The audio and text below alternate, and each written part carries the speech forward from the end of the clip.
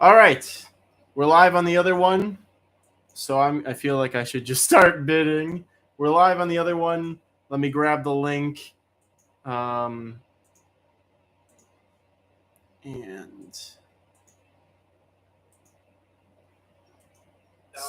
weird video in a video. Not that one. Not that Friday, June 30th. The other Friday, June 30th. All right, here we go. Here's the link to the actual one, everybody. Which means I actually should go and change that on the homepage too, just in case anybody's going to be jumping in from there.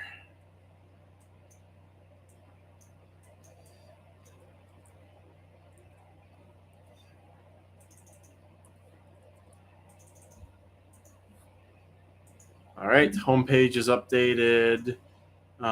Means I should update the Discord too. We're gonna go here and not there here. We're gonna edit this. I guess we're not gonna edit that link. Okay, we're gonna delete this one. Delete message.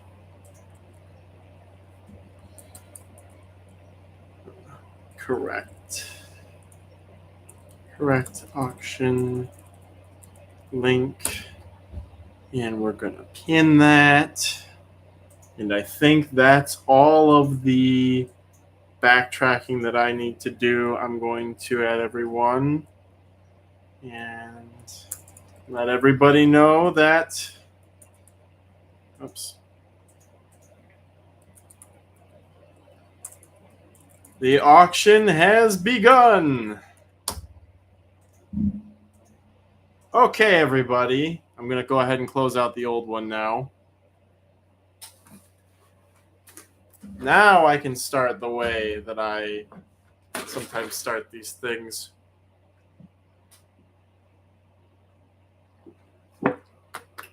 Hello and welcome, everybody, to the Roach Crossing mini auction, June mini auction.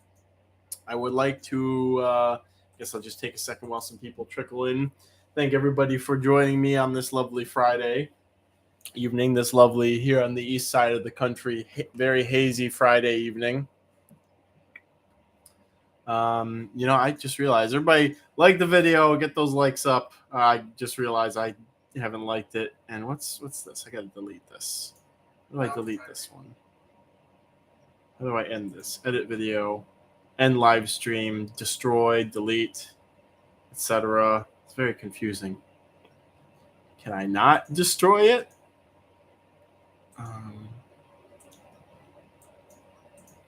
How do I just? There we go. Delete forever. I understand I'm deleting everything forever. I don't think that's the one that we're all currently in. Otherwise, it probably wouldn't let me do it. All right. That should clear up any final confusion here. Yes, we're good. 16 watching, going up. So yes, we're going to have a couple of giveaways today. Actually, quite dense in terms of giveaways with respect to the link to the auction. I have tried my best to keep us to 100 items, and believe me, there were a couple of things I had at the end because I was like walking around, I saw something and I was like, oh, I should add that. So yes, we've got a full evening ahead of us. Let me take a moment to welcome all of our lovely folks here in the YouTube. We have Jojo Bugs, Anthony Green. Welcome to Tech Crossing. Love it. Tennyson, Allie, Exotic Wilderness, Dynamo Terror, Luch Garden State. Hello, Luch. Coelacanth, Jose Nunez, Bree, Love with Scales. A lot of people. I would like to take a moment first and foremost to apologize to one Mr. Zen Monkey, Chris Sniper, as I was unable to get his entire order out before this auction began, and he will be receiving something in exchange for that. Something that will he'll be receiving a fun item that will come in handy later today, probably. By item, I mean a concept of something. He knows what it is. So yes, my formal public apologies. Everything else except for TJ's thing has been shipped, but TJ and I have been going back and forth on things that we want to send to each other. So that one's more up in the air. If Mr. Rin Pavi is here, I've been trying to get in touch with you with regards to some things that I need to finish sending you. I contacted you on Discord. I've been sending a couple of emails and have not been able to get through. So if you are watching right now, Rin, contact me as soon as you can. Discord if something's up with your email or something like that. Richard Mueller, cool. Good to see you. Eukarya, Evan, Satchel. We've got quite a few people here already, raring to go. So everybody's read the rules. It's going to take me a second to get back in the swing of this. In fact, I don't even have my spreadsheet opened up here for stuff to do. Auction day. There's only one auction day, everybody. I swear. Okay. So there's not really any specific order to things. I can say of the vague order that we're looking at here, just to get people ready. So we're starting off. I inventoried the office first, so we got a mix of some odds and ends of springtails and isopods and roaches, miscellaneous type things. Of this is where some of the more oddball stuff is going to be. KCD, welcome, a first timer. I hope you have a good time here.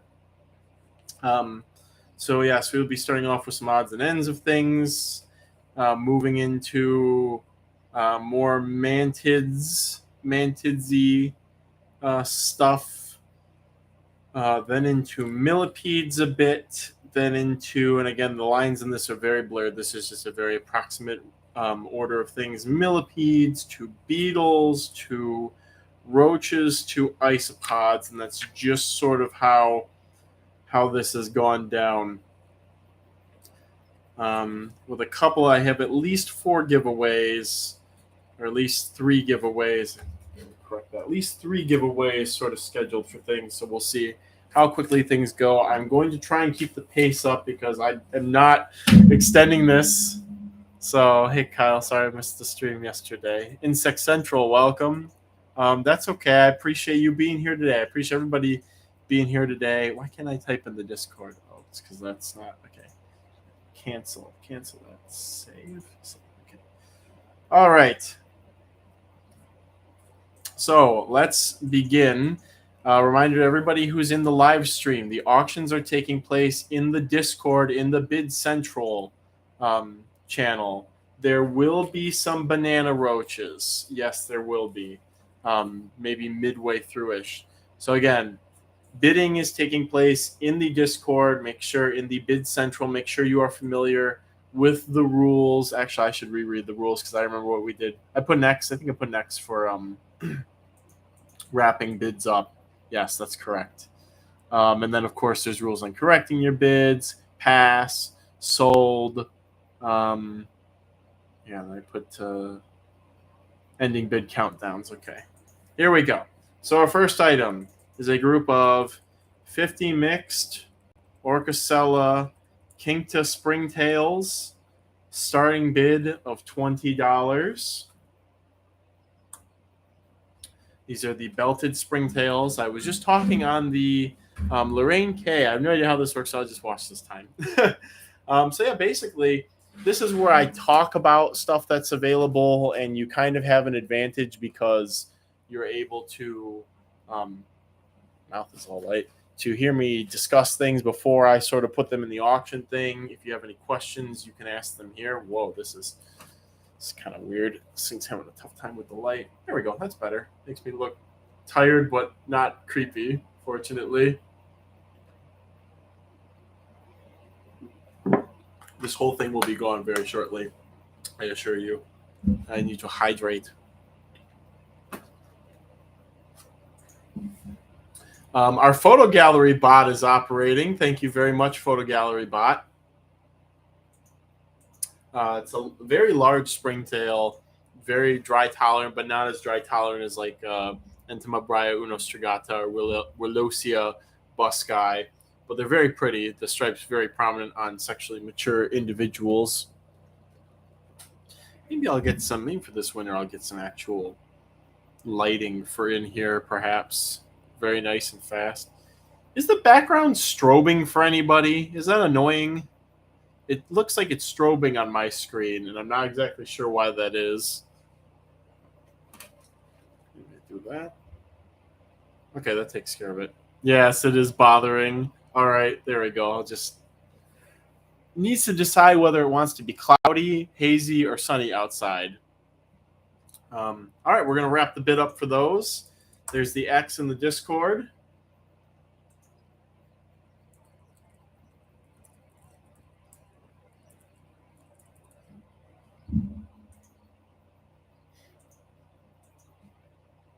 Just stopped. Yeah, it was a lighting thing. The camera was in between trying to probably catch the light from the lights back there. Also, Kyle Jr. is back, everybody. Say hello. Yes, the photo gallery is back. There we go. All right, going once, going twice. Sold to Chris Sniper. Our first winning bid of the day for $20. All right, congratulations. Much to very few's surprise, perhaps. Okay, we're going to move on then with a group of 50 mixed Tomasaurus CF Vulgaris. Starting bid of $20. These are presumably the common bull springtails. I gotta give a heart to the first winning bid of the day. So yes, common bull springtails, excellent large species. I guess Darfrog people love them. They're very easy. You just need to make sure they're sort of moist but ventilated. I've shown off the cultures a couple of times for some of these things. And actually, I guess, judging by the enthusiasm, I'm not sure if has there been a further commercialization of some of these larger species?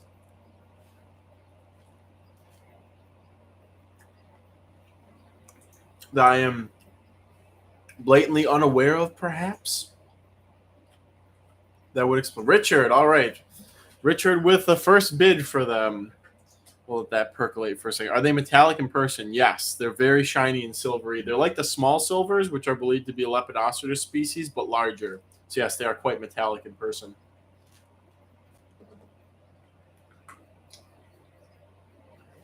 Man, I've got orange juice and I've got actual oranges. We're doubling up here. All right.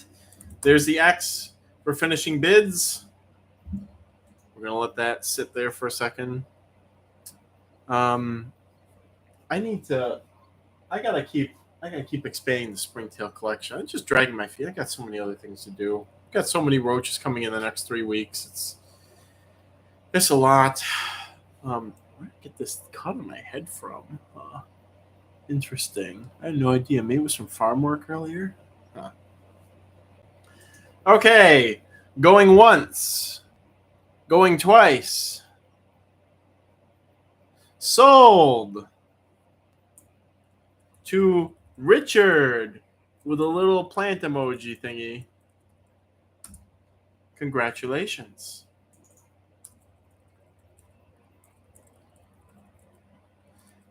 Again, I'll streamline a lot of this process as we go. Since as we all know, hasn't been that long, but it has been a hot minute since the last auction. Many Springos. All right, rounding off the Springos. Speaking of Springos, we have a group of 50 mixed Orcacella villosa, starting bid of also $20. So this is the woolly mammoth springtail, which is the largest springtail that I have found other than Pogonognathelus elongatus, and definitely the easiest to culture of the large ones that I have come across. Very dry tolerant. When there are, if it's too moist here, if we have a moist summer, there'll be hardly any of these anywhere. I have to wait for like a drier year and then go out in the fall or spring to find them, really. But definitely very cool. And again, very easy species to propagate, but you have to not read the charcoal method type stuff. You gotta go higher ventilation, and like this the back corner of this is my oh my gosh. Back corner of my communal Orchicella Cincta Isotoma Delta container, and just shove that right in the camera's face. And it's very moist back there, but then we turn around to the side and you see just how much of this is dry. And the springtails are look at where this Orchicella Cincta is here. Look at it. It's all the way over in the dry end because the air humidity is so high, and there's more of them over in the dry end too. So you just have to keep an eye on that with these larger, more dry tolerant springtails, as you can overwire them very easily if your air is humid. Moist. All right. There's the X for wrapping up bid. Where's the meme? I appreciate the meme.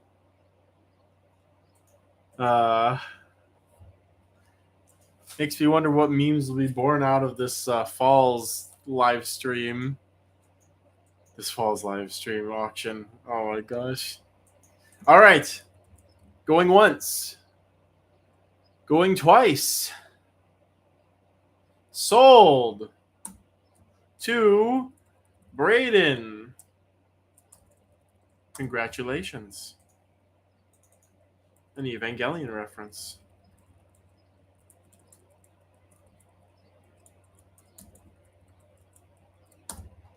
Okay. And I think that does it for Springtails.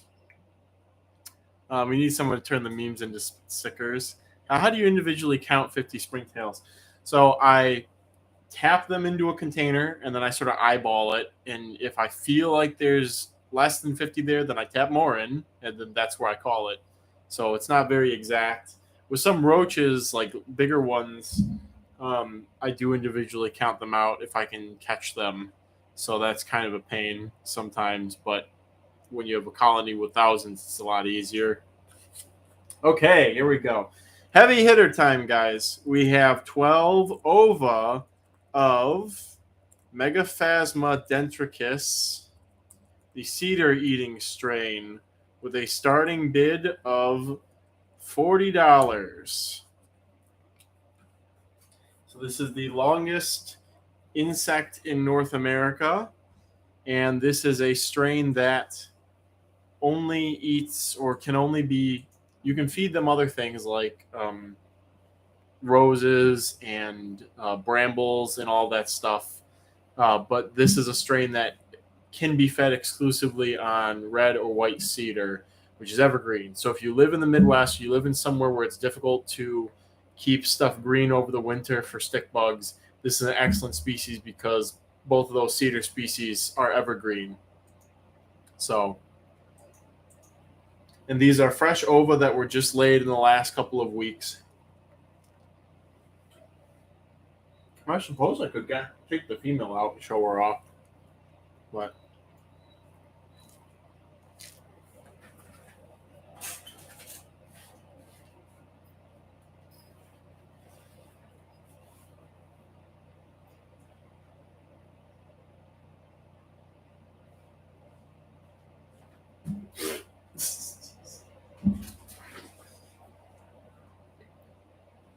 so here's my female.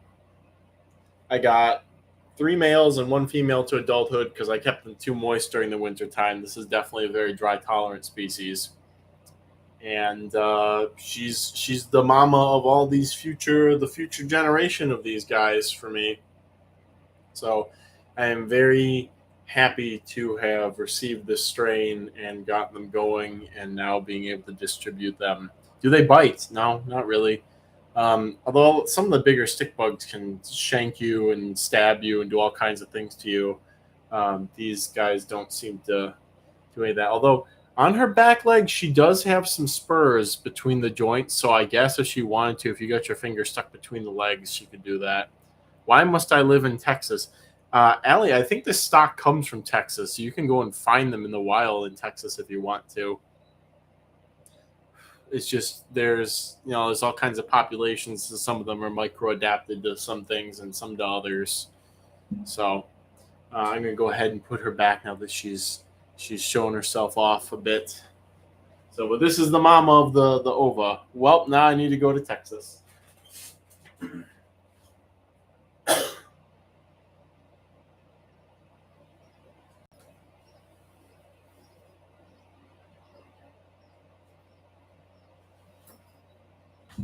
So megaphasma are actually found north of Michigan. Like they're found into Illinois and Indiana. Actually, not in DFW. What does DFW stands for? What do they eat? What did the cedar eaters eat? Cedar. Uh, so Europlatus, if you're listening, they can eat other stuff. The person who raised the strain was feeding them on rose and bramble too, but he found them feeding on just red cedar in the wild, and I've raised them on just red cedar, so it's very likely that you can feed them other things and they'll be fine. But it's easiest for me to just use cedar because I have a lot of it and it's evergreen. So, all right, here's the X. We're going to get to wrapping up the bids here. Dallas-Fort Worth. I went camping at Cedar Park. No stick bugs. We are triple digits today. Have you ever had success breeding blue death vane beetles? Yes, I have some larvae from them right now. Pupation seems to be the most difficult part with a lot of asbolus. All right, there's the X. We're going to say going once. Going twice. Sold to Ectrol. Ectrol, I think so far you've gotten the best deal out of this auction. I have to say. And there's one of these every auction, but I definitely think that this was a very good deal for these.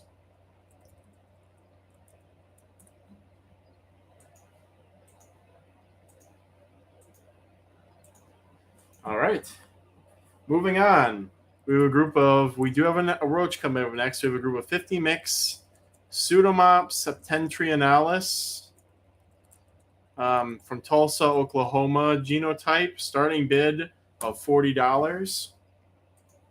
So I had for the last year and a half or 2 years after I lost my original Texas stock of Pseudomops, I restarted the colony with stock from Alabama, and that's very like the nearest the eastern edge of the range that they've expanded to. And it seems like they're just kind of barely adapted to there, because when we find them in the wild and like take them into captivity and all this other stuff, they don't really do well. They're not very vigorous. Maybe they're adapting to the climate, or there's some sort of pathogen that they've encountered in the wild in Alabama. But then you get this stock from out west, like Oklahoma and Texas, and it's extremely vigorous. And so that's why I was upset I lost my Texas stock. But then a customer traded me for this Tulsa stock, and it's the same vigor as the old Texas stock that I had. And so some may recall that I had keep them. Tips on breeding Cubara species panicking. Yeah, I gave my friend Brandon like a little culture of those, like to keep on his frog shelf that he has in my basement, and like he doesn't take care of them. I take care of them whenever I remember, and I just pour like some water in, and they're alive and doing fine. We haven't put any sort of food in there in like 4 or 5 months. It's pretty ridiculous. So anyways, these septentrionalis. So this is that stock. You may remember that the last auction I had, 50 mixed or whatever it was, as soon as they get hatching and going, and that they got hatching and got going, and now I have a bunch of them, and I'm very happy to make them available.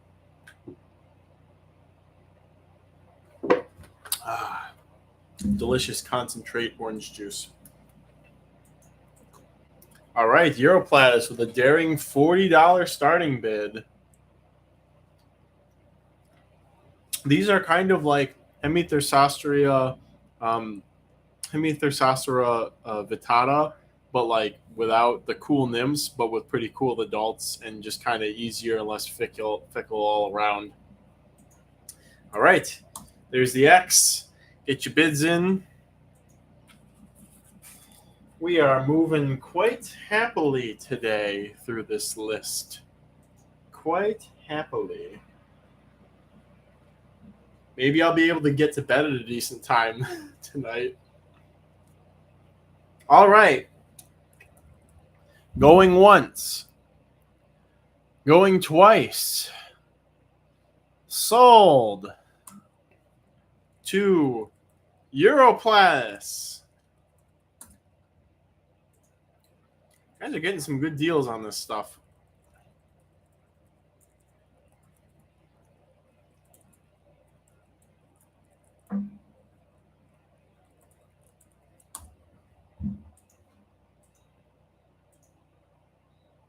Vittata better, though. I do love my Vittata because they're all day active, but, still.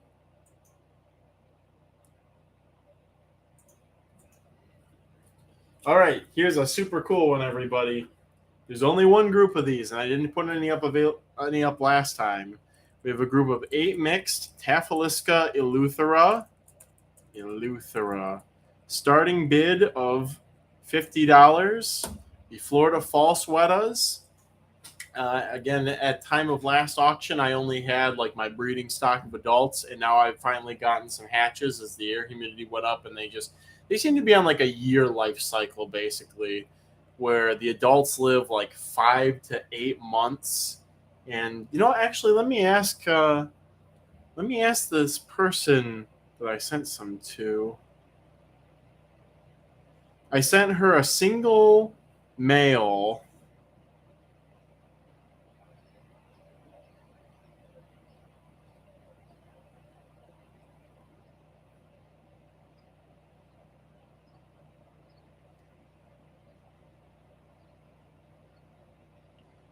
Just going to see if he's still alive, because that thing's got to be very old by now.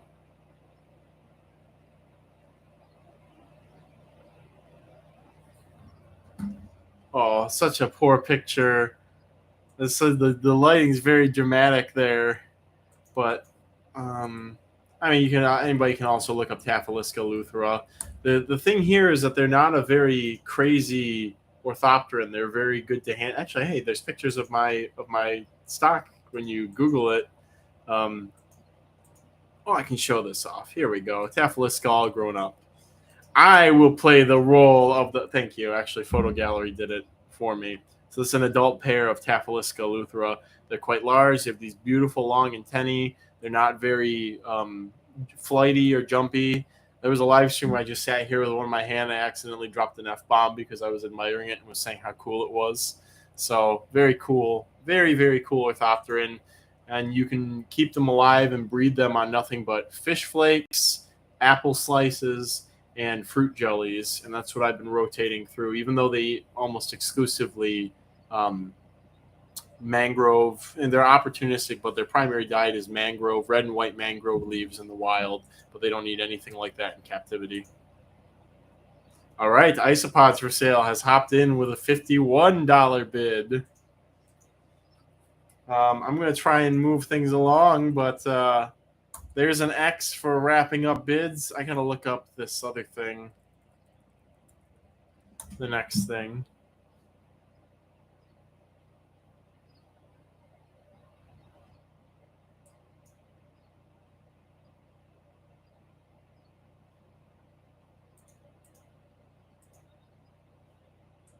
Okay, there we go.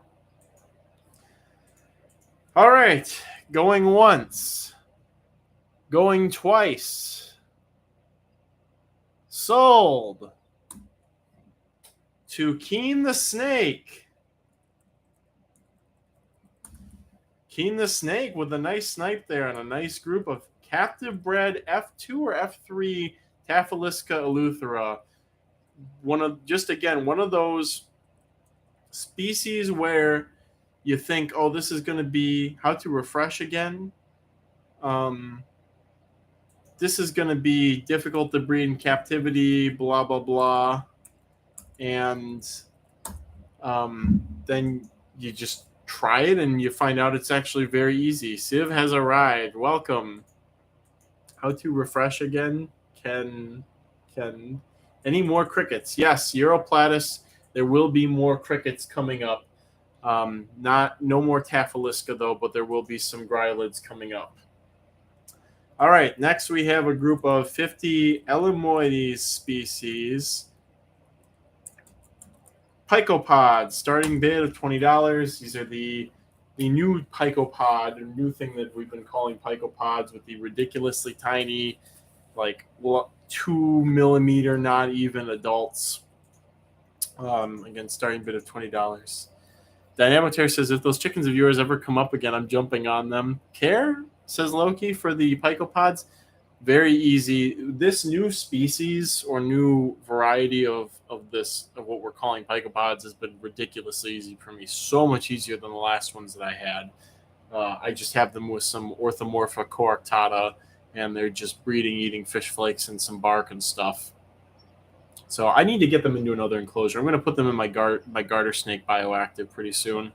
Maybe at the end of the auction, actually, I'll go grab like a pinch of them and throw them in there. Dynamoteer, just contact me about the chickens. I got a hatch out of them, and I think I have hatched 8, and I think I have out of those only 2 to 4 are roosters. So I have 6 new hens that will be laying next year, and I'm really going to try and get my numbers up on them as quick as I can, so there'll be more eggs in the future. Photo gallery has pictures of Reductoniscus. Tropical isopods, which is Carlos Michelson. You know, Carlos probably won't mind if I borrow his picture. I'm going to borrow Carlos's picture. This is not my picture. This is from Carlos Michelson, owner of Tropical Isopods. But here's a picture of these guys. Again, not my picture. Actually, reminding me I need to do some Reductoniscus. We're actually going to do that next then.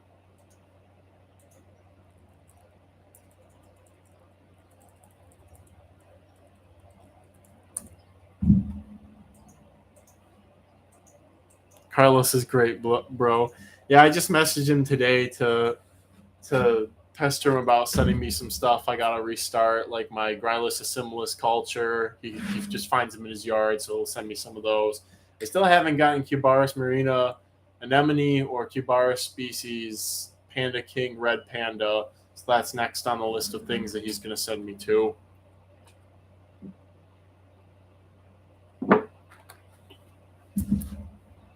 All right, here's the X for wrapping up bids.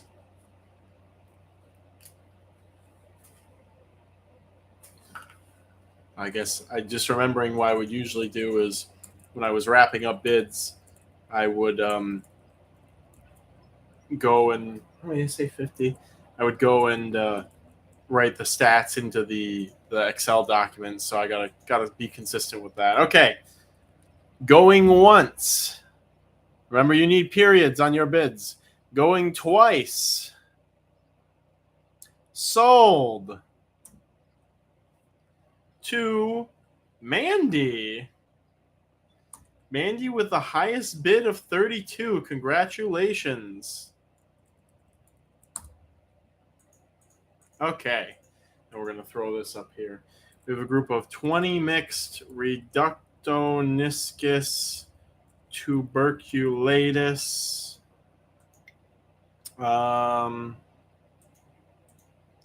Starting bid of, I don't know, what do you guys think? $30?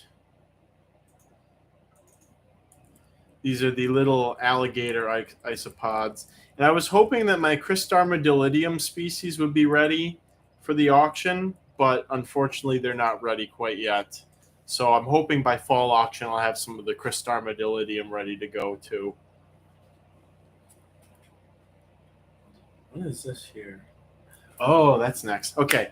We're on a bit of an isopod streak here. We got a couple isopods we're going through. This is This is the office stock of isopods. It's a lot of quirky and very unique things that you probably will not find readily elsewhere, or at least not for very good prices. So if you something you want in this next set of stuff, pick it up now or forever hold your peace.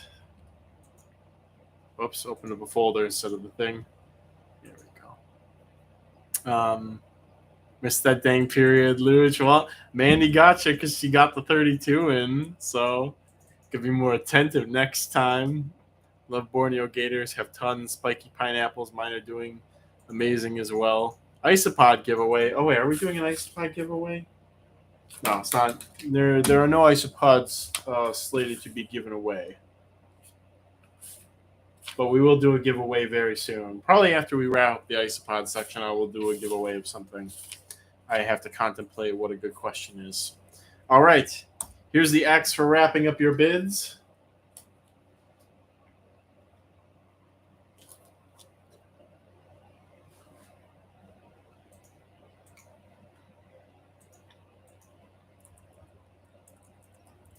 All right, going once. Going twice. Sold to Pomotu. Pomotu, guys. Sneaky ass meat. Sneaky ass meat. Pomotu means business. When they get involved, they will just hit you with that off kilter bid that'll just win it for them.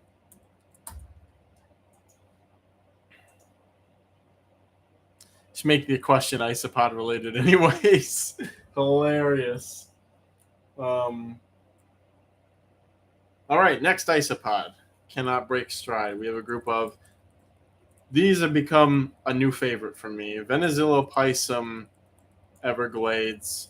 Starting bid of, Alan told me a specific amount. I'm just gonna kind of wing it off of what I think Alan told me. Starting bid of $50 for a group of 20 mixed Venizillopisum Everglades. I really like these. They're even smaller than Venizillo parvis. They're a South Florida endemic, I think. And Dynamoteris says those were the best eggs I've ever eaten. The nicest thing about the Pisum is that there is a tint, not a cuticular tint of it like you see on like Porcellonides and like Armadillidium and Parachi. I think there's another thing I'm thinking of that you sometimes see, the Armadillo officinalis. Venizillum Pisum seem to have an actual tint of blue to their coloration. And in contrast with their leg color, they're very pretty for being a very tiny isopod. So, Tennyson probably crying right now. Why is that? Again, and they do not reproduce terribly fast for their size either. They're more on like the schedule of,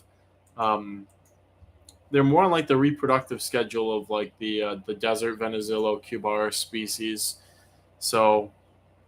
But I'm looking up some pictures. Carlos has the only pictures of them up right now, I think. But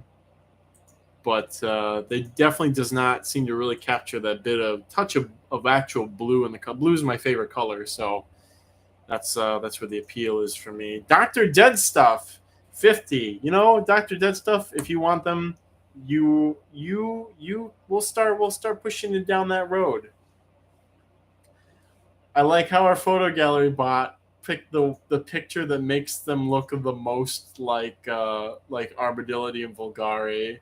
It's just like, is that what that actually is? But you've got to trust me. This is one of the things you got to see in person for that touch of blue. Again, it's not a lot, but it's more noticeable, and it's not cuticular like in Porcellonides where it's like a shine. It's more like the actual base color is just a bit bluish. So, yeah, I guess that picture shows it a little bit better. That is not a pic of Megaphasma I like how somebody went back and noticed one of the pictures that photo gallery person had. Original message was deleted. Hilarious. Okay. For Mr. Dr. Dead Stuff, Going once. Going twice. Sold to Dr. Dead Stuff. Dr. Dead Stuff, you have gotten a steal on these. A steal on these Venezuela Pisum.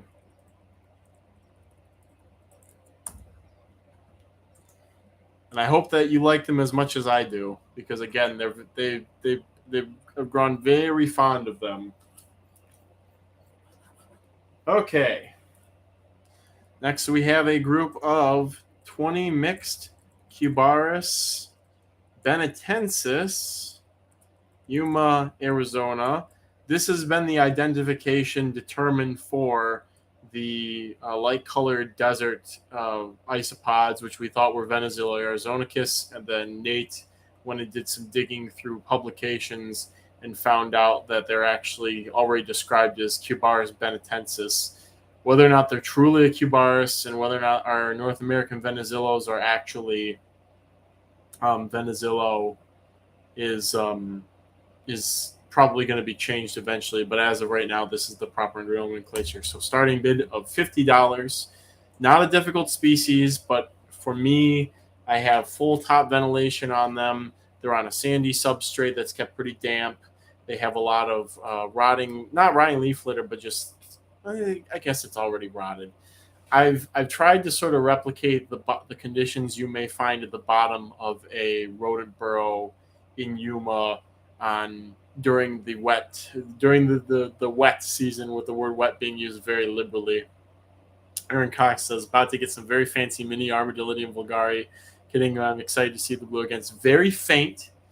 Just put them under some good light and look at them, and you will see that there's just a touch of a very, very deep blue to that color. And you don't see that in like Armadillium vulgari, and it's not like an overcoat sort of color like you see in Porcellarionides either. So, oh, thank you, Alan. So the hilarious thing with this is, like, someday, with the way the isopod stuff's been going, and it's like, oh, this is what happened with fish, and this is what happens with snakes, and this is what happened with a bunch of things. Someday, somebody's gonna probably try and sell Cubaris marina papaya as this species, or sell some sort of other really fast breeding, easy to breed Cubaris as this species, which is both amusing and troubling also. So, yep, I like that. I like the emojis you guys put on there. All right, Luch 3737 is very interested, so we're gonna put the X there for wrapping things up.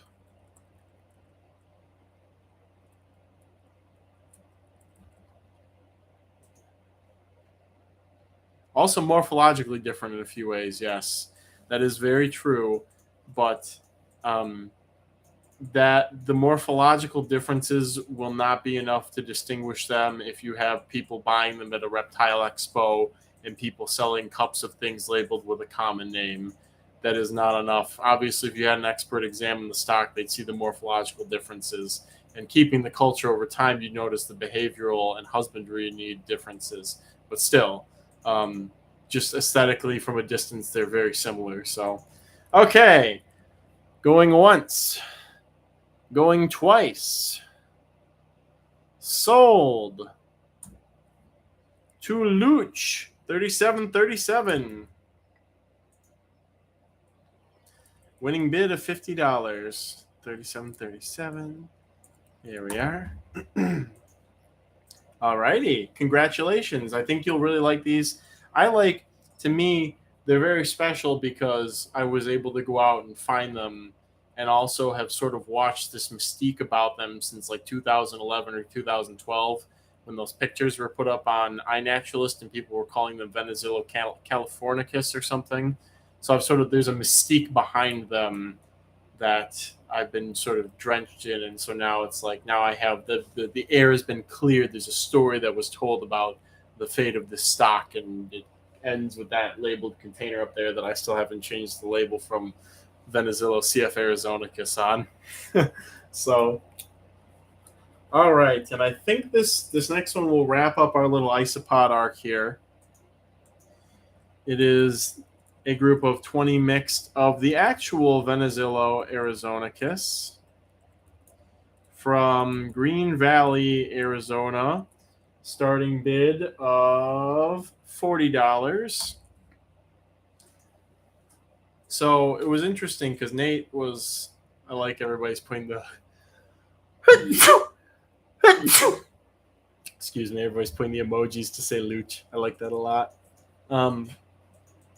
Nate was talking about how like the Cubaris benetensis might be an at-risk species, and then if you look at the range map for Venezillo arizonicus, I think he may have decided on trying to list that as like a at-risk species or something due to its very small range. Physiology of Venezillo arizonicus. Interesting. I haven't seen that before.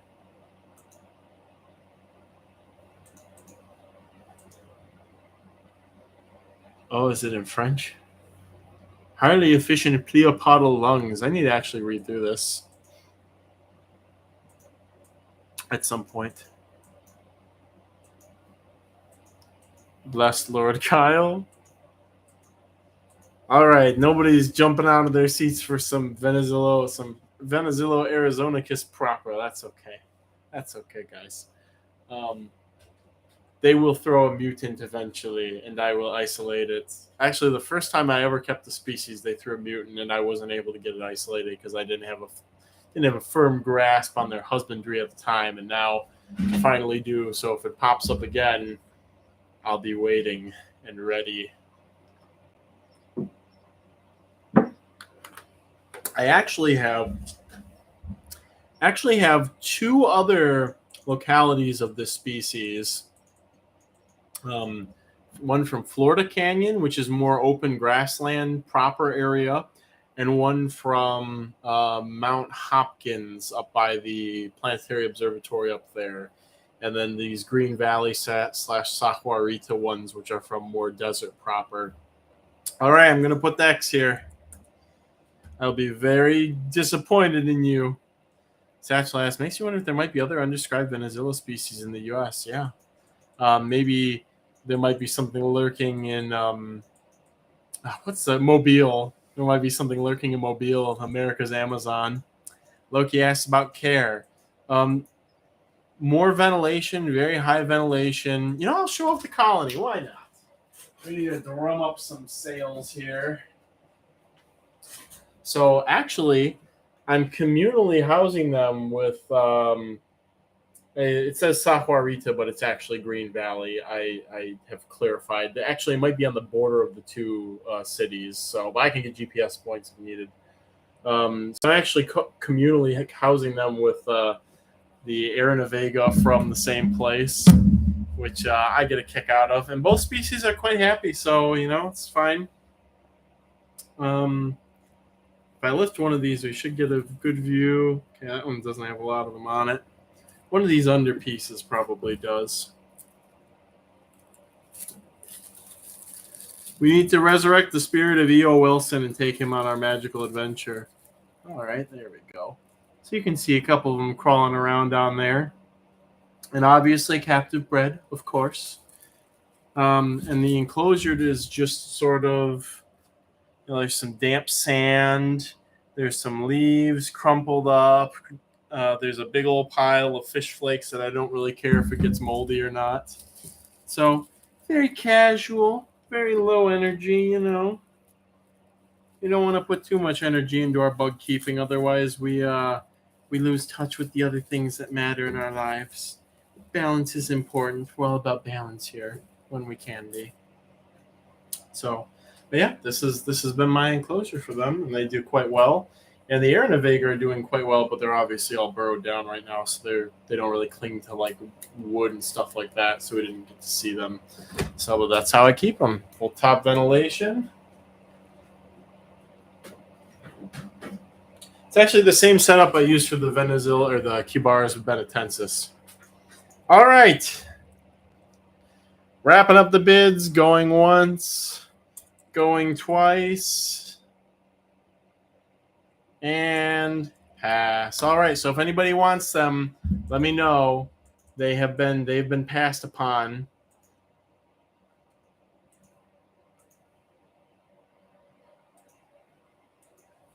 A boat for exploring the Mobile Mobile Delta would be fun. Will there be more than one giveaway? Possibly. Yes, there will be. In fact, we're going to do a giveaway right now.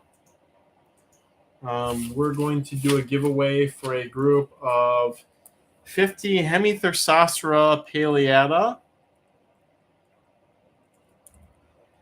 And giveaways are only done in the live stream, so be ready.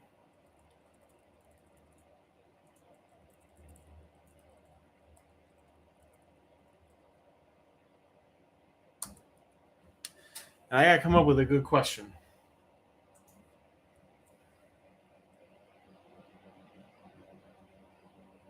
Hmm.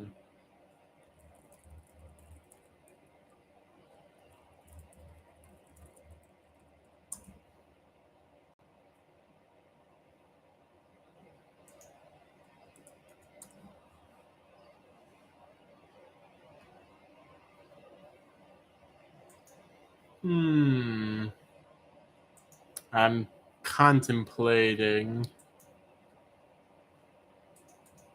If you're having lag, just refresh the live stream. It will help greatly.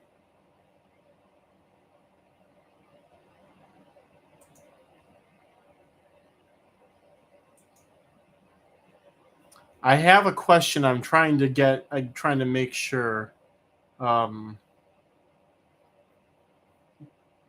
that this is accurate and correct. Oh, this is too.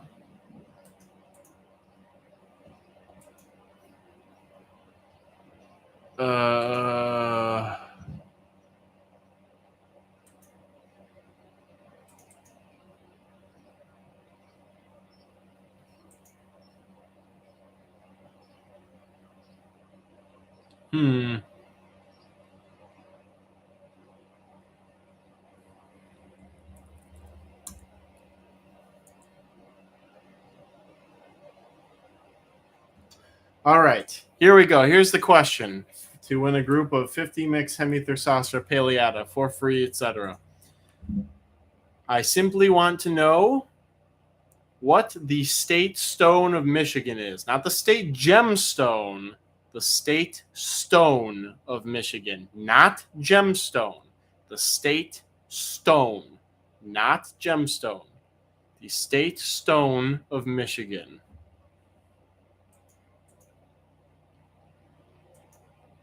So Tennyson got in there first with just Petoskey. But Petoskey, again, I guess he's technically right, but Petoskey is also just a city. Usually call it a Petoskey stone. Man, it's between Tennyson and Braden both technically got it. Fair enough, give it to Tennyson. All right. Tennyson, you win. Another win for Tennyson. Braden, if you need Paleata, just let me know. Because, I can always, if you need to start a culture, I can send you a couple for your as a consolation prize. Since you did say Petoskey Stone, should have said with the proper capitalization, all that stuff. But congratulations to Tennyson for winning our first giveaway. Okay. With that being said, let's get into our next auction, which is just the same but more. We have a group of 100 Hemithorsostra paleata, starting bid of $40. Chain sent me a group of these, and they've been doing really well. So I have the group that Chain sent me separated in its own enclosure breeding, and then I have my own culture going that I restarted with just the females that I had all females in the culture as of a couple months ago. I added a male from Chains, and then they exploded again. Allie's on mobile. Opening all these tabs are hard. I'm sorry. I'm sorry, Allie. I actually have one of those. I just never knew what it was called. Satchels of potassium. Are you sure it's not a Charlevoix stone? There's a difference between the two of them, you know. God, I want, but I don't got the money. Dilophoraptor saving up for the fall auction. All the Hemithorsassera will be mine. Oh, actually, I have some hexagon area. History coming. I'm coming for you.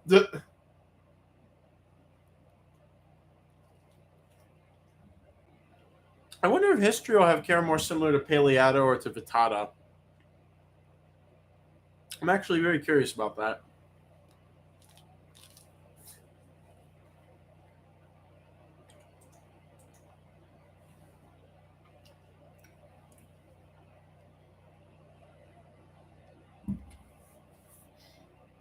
All right, Europlatus is quite thirsty for these, but Isopods for Sale is contemplating them too. We're gonna put an X. Hard decisions must be made. You're gonna make me go check the satchel. I mean, just seeing the nymphs of the Hemithorsassera histrio would be very, very telling. I actually wonder how many Roach genre you could split into new genre just based on nymph morphology, because you could definitely split Blabberus up if you did that. You definitely split Gyna up for sure if you did that, actually. All right. Going once on the group of Hemithorsassera Paleata. Going twice. Sold to Europlatus. Man, you guys are really getting some good deals today.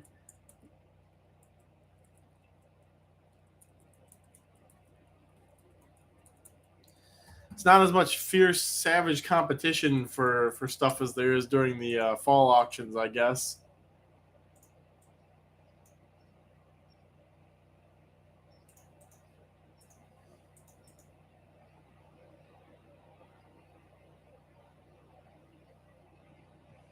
Let's see. All right. Oh, we already did that one. All right, here's a good one. We have a group of 50 mixed Euther Hapha Pacifica, the Pacific cockroach, starting bid of $80. If you're considering getting into Eucharidia eventually, Euther Happa should be your tricycle training wheels for working with Eucharidia, because they're basically Eucharidia but smaller and a lot easier. Any larger mix, Dilophoraptor, at this point, there's so many in the colony that it's going to be, you will probably get some adults even too. I just shipped Junior's group out yesterday, and I'm pretty sure like 3 or 4 adults slipped in, because I don't even think it was the count that he ordered. I think it was even more than that, because there's so many of them right now.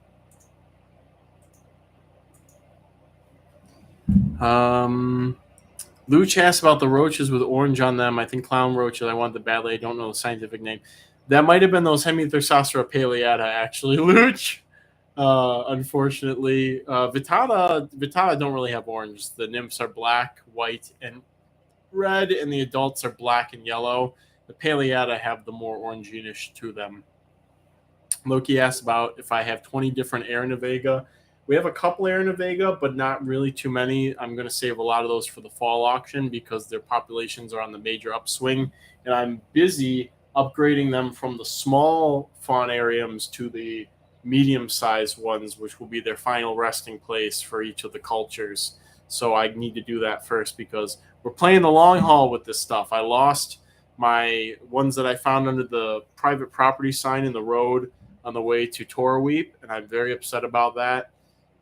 Because I'm probably never going back there in my life. Maybe if I get older and I rent a Jeep or something, I'll go back out there, but it's otherwise very, very unlikely.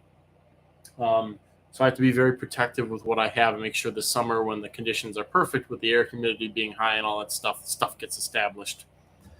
There may be some Halloween hissers. We have some hissers coming up. I think different hissers than last time, possibly too. Give me that X. All right. Dilophosaurus wants an X. We put an X there.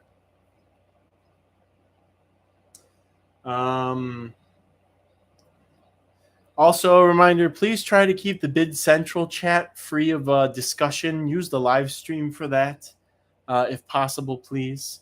And also, I will only answer questions that are asked in the live stream, so please go ahead and do that, unless they are pertinent to the item being bid. All right, Eutherhapa Pacifica group. Going once. Going twice. Sold. To Dilophosaurus. Well, Dilophosaurus, now you're really going to have to hit that. You have to bid on one more thing to get that free shipping.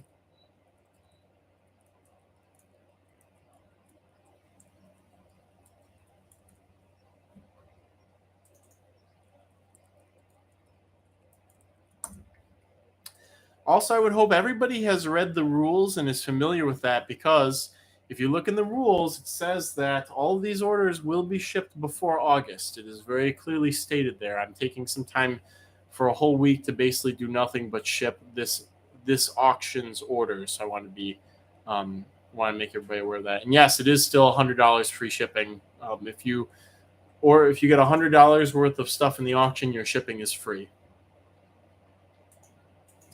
Okay, moving on. We have I think this is the only termite I'm going to be making available. We have a group of 20 mixed reticulatermes, Arenicola, Silver Beach, Michigan. Starting bid of $40. So this is the sand termite. I've had 2 colonies going of them for the last year.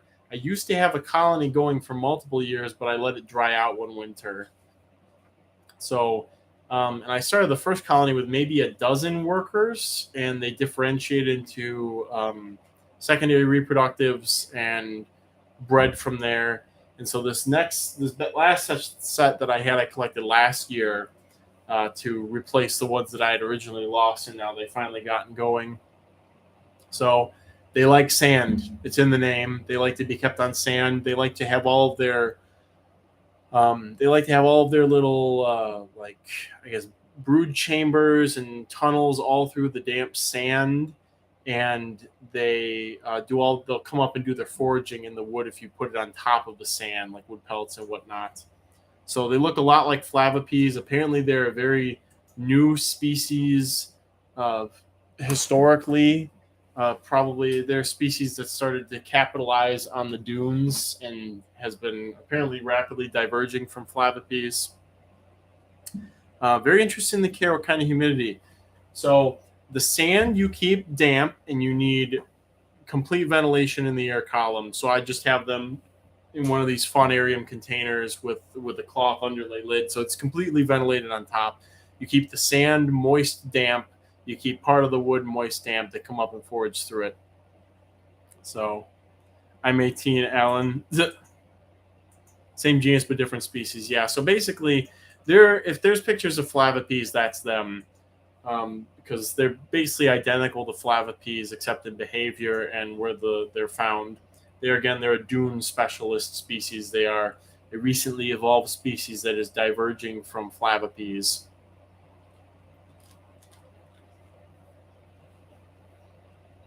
All right, here's the X for wrapping things up.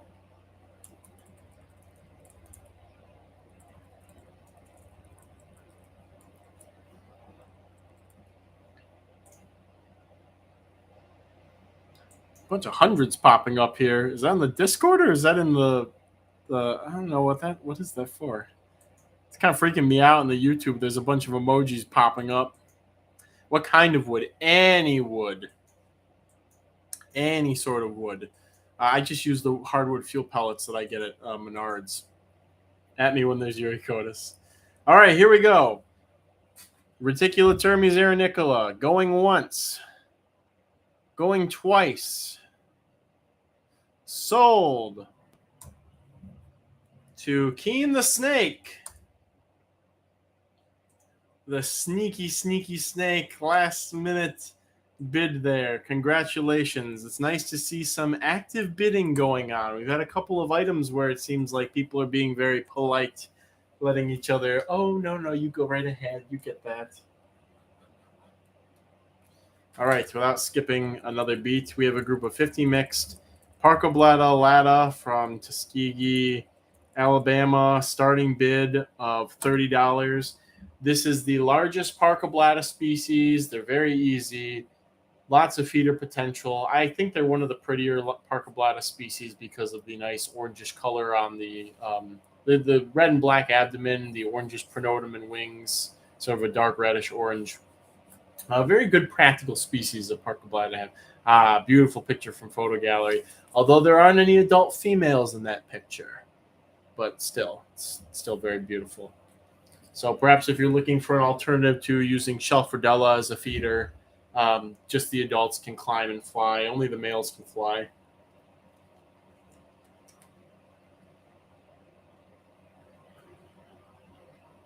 Is there no one who needs a practical Parkoblata species? My kingdom for a Parkoblata.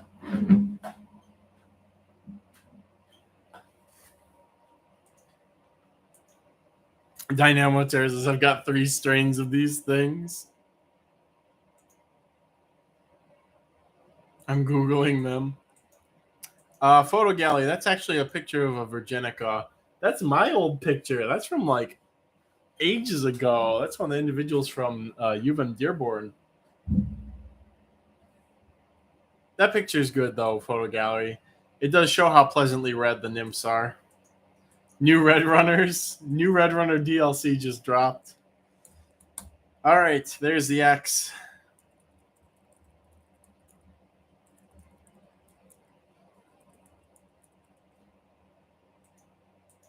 Again, good price, nifty species to have around.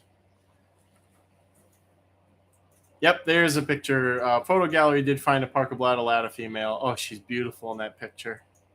Gorgeous. Gorgeous. All right, going once. Going twice. Sold.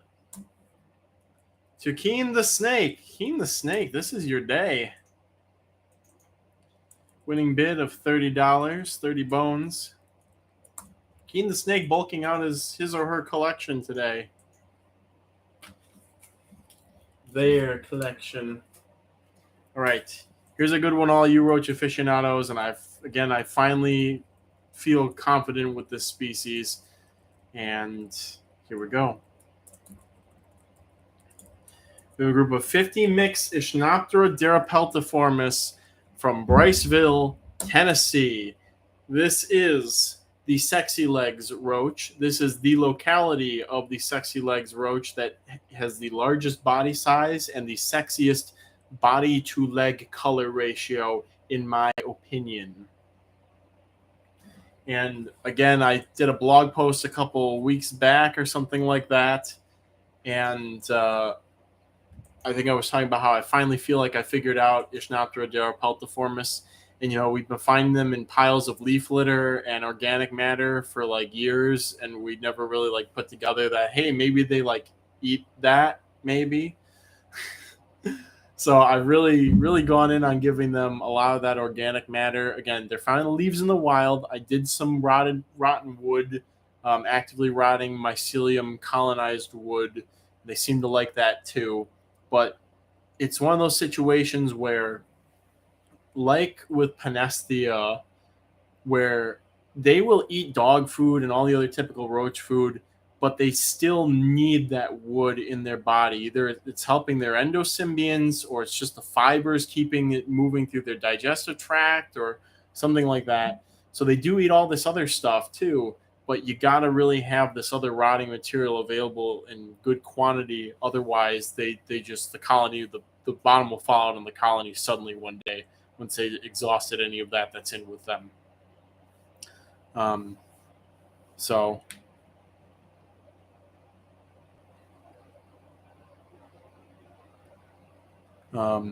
And it depends on the leaf litter quality too, because if it's fresh stuff that hasn't lost, if it's oak leaves that haven't lost their tannins, and it's not like moist enough for them to really chew into, they're not gonna want it.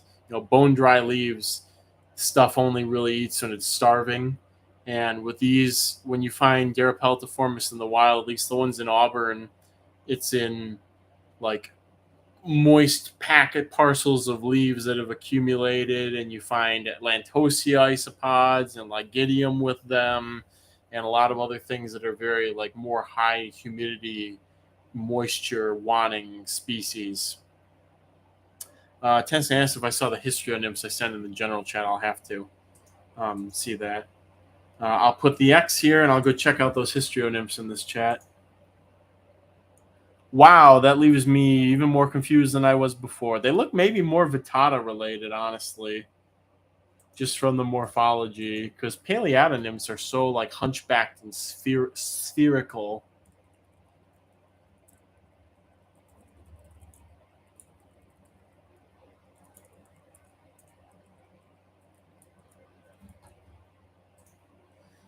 All right, somebody whose name is just Roachess. So that was just Roaches. Roachess. Going once, going twice. Sold to Roachess. Congratulations, Roachess, on your new sexy legs. Winning bid of $55. The sexiest of the sexy legs. Lorraine K says, I've got a big tub of leaves fermenting on the porch. Maybe they'll be ready by fall. How's your ventilation too, Dilophoraptor? Because mine have full top ventilation. They did not even care that they were fully ventilated through the winter. So they probably don't care about it being too dry, but too much moisture. Like even Blatella, if you keep them in like with no ventilation, a lot of them won't do quite well. El Denoyer asked, sorry if I missed the answer earlier, but will there be more isopods available later in the event? Yes, probably near the end, whenever that's going to be. Allie says, I'll get them next time. Dilo's very upset that his sexy legs perished. Yeah, we can send me some enclosure pics, Dilo, and we can discuss that and try to figure that. It might have been the low ventilation that did it. There was one time where I watched, actually, I think it was the first time that I raised Derapeltiformis, where I watched them die off in real time, basically, when I was with my parents. And I got them in early spring when our heat was still on in the house. And so even a very low ventilated enclosure, there's just the water is just leaching out of those containers, even if they have a small amount of ventilation, because there's so much airflow and it's so hot and dry. So I remember going into early summer, I had like hundreds of baby Derapeltiformis in this hexagonal container that just had a couple of vent holes in it, of screened vent holes. And then the air conditioning kicked on, the temperature dropped, the humidity went up. And I remember just like looking in there one day, and the week before there were like hundreds of nymphs, like first to third instar, and then there was like none. And I was like so upset and like, what did I do wrong? I didn't change anything. So, okay. Next up, oh, this is a big one. Boy. We have a group of 100 mixed Aglauterix, Gemma, Key Largo, Florida, starting bid of $70. The little gem cockroaches. I have finally mastered their husbandry after multiple failures, and hopefully Alan can stop being pissed at me for failing with the ones from Archbold now that I've had these Key Largo ones going for a couple of years. Hopefully. I think I'm on like the F8 or something with them. It's something ridiculous like that. So, high ventilation species. They do very well with high air humidity too. There's some pictures in one of my blogs of their wild habitat of where you could find them, at least on Big Pine Key, and they'll be underneath bark of stuff. But on Big Pine Key, Alan was finding them in like inside of bromeliads. So imagine like the humidity that you'd have in the like mangrove forests on like Big Pine Key, and that sort of humidity. Evan, yes, these are Florida legal. These are from Key Largo. Catch Archibald, Jem. Catch Archibald. Actually, Alan, I got to talk to you. I might want to do a Florida trip next winter if you're down for it. I got to see how that goes, but I think I want to go to Florida for bug collecting next winter, do like an actual circuit. I want to finally go to get those Ocala floridensis now that, pending if all the colonies of floridensis I have continue to do well in these new setups. No, I'm stuck in school. Maybe I'll go with Kai then.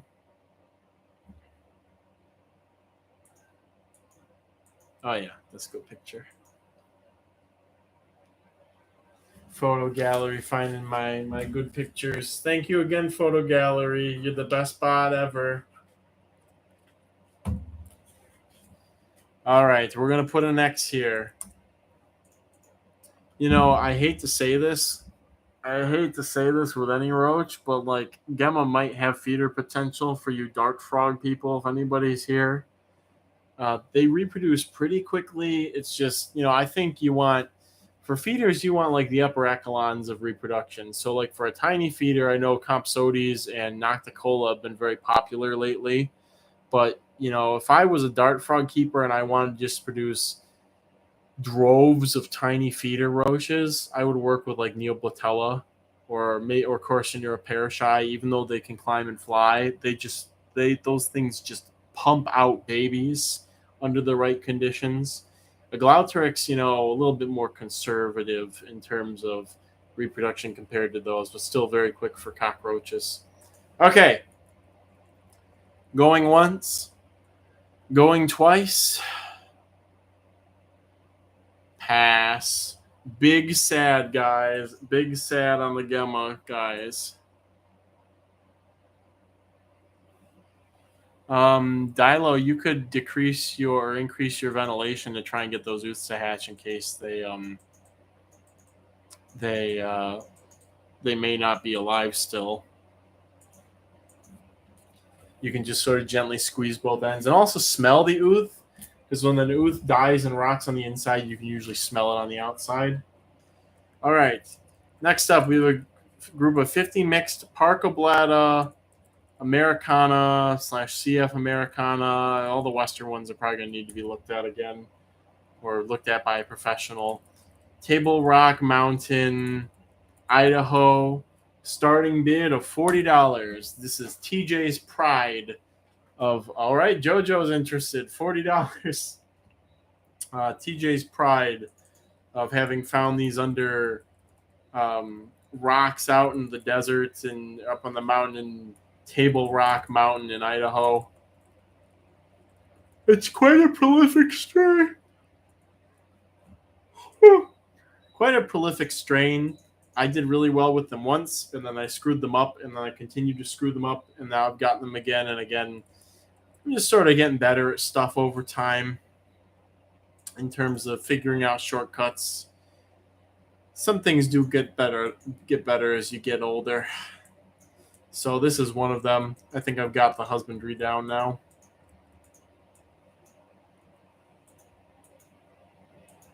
All right, JoJo, I know, has been fixing for this, so we're going to go ahead and start winding that up. KCD says, will you do any collections in South America? I have no plans to collect in South America. And with the way the legislation is in a lot of those countries, it's not really, you're not supposed to do that there.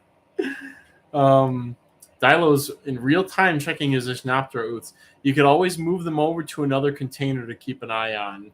Maybe like a cloth-lidded deli cup to wait for them to hatch.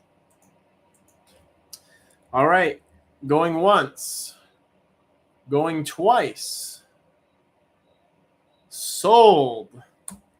To JoJo. Congrats. You got your Parcoblata Americana. In fact, JoJo, I may have more than that available, and if I do, then I can make those available to you too, because I know this is you want to get the most bang for your buck on your completely legal exports to Canada. Everybody, Canada's getting stuff completely legally now, or at least they're getting stuff from me completely legally. Temp and humidity, I recommend. High 70s, low 80s moist substrate with a cloth or fully ventilated lid for the Derapeltiformis eggs. All right. We have a group of, whoops, I put the species name as the Latin name. Neostylopyga rhombifolia, China, starting bid of $50. So everybody who wanted harlequins, who've been waiting for harlequins to become available for several years now, here you go. This has been a very stable, sturdy, reliable species. We've been making strides in humidity management, which is what we're all about at Roach Crossing. It should be more like humidity management crossing to TBH fam. And they're doing really well for me. And what was I just about to say? I lost my train of thought.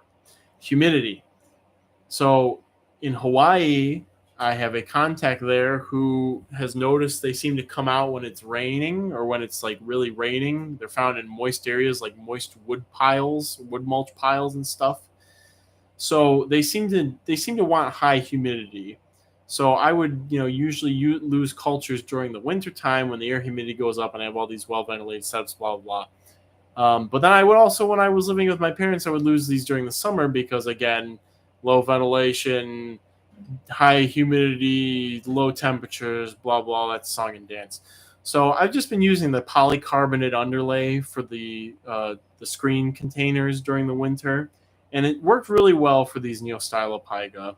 And now that it's summer, I've actually just left the underlay on, and I'm just making sure their food doesn't get moldy.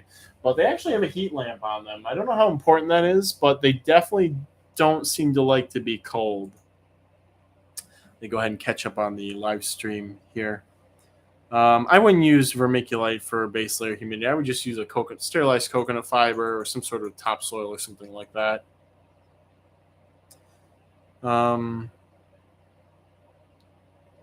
KCD, little isop.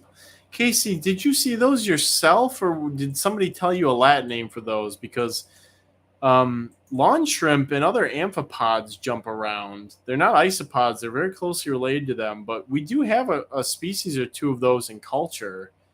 I wasn't going to put any up for auction, but we do have the lawn shrimp, which are like those. They live in leaf litter. They jump around when you expose them. Loki asks if they're climbing. Yes, Neostylopyga are good climbers, both as nymphs and as adults.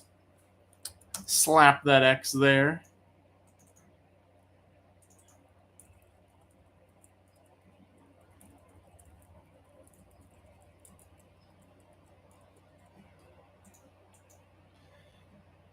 So I want to also make a quick note and thank everybody. We have just about paid off the vacation that I took last weekend. So I want to thank everybody for helping make that possible, because Angela and I had a very nice time last weekend. It was nice to get away and relax from things.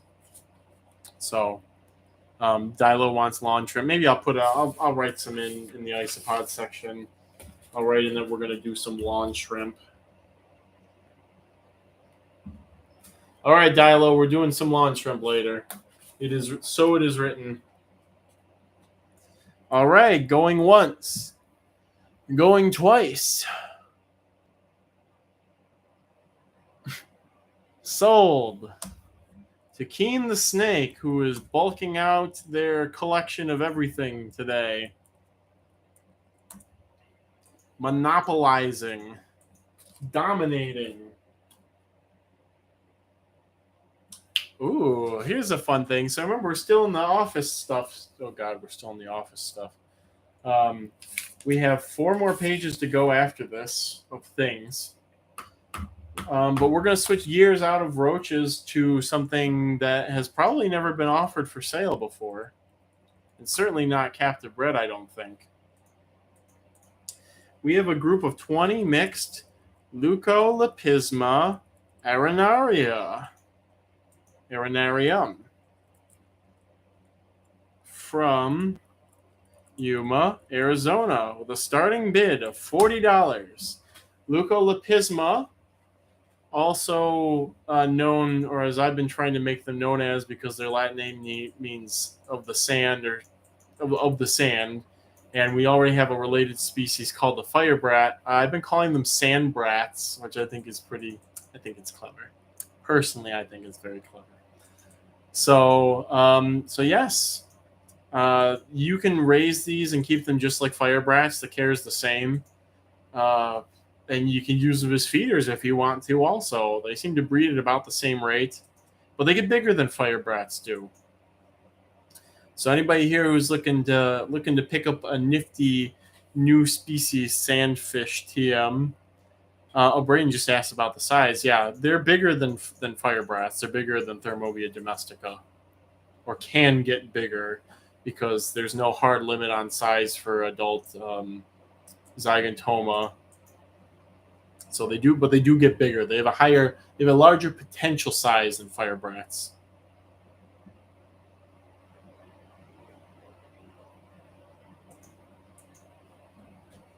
And obviously they like it hot. They're found in the sandy places out west. Orang Mango desires the sand brats.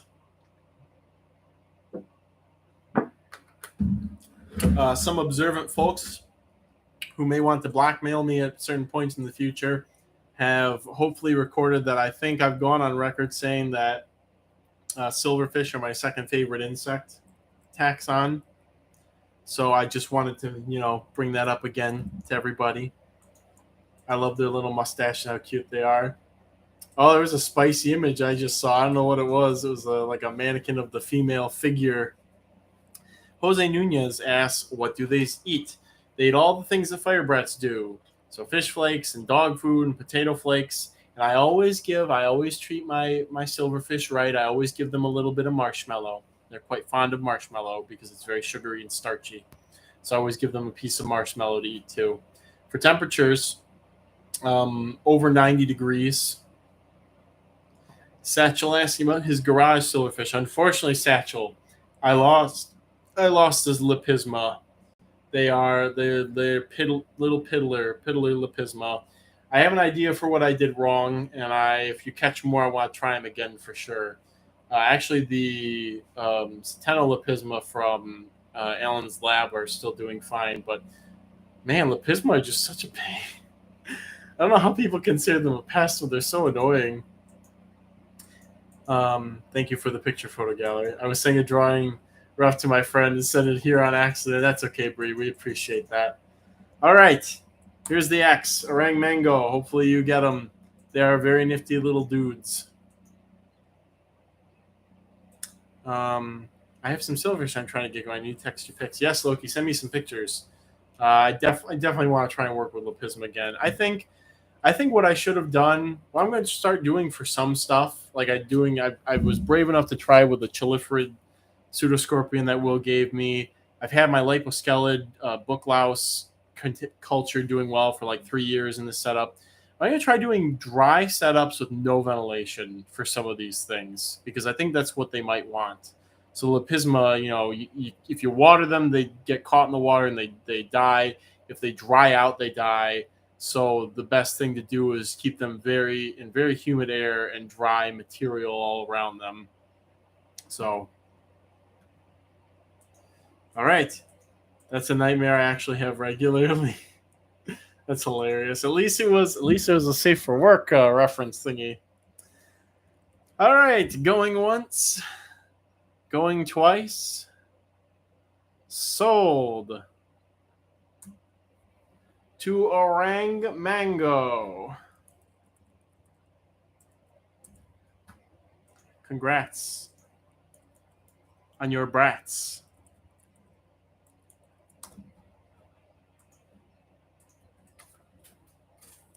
Let's do the other Thyssen urine while we're at it. We have a group of 40 mix Thyssen ura. Let's do 50 mix. I should be able to. 50 mix shouldn't be a problem. Thyssen ura species, Hurricane, Utah. Starting bid of $40. This has been the easiest non-fire brat, non-sand brat. Okay, I was just seeing if I was crossing out the wrong thing. Silverfish that I have worked with. I found them under rocks in a park in Hurricane, and I was like tossing the boulders aside and collecting them in the duff underneath them. And I was like, there's no way these things are fragile. Like, these rocks are getting baked in the blazing sun. God, I wish that were me. Getting baked in the blazing sun all day. These things cannot be that sensitive. And so I got them going. And we're going on a year of continually producing different generations. And I think the original adults might still be alive, which is pretty interesting. Kyle is woken us safe for work. How big are these guys compared to fire brats? They get they're bulkier than fire brats, and they get a little bit bigger, but they don't have they're not quite as lanky in all their dimensions. There's, I think, if you look up Hurricane on Roach Crossing, you'll get the blog post. Yeah, huge success with Utah silverfish. I'll post the picture, and yeah, there it is. Photo gallery already did it. Thank you, photo gallery. So they're bulkier. They're a lot bulkier than fire brats are. God, I need JoJo to come over and macro pick all my stuff. Guys, I think what I might do this fall is we got to see how this movement thing is going with interest rates going up and all this other stuff going on with the economy. I might have to reschedule like how I'm going to do all this facility expansion and stuff. It's still kind of in flux. There's some other factors that are involved too that may greatly help or greatly hinder the process. But if the move doesn't happen before this fall or during this fall, I think I might take the plunge and do the Roach Crossing remodel of the whole website and get it in its final form that I really want it in, because I just have too much stuff that I need to add. And it's kind of a waste of me to sit down and try and do it all. And there's so much stuff that needs to be redone. Like a customer was asking me the other day about Panchlora species giant. Like, oh, I read in your website says that the females can or may not be able to fly. And I was like, I wrote that in like 2015 or something and haven't updated it. And I'm just like, I've learned so much. There's so much more information I should get out to people. And I'm not going to go and update every single thing on the site. I think it's best for me to cut my losses and just get the new site going or the new format going, because it'll be a lot easier for people to navigate. And I can finally flesh things out the way that I really want to. So, somebody's reminding me of something else I need to put up. Oh boy. All right. So anyways, I don't know what got me on that spiel, but all right, here's the X. Anybody who's on the fence about the Thysanura?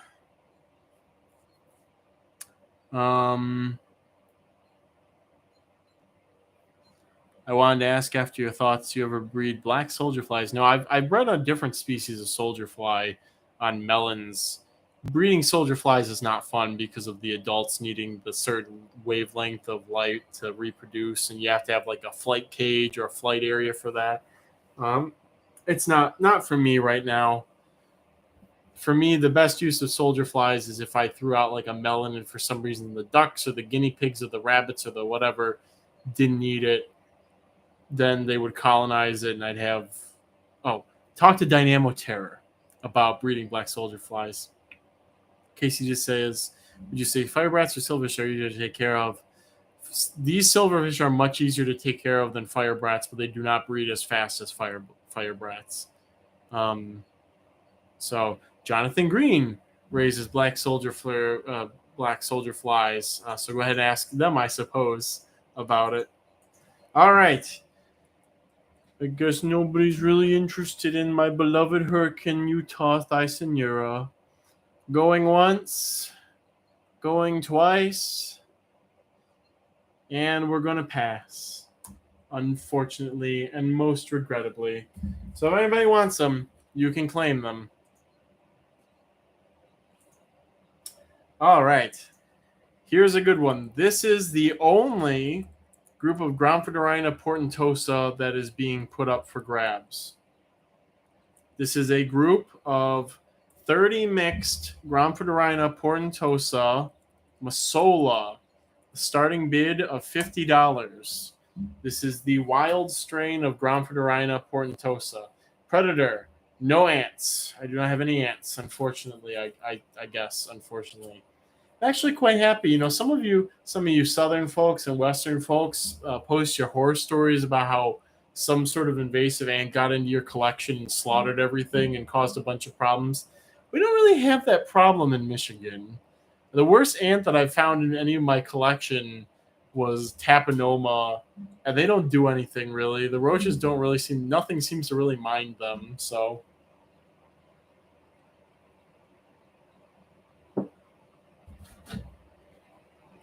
but anyways, yes, Masola, the I will buy those silverfish someday, says Braden. I look forward to that day, Braden.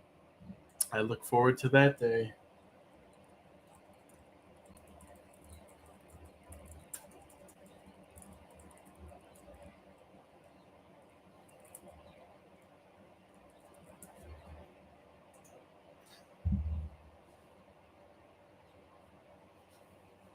Any rhino roaches for today's auction?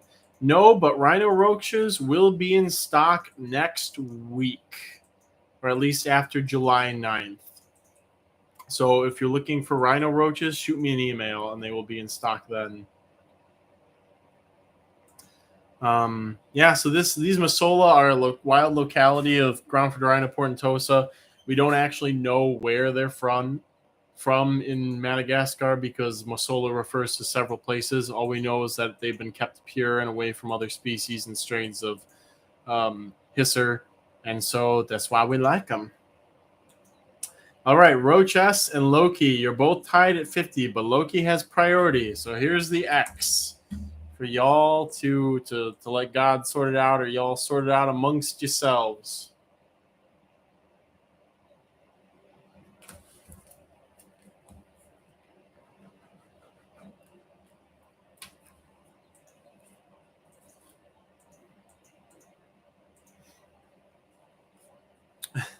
Fire ants. I'm so glad we don't have fire ants in Michigan. Like, oh man, it just sucks when you're down south and you trip on something or you roll over a log and you just have like a horde of fire ants crawl onto you. It's so bad. And here it's like in Michigan, you just flip a log. It's like, la la la, I'm flipping a log. I'm having a good time. Nothing's going to kill me or cause me to go into anaphylaxis. La la la. Okay, wrapping up the bids for these Masolas. Going once. Going twice. And sold to Loki with a winning bid of $60 for the because it's freezing hell. Flip a log around and get swarmed by earwigs. Yeah, that happens in Michigan sometimes. About a year of pee in the earwigs. All right. Next up, a roach that needs no formal introduction. A group of 40 mixed Hemithersospora vittata, a starting bid of $80. Here is, you want vittata? Here you go. Here's a big old mess of a starting group of them.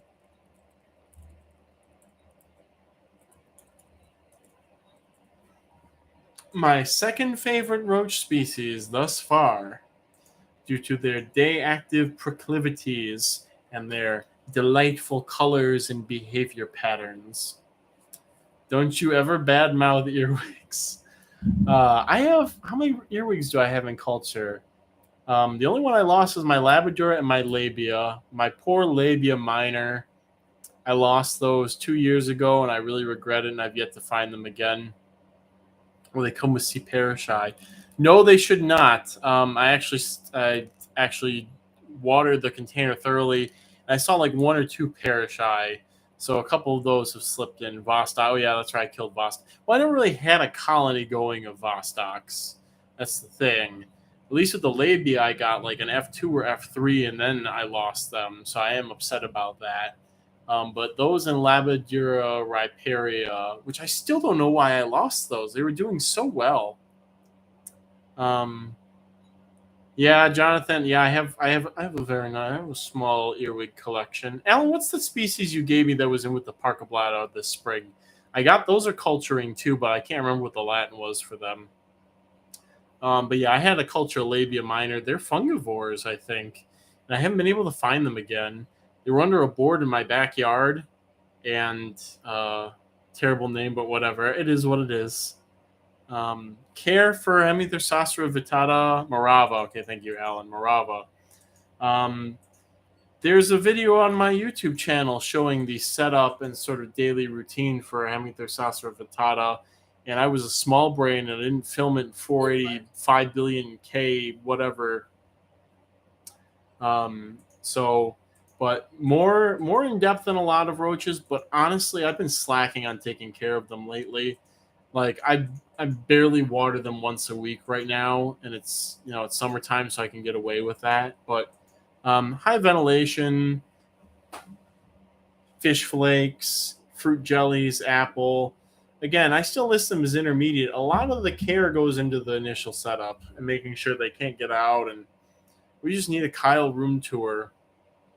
I know maybe if I do the website next, I gotta. I can only have so much time for so much stuff.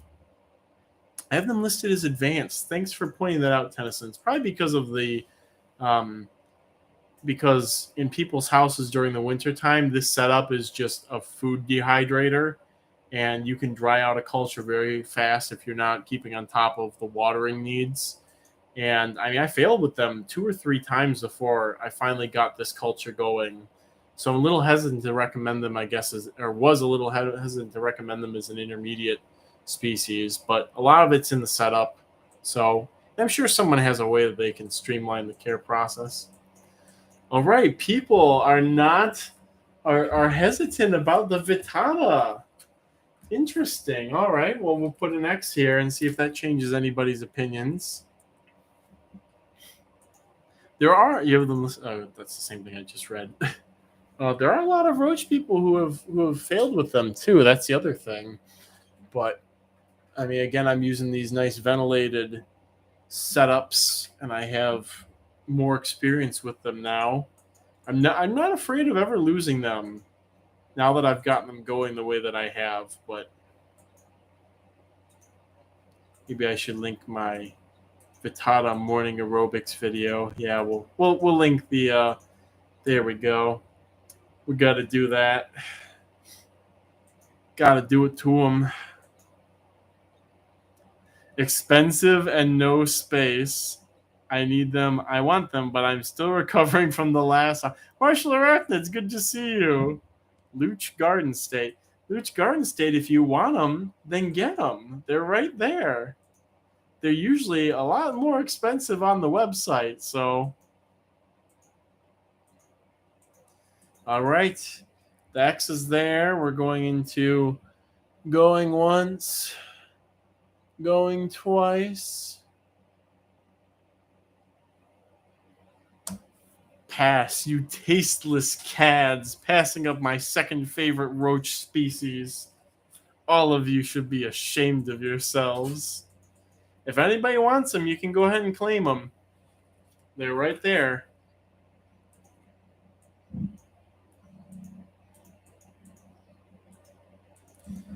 All right, after that catastrophic failure, next we have a group of 25 mixed Bantua robusta Namibia. Starting bid of $70. It's the robust barrel or robust bullet roach. It is a good gateway to keeping Perispherinae roaches, Perispherines, because they are quite dry tolerant, much more so than all of the other Perispherines I have worked with. Perispherus punctatus has actually been pretty dry tolerant too. We will get to listing some Perispherus. We will get to that. Not just yet. But yeah, TJ has been complaining that he lost his Bantua a couple of times. So, TJ, if you're here, I send you more if you want them.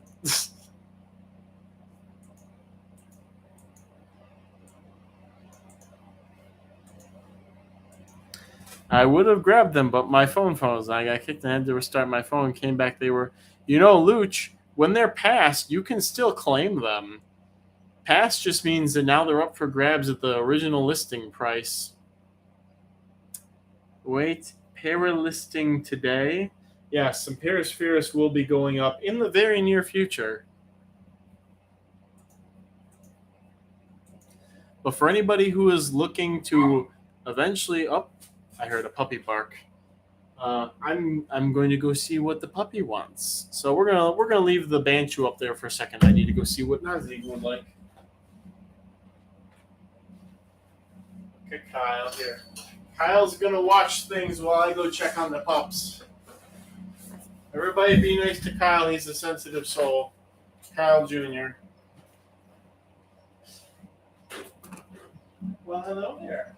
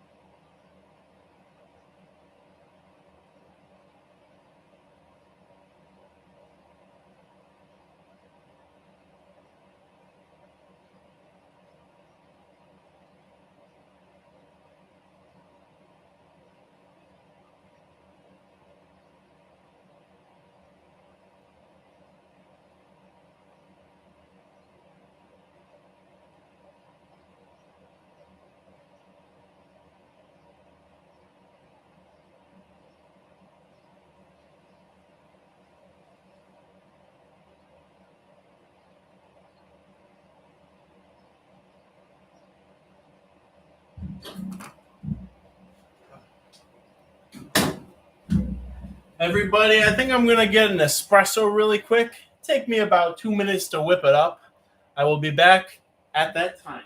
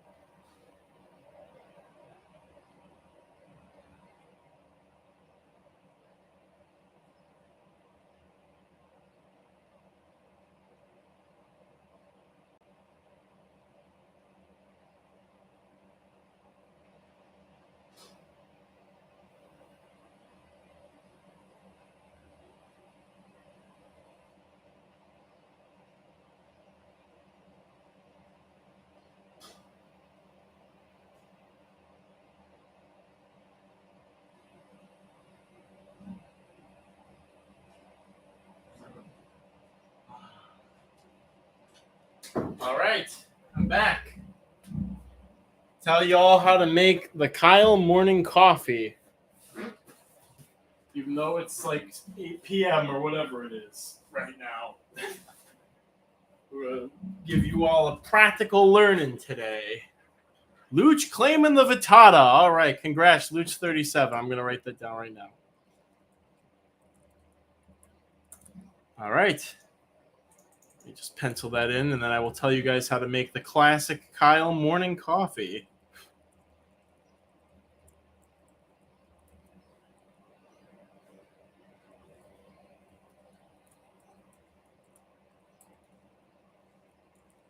Congratulations, Luch. You will not regret it. Toad Lover's better than actual toads. Not sure he'll be doing any more hissers. Yes, I will be doing some more hissers later today. Including some very coveted hissers. Love you, Kyle. Thank you. Hissers are delicious. Maybe the oots. Okay, we're going to go ahead and we're going to wrap up the bidding for the Bancho Robusta. Guys, they're Banchua. Look at how ridiculous the adult males are. Their body's little teeny tiny thing, and their wings are huge. It's crazy. You gotta love them. They're Perispheriny, guys. Oh, I just realized I'm withholding my coffee information. We'll wrap this up, and then we'll get to that. All right. Going once. Going twice. Pass on my poor Banchua Robusta. Guys, you gotta go for the Banchua. You gotta have witty banter. Okay, what is this? P-Punt. What does that stand? Oh, that's what that is. Okay. I'm on a budget. Tennis asking about Androhama babies. We'll get to that later. If I don't get anything else, I'll grab the Banchua. Good on you, Dilo. Good on you. All right, we're going to do a group of 30 mixed. Aaron Vega, Boliana, McAllen, Texas, starting bid of $30. A lovely locality that Alan and Jihu and Kai got me last year. It's doing the best out of all my Boliana lines. Just a regular old Boliana. Really liking the leaf litter I put in.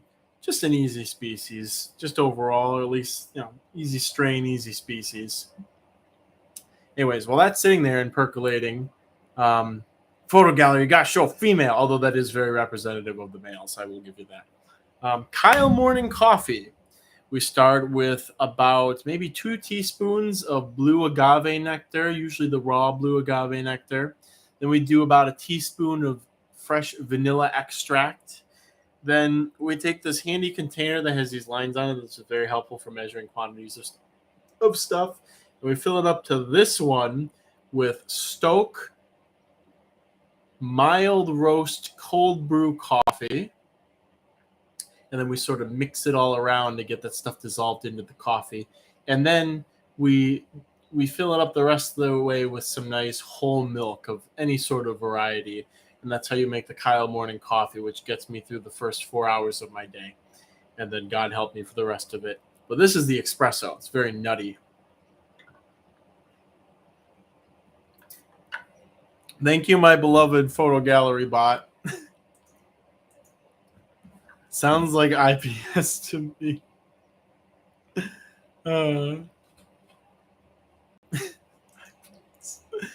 Okay. Anybody interested in the Air Nevega Boliana from McAllen, Texas? A nice little Air Nevega. You can feed them. They eat almost exclusively leaf litter in the wild, it seems. So you can just feed them crushed up leaf litter. They don't even seem particularly picky about the state of it as long as it's dead, dry, and brown. Anybody? Nobody? The largest Air Nevega species?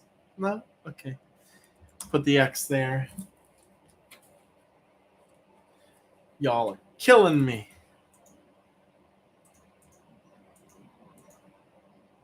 Exotic Wilderness. I'm just checking the general really quick. That's a very nice pizza. It's very tasty looking. Dr. Hemorrhoid returns. All right, who am I going to get between Amanda and his hemorrhoid purchases? Going once. Going twice. Sold. Sold to Dr. Hemorrhoid, who returns.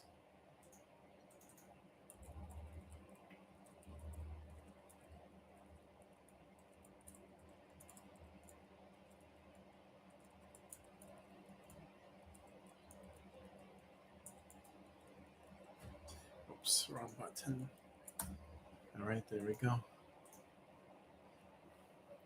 Send a pass list at the end. Send in the bid chat. Let them fight at the end. Loki asks, are you doing more Air Nevega? I think I might do 1 or 2 more Air Nevega. Might. But a lot of them are going to come in the fall one. Yeah, Jojo, I really like the agave thing. The only thing is it can be kind of hesitant about dissolving into the coffee that I use, which is nice because the vanilla extract basically acts as a solvent. So it'll dissolve the agave nectar into it, and then it mixes really well with the coffee. Okay. Now we've got a good one, everybody. We have a group of 20 mixed Perispherus punctatus. Starting bid, let me see what TJ has been listing that at, and I'll go off of that and try to make a fair auction group deal. TJ even have Perispherus available right now?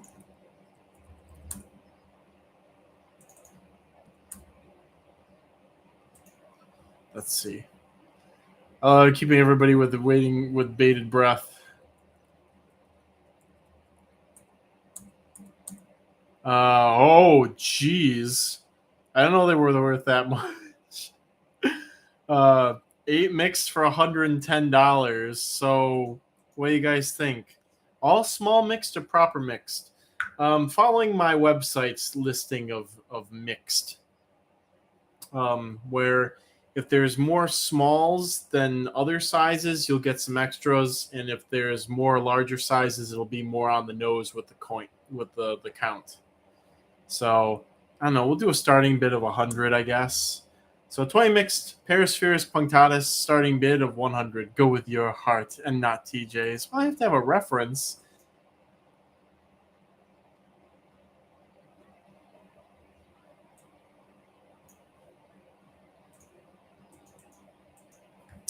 Dilo coming in hard for these Perispherus punctatus. They have been easier than Pygmaeus have been for me, but here I go. I sound like a dementia-riddled old man. It's going to be even worse when I'm actually old and have dementia.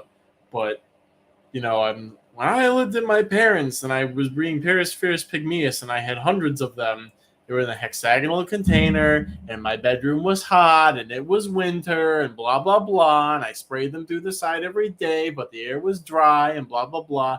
But, man, they did so good, and I've never been able to catch that bottle lightning again with these things. So I'll make it work.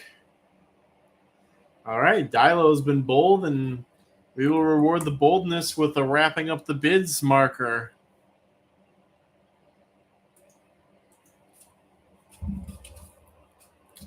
And the TJ Lissom is being from Macau, and TJ stock is a stock that I have, so that should be the same informations.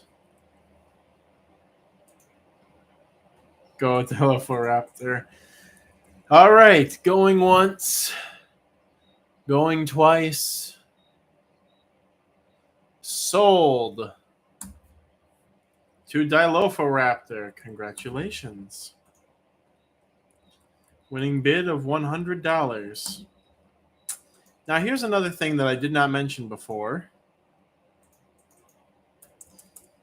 That is that there is a small chance. I should put together a photo book of Kyle's hair from every live stream. I love that. There is a small chance that I might go on a week trip to New Mexico and Texas. It's all dependent on Kai.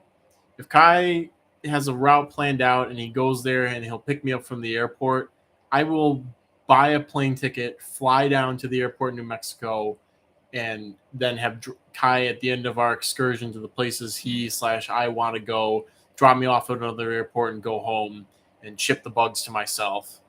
There's a chance that can happen. So, but I'm waiting on Kai to get me an itinerary. But if that happens, I want to go to New Mexico to go to Roswell to look for some stuff again, and go to Fort Davis to finally see Chrysina Woodeye in the wild and hopefully collect them. Actually, I actually just spent some time doing some collecting in Texas, which I have not really done formally. Usually it's just at rest stops. You never gotten a campsite in Texas. So Chrysina Gloriosa are pre-pupal right now and will be pupating soon. So get ready for captive bred Chrysina Gloriosa with locality information at this fall auction, everybody. So look for the green alien roaches in Roswell, the A. Lamaus, Aranavega A. Lamau. Jesus emojis. Okay, these are going in with asterisks. So this is going to be next two items, consult live stream for details. These next two items, I saw one today. I know I can go and find some more, but I'm just putting this here to see if people are interested and if people want to pay the price that it's going to be worth me going out and finding them. But these next two items are not set in stone, so it's dependent if I go out and find them, which I can, but who knows. So if I don't find them, you'll get a refund. If I do find them, you'll get them. So that's what these next two items are for. I need to get the Latin.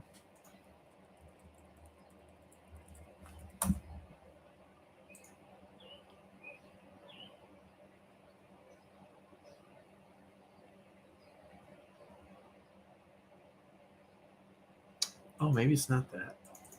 Give me 1 second, guys. I got to look this up. We'll do this one first. Crap. What's the valid common or Latin name right now? We'll use what Bug Guy's calling them.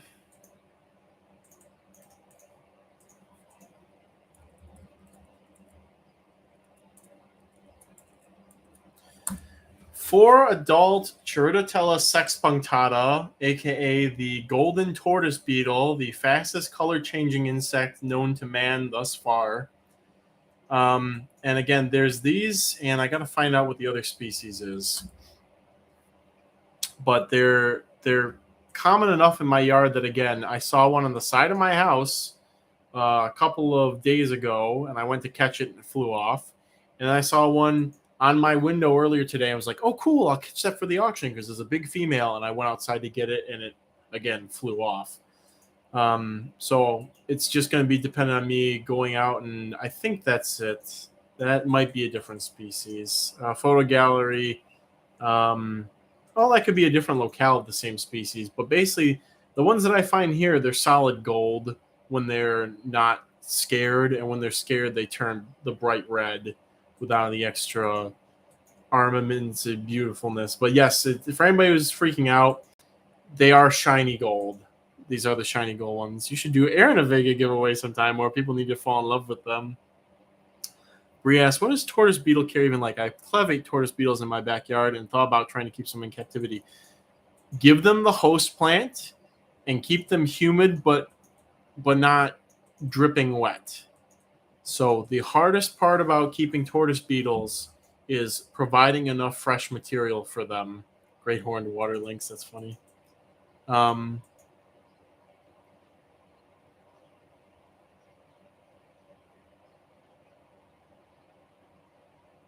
So caterpillars, yeah, basically. So it's very, very easy.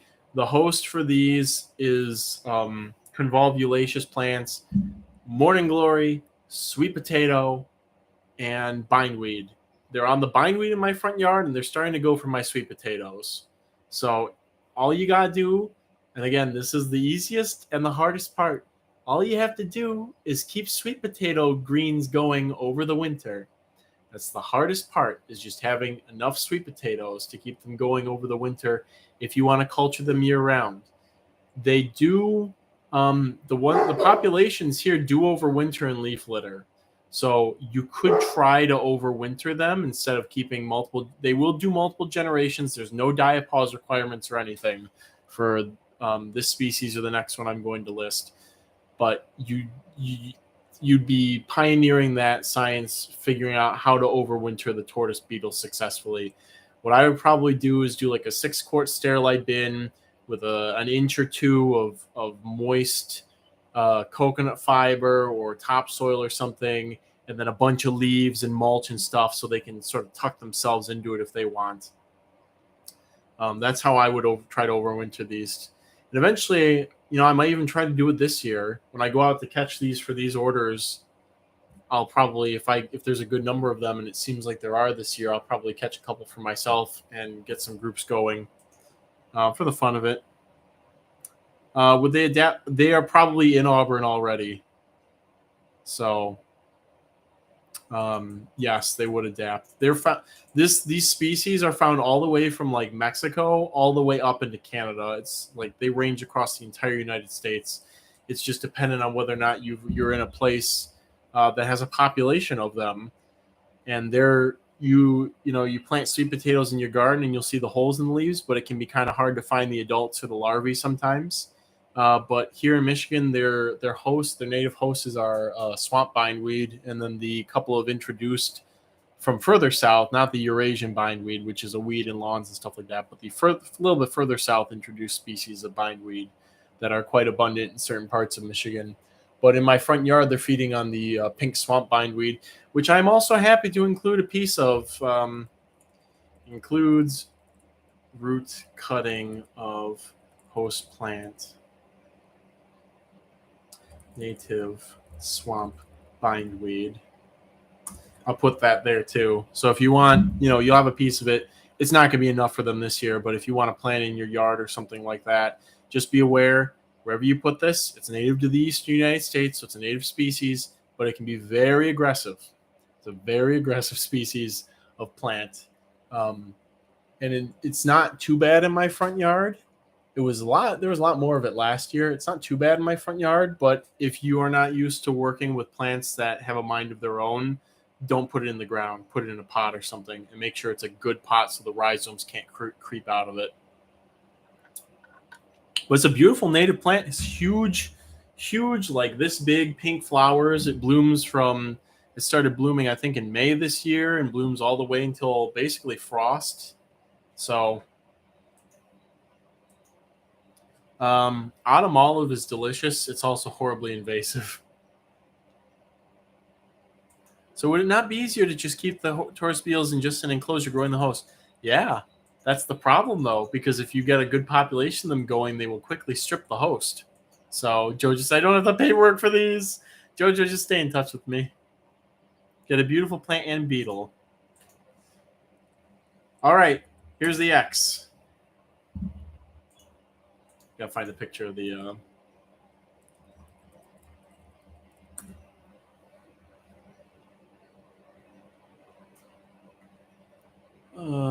is it?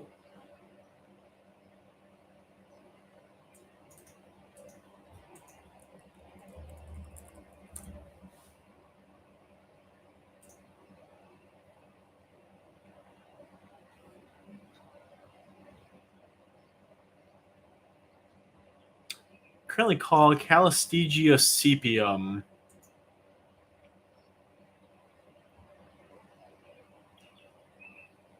And again, this is the pink flowered form that I have, which I painstakingly dug up at a local combined sewer overflow. All right, we're going to wrap this one up. Going once. Going twice. Sold to Devin No Name, beating out the sniper. What? What? Crazy. All right, I gotta get this into my things here. Jeez, was not expecting this style of upset. But Tortoise Beetle fans, do not fret because we have one more Tortoise Beetle going up for grabs.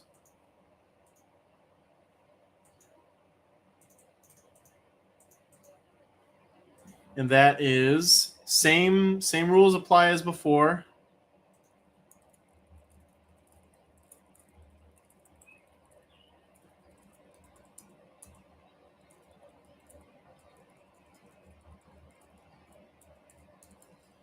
Group of 4 adult Diloyala gutata, which is the mottled tortoise beetle, which I find with the golden tortoise beetles. So they feed on the same host plant. They seem to have the same niche.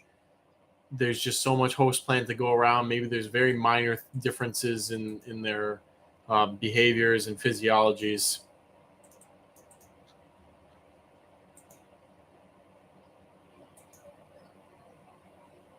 Very pretty too. Just like a little jewel, like a little polished jewel running around. My daughter really wanted them. Devin, start propagating morning glories or sweet potatoes or something. Start already. I know you're getting the host plant, but just get the process started already. So, and the funny thing is, when you do that, you may end up attracting some of your local ones, or you may attract a local species of tortoise beetle doing that. Can these beetles be found widely? Yes, you can find these anywhere in Michigan, wherever their host plant is. Reminds me of harriers and short-eared owls. Same diet, same habitat, same nest, sometimes together, but they're both very common, hate each other. Yeah. Sweet potato grows then it's perfect for you. Perfect for you then. And again, fastest recorded color change in any insect species known to man so far. When they're calm and relaxed, they're that shiny gold, and when you disturb them, they instantly turn to red. It's something with them pumping fluid through very small vessels, and they're like hemolymph channels through the cuticle on the elytra, and that causes this structural color change very quickly. So Dynamo Terror, if you find an area that's overgrown with bindweed, one of the native ones, sweep net through it and you should find them, but it might take you a while. It really depends. So Demo was fishing with my friend last week and I saw the flower, didn't know these beetles live on there, may have to go back there. Yeah, bindweed's pretty common in Michigan. That there's that again. It's an introduced species, but it's native just barely south of Michigan. And it's kind of tricky to tell apart those from the strictly native swamp one, because they both can have white flowers. But I'm very happy with the one that I collected with its pink flowers, because I get these lovely pink flowers. The bumblebees love them. It's native. Sure, it kind of strangles some of the other plants, but it fights well with the goldenrod in the front yard, and I get my lovely tortoise beetles. All right, we'll put an X here for the Diloyala gutata. What a wonderful phrase. Diloyala gutata. Ain't no passing craze. Captain H with a bid of 40. All right. Not going to get between Captain H and his stuff, am I? Going once. Going twice. Sold to Captain H. Winning bid of $40.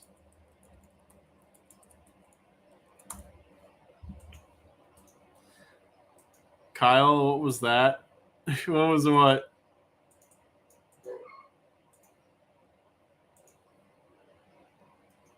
Oh, somebody put a picture of a red-tailed catfish in the general. How many can I put in a 10-gallon with a few pieces of duckweed? Hilarious. It was supposed to be Hakuna Matata, but it was Dilo Yala Gutada. Close enough, right? Hopefully Disney won't copyright strike my channel or something. Oh, red tail like shovel nose. Fascinating. Okay. Next up we have just a quick little something. I received a lot of these. The seller, this is their first crop of captive breds of this species. I was very happy to receive them. They were in excellent shape when I received them. They are from a grayish, whitish female, so not the, I don't even know if it's the Bahama white or whatever people go crazy for, but we have a group of 10 small captive bred Phidippus regius from a light gray white female. 1 second here. I'm checking my alarms.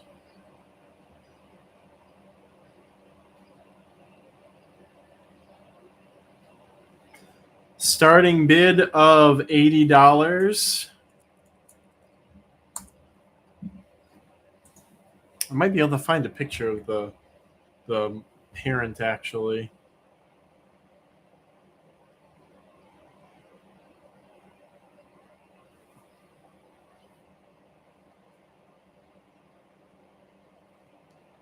Gonna do my best here, guys.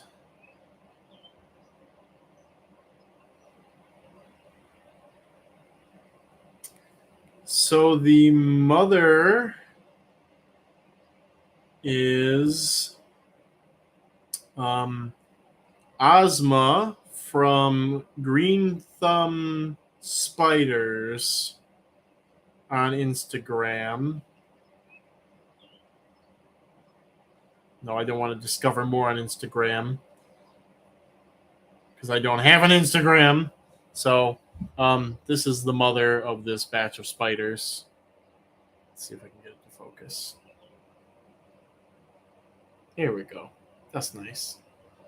So it's a lighter gray, whitish individual of Regius, if anybody was interested, because a lot of people care about that right now. Jojo coming in strong with an 80. All right.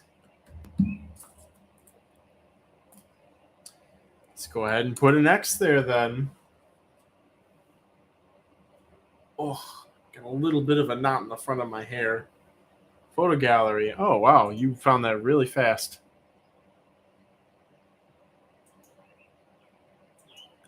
Beautiful.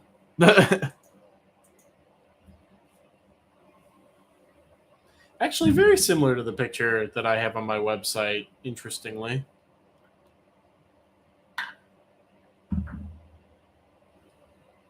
All right, going once. Going twice. Sold to Jojo.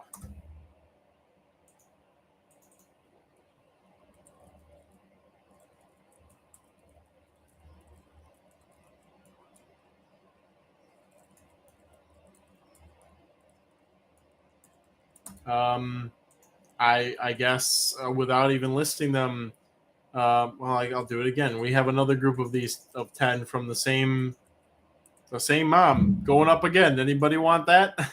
Anybody realize you made a horrible mistake?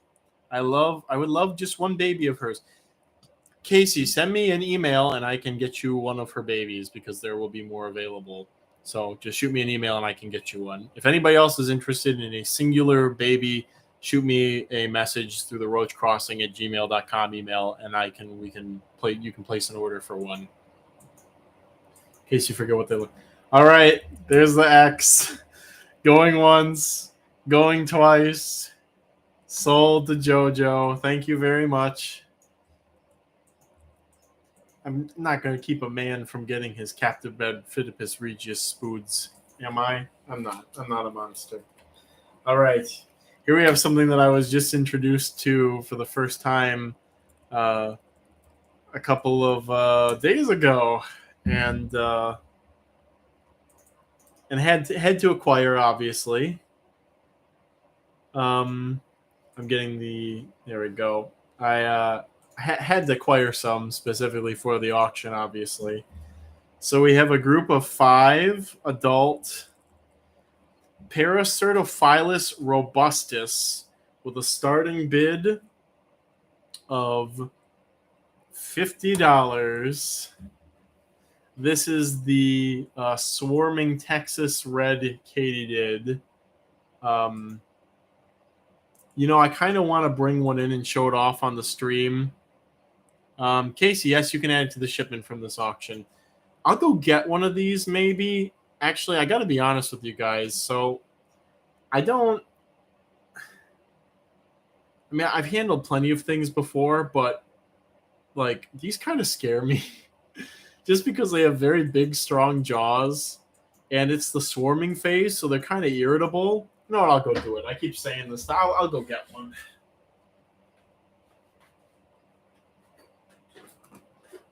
Hi, good boy.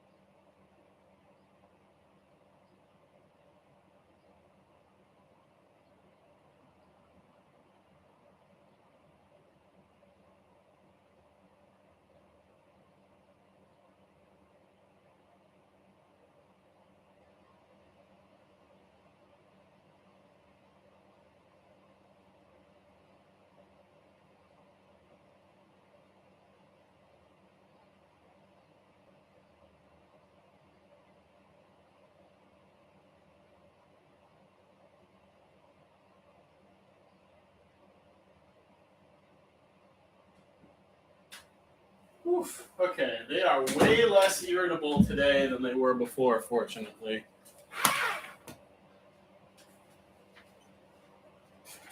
Um, 50. I hate this. So they're katydid from the Southwest-ish, very famous in Texas for their swarming phase, which these are swarming phase individuals. Oh yeah, it's very beautiful on the live stream camera there. They are a true katydid, I believe. Let me double check my factoids here. Pretty sure they are. Should be in that group. Yeah, Western true katydids. Let's see if I can get more. Yeah, Texas and Oklahoma. And there it goes. And active day and night, the swarming phase is. A lot of these swarming must be an orthopteran. There must be some basal, like shared. Maybe their common ancestor had like a swarming behavior, and it's still present in a lot of orthopterans under very specific conditions. And sometimes it's adaptive, so it gets selected for, and then you get species like the migratory locusts that have swarm phases, or like these guys that have a swarm phase. Swarming red katydid. So they well ventilated. Their primary host in the wild is oak, but they've been munching on a lot of other things here. I have oak, so I give them that. And have tried bramble. They've eaten that a bit. They've eaten some sugary things too. They're also quite noisy. They've been making lots of their calling noises. Get my face out of focus and get this thing in focus. Come on.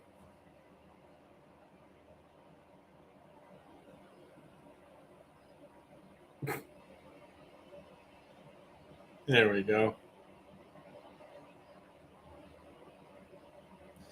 Yeah, I kind of was scared because like you don't see them when you're just staring at the thing's face, but they have these massive mandibles that like it's like Neoboretia, basically. Come on.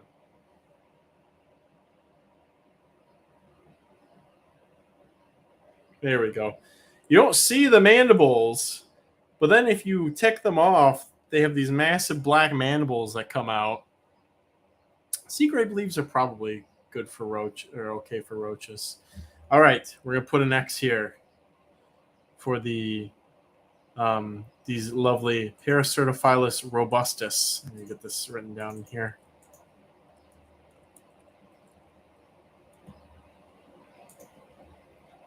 So, but yeah, again, I go to pick this thing off my hand, I'm gonna let it crawl off my hand. I'm gonna pick it up and show off the the animals, man.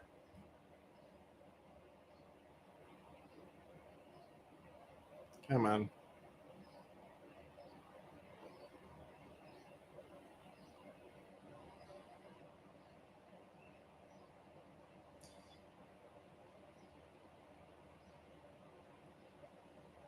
This is a whole ordeal, art and a science to itself. Come on.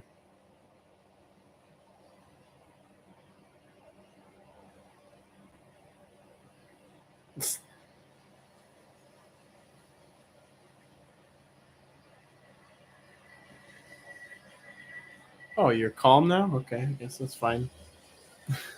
I put it in my hand and the mandibles came out for a second. Yes, they are true Katydid, thank you. Katydid scares me. Yeah, let me go ahead and wrap that up right now while this thing is crawling all over the place. All right. Going once. Going twice. I will also mention there will be both sexes in this group. And sold to Aegis with a winning bid of $60. We have one more set of 5 of these guys available. Adults. And again, I will pick for that one is missing an antenna, but I will pick the nicest, cleanest looking ones out of the group as well as both sexes. We have another group of 5 available for the same starting bid. Some of them, I think it was maybe the males were stridulating when I picked them up. But yeah, I do not like being near those mandibles, and their legs, they're very like on the level of like hissing cockroaches, like level of like hanging on with their tarsi. And unlike hissing cockroaches though, they're not built sturdily enough for you to just sort of like use brute force to pry them off. So I don't want her to get hurt or lose any legs or anything. So I was younger in Alpena, Michigan. I would go katy hunting at night with my cousins. Oh, that's something I put a bounty out for. If anybody in Michigan or Ohio can find common true katydids, I would like to put a one for my thumb. I would like to put a bounty out on common true katydids, preferably a group of about a dozen mixed sexes. I would really like to work with the Michigan ones. Screenshot. Yeah, somebody got a good screenshot out of that, I'm sure. All right, here's the X. Wrapping up bids for these robust boys and girls. Yeah, see, it's very nice, unprovoked.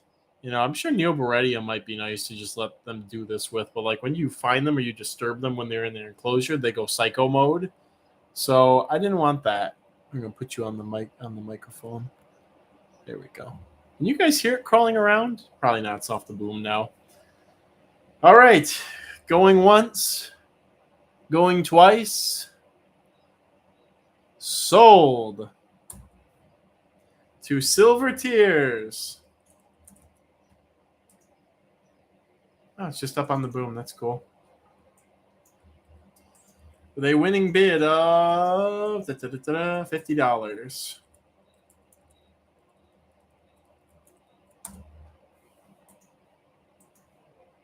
All right.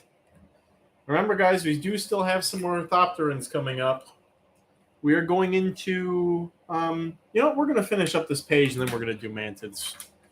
So next we're going to do a group of millipedes, actually, a group of 12 mixed Brachycybe lecontii.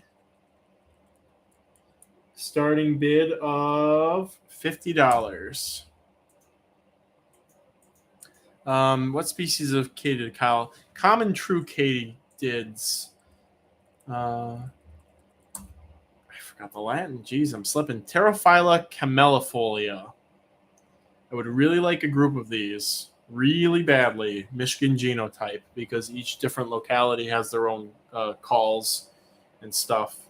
So we would really like them. I have never seen one of these at ground level in Michigan in my entire life. They're usually way up in the trees. They like old growth forests.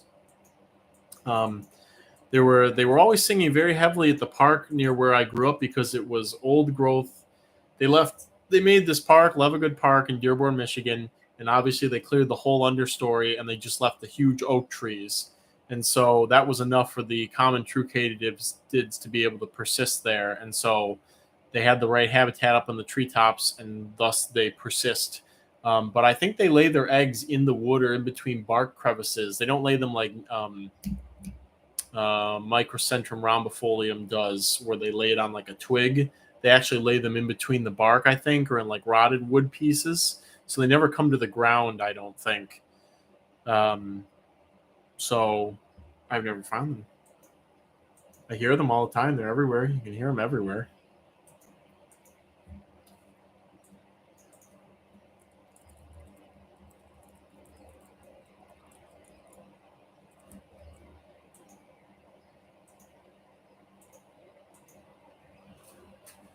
Got to alternate between the caffeine to turn the brain on and the sugar and the hydration to keep you from dying.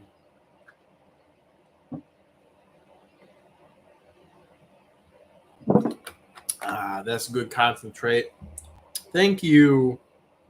What country is this from? Thank you, USA, Brazil, and/or Mexico, for your contributions. Coelacanths, found them on the ground a few times in Georgia. I've never had luck with them. Yeah, there's a couple pictures of them ovipositing in like stumps or rotten fence posts and stuff like that. And I've kept them alive a long time. I've just never really successfully gotten eggs and all that jazz. Exotic wilderness, yes. The picture you posted in general is the Pterophylla camellifolia. All right. Here's an X for the Brachycybe lecontii. We will be doing a beetle next. Isopods for sale. You're welcome to contact me about stuff you've seen to see if I have any more available, but it will be at standard retail pricing. Anyways, going once on the Brachycybe, going twice. Sold to Dr. Dead Stuff.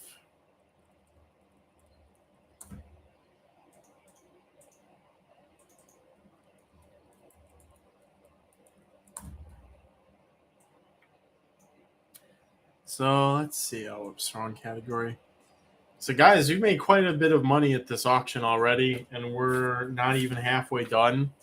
So if this trend continues and I hit some goals that I quietly had, this will definitely allow me to take that trip to go to New Mexico. I'm just going to increase the shade because the black background flickering, but maybe we'll switch to the softer light setting. Let's see how that goes. Oh yeah, nope, goes back to the flickering. Can't have that. Let's see. Turn this on.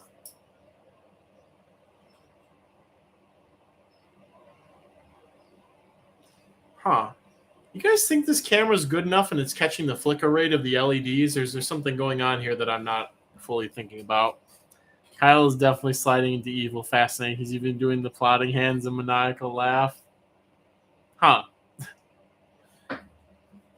I'll just leave that one on for now. I think it's the LEDs, yeah. Well, it seems to be okay at the moment. I think turning that other light on helped. Isopods for sale. There will be more Orthoptera. You must be patient, Daniel-san. We're doing some beetles now. Brinchuloid. Yes, you're welcome to claim them. Just say you want them, and I'll write it down. 50 mixed Thysanura species. Hurricane Utah. 50, starting bid 40, winning bid 40, Brinchuloid.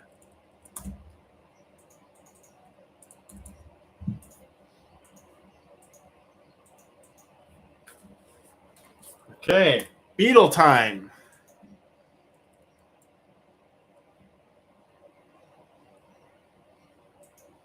Um,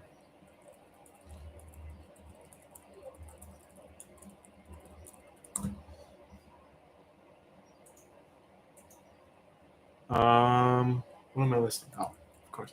12 mixed larvae of Gymnetus thula. Starting bid of $50. No, we'll make it $40. Starting bid of $40. Oh, that's weird. Isopods for sale. Sorry if you're listening.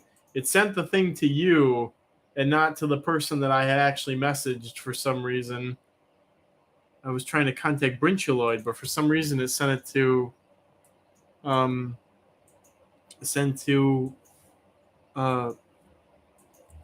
Isopods for sale. Sorry about that.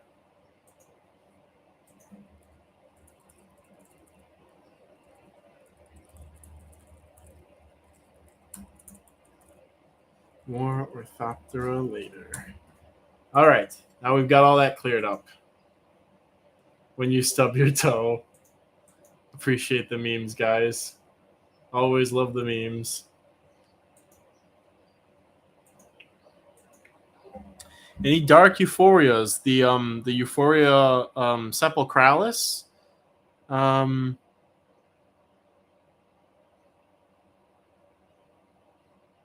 I didn't write them on here, but I could put a group up.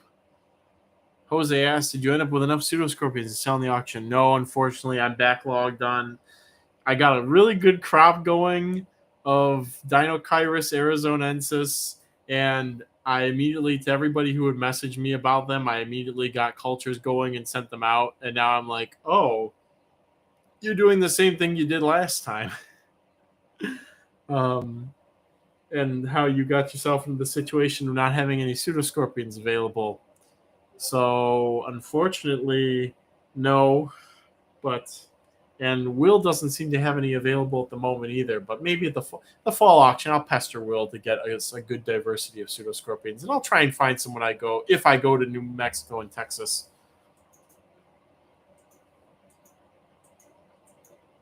All right. We're going to put an X here to wrap things up for the Gymnetus thula. This is the only group of Gymnetus thula that is being made available today. FYI.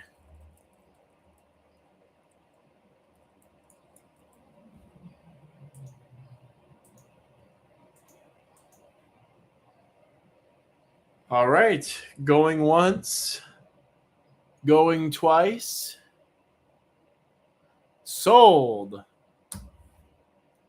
To Seamast. Seamast, I think it's your first win. Congrats. Winning bid of $42. Okay, next up is a millipede. A group of 5 mixed Spirostreptus species 1. Starting bid for the group, $40. And these are all about 2 inches or more long.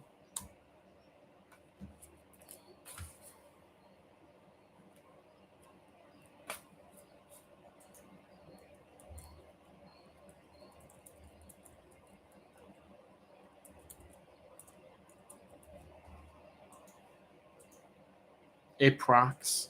Amazingly good deal there. Chris is right on it. Yeah, this is this really is the perfect pet millipede, I feel. They're easy to breed in captivity. Even if they grow kind of slow, they live a long time. I have a female that's like 5 years old. I still can't believe the thing's still alive. And the funny thing is I've kept it with multiple other millipedes. It was living with A. gigas for a while. It was living with some sort of flat millipede. And I think maybe I moved in with the Centrobolus at some point. I just sort of moved it around because, like, what am I going to just do with this thing? I only have this one female, and it's just been alive this whole time, and I love it. Again, they're long-lived as adults. They're easy to take care of. And they get, like, about the same size and kind of like a weird bastardized color version of, like, the Orthoporus from the Southwest. So it's like people have a hard time, like, breeding those or doing anything with them, and this is like the better alternative, basically. All right, put a fire under you guys. Put that there.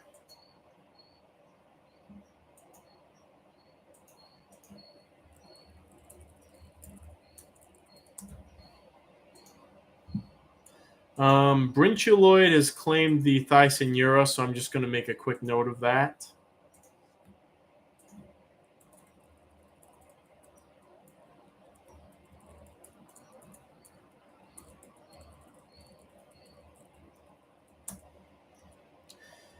All right, going once. Going twice. Sold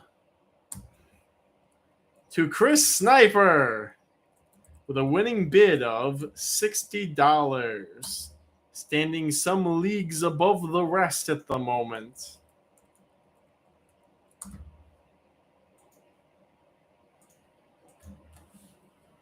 All right, next up, very basic. Group of 10 adult Asbolus varicosas, obviously wild caughts, starting bid of $50. We have some more millipedes coming up. What is that? Oh, that's what that is. I have to read my chicken scratch sometimes. I'm going to put a poll here while we're letting this percolate really quick. I'm going to, Allie Lass, any dry goods this auction? If there are, they'll be at the very end. Wait till the millie people find out what you keep with your Centrobolus. You know, actually, funny thing about that, Tennyson, the Centrobolus completely outcompeted the Scaber. I was like trying to raise a morph in there or isolate like a morph in there, and the Centrobolus ended up outcompeting them. Stephen Logan asked about any Parkablad Americana coming. We already did the Parkablad Americana, unfortunately, Stephen. Dang, missed those feather peas. Dang, kids in the fair. I'm pretty good at making spreadsheets and lists by now. What was I going to put in here? I was going to ask if we wanted to do mantids or millipedes now. Mantids. Millipedes. All right, live stream is going to determine. I mean, we got to get to it all eventually, but I don't know, I'll make it a little more engaging.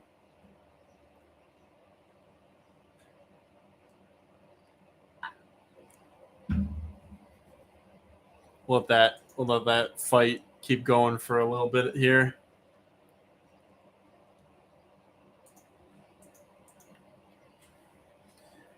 A couple of people interested here. Good. Love to see it. People wanna. Seems like we gotta get some engagement here, guys. Vote on if you want to see mantids or millipedes next. Oh, 50-50. Why is it always like this? I go to ask, and I'm hoping it's going to be like 75-25, and it's always ends up being 50-50 when we get more people. All right. Here's the X for the Asbolus in the bid chat.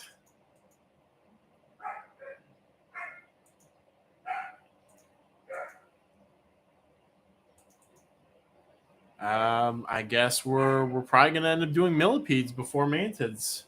That's what it's looking like. And there might be some millipedes mixed in towards the end of all this here. Maybe.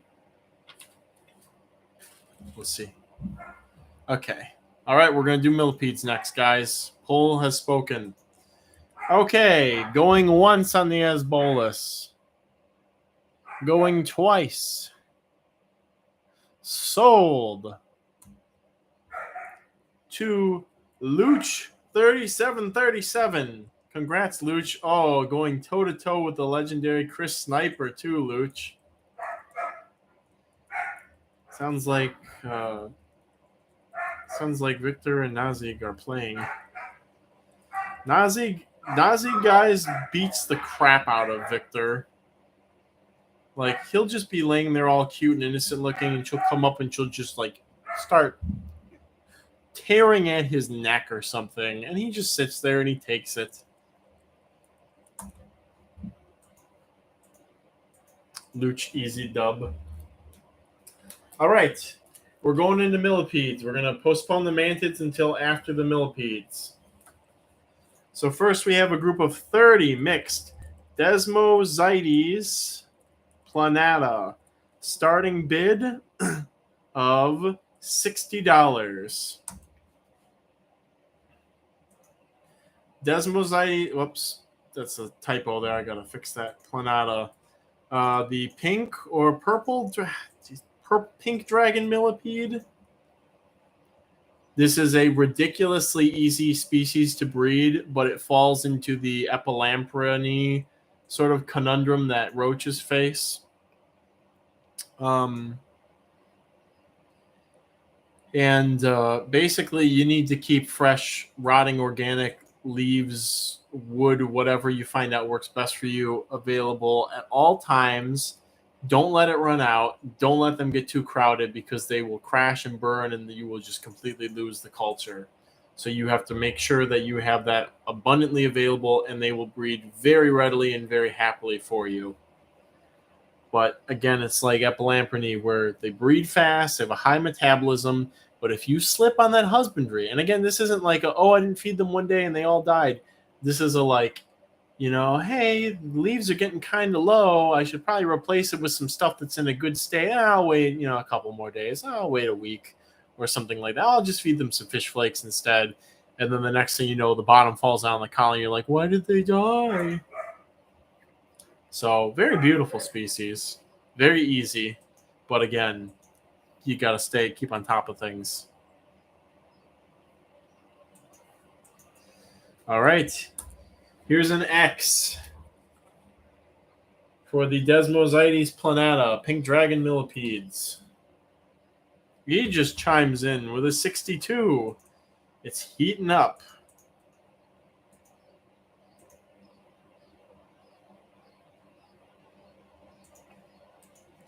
All right. Going once. Going twice. Sold to Pomotu. Again, guys, Pomotu sliding into those DMs at the last second.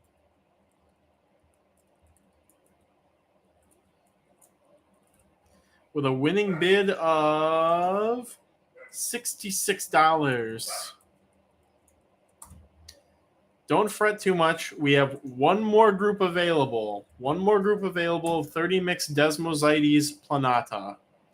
Here's the funny thing. Any Euphoria second person who's asked for Euphoria sepulchralis, we'll do some Euphoria sepulchralis. I'll write a note right here. I'll write it in the beetle section.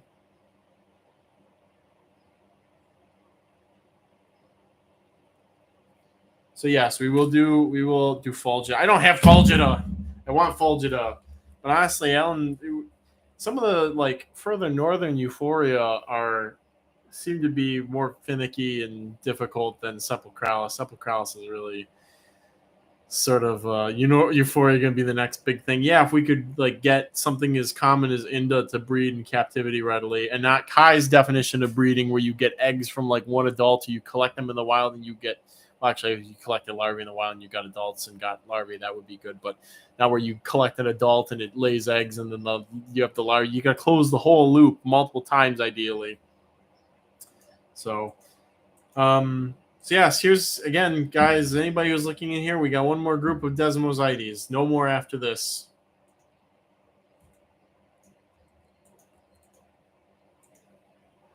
Here's the hilarious thing about these smaller flat millipedes like the desmosites. Actually, reminds me I need to get helicorthomorpha again.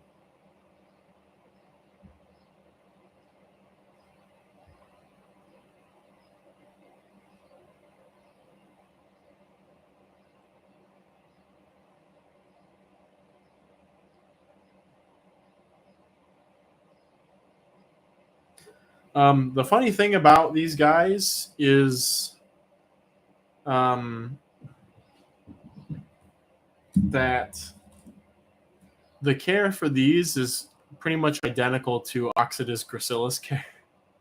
That's the hilarious truth, is that you breed these desmosites and this other species I'm going to list shortly, and Oxidus and Helicorthomorpha. It's all the same care.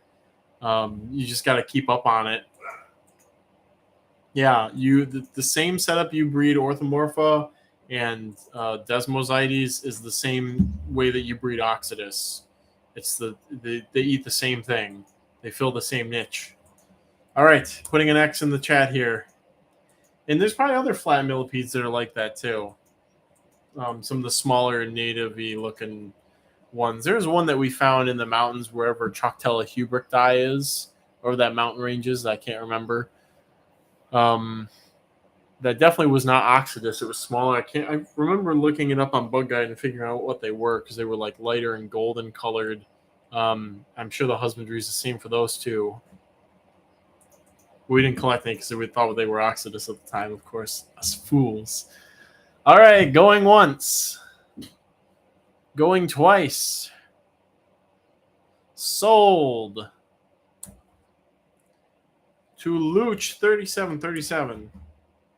Winning bid of $65.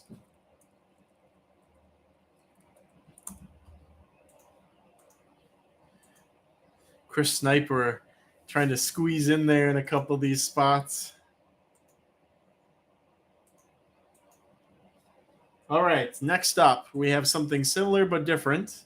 We have 30 mixed Orthomorpha coarctata. I think it's coarctata. With a starting bid of $30. Care is the same as exactly what I was just talking about as the Desmosites. Same exact care. They get about the same size. Development speed's about the same. Just another nice little pleasant flat millipede. Tennyson, I would love some Lucanus Mazama. Please count me in. I would love to get some. Let's see, my brain is like, drink more caffeine, but then I'm also like, but drink something that's going to hydrate you.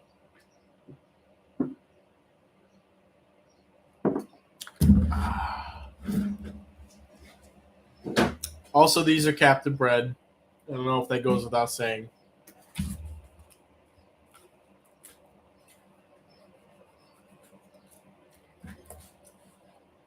I'm gonna see if we want to do beetles or mantids first next. I'm gonna start a poll. Or focus on beetles or mantids next.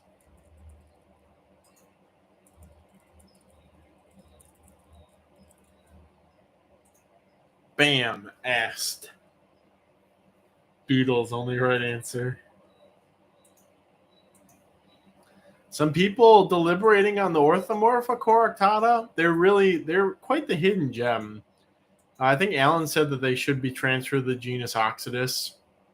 They're just pretty Oxidus, basically. Oxidus gracilis. Again, just as easy as the Desmosites. Yeah, there's not much more I can pitch for. They're pretty. Oh, what's this alarm for? Oh, something I already did. We're all good. It's 8 o'clock, guys, and we are about halfway through. We're making some good time. All right, here's the X for wrapping things up.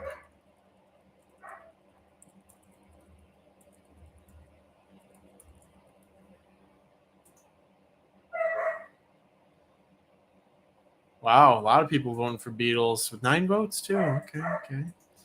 Okay, Orthomorpha coarctata. Going once. Going twice. Sold. To Loki, winning bid of $32. Wow, you guys really slept on those ones. That's one of those times where it's like the calm before the storm, where it's like nobody's doing anything, and then all of a sudden there's a little bit of traction that picks up, and then it's like at the last second people are like, oh man, I shouldn't sleep on this. Loki wins with a winning bid of $32 before the sold. All right. Next we have a group of 12 mixed Centrobolus splendidus. Starting bid of $70. This is the Madagascar fire millipede. This is honestly, as time goes on, this millipede has been the best for me, like in terms of keeping a culture going without any sort of problems. It's just been great all around. What is this? Manipulator modificaputus. God, I wish I could have a starter culture of that. Wow. It's crazy. It's very Nocticola-esque. Yeah, there you go. Madagascar fire millipedes. Again, probably my best culture of millipedes in terms of ease and amount of time that I've had them and any problems I've encountered.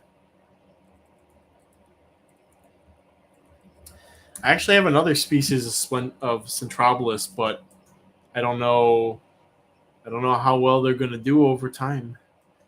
My last male died, and I have an adult female, so I'm hoping that means that they paired up, but you never know.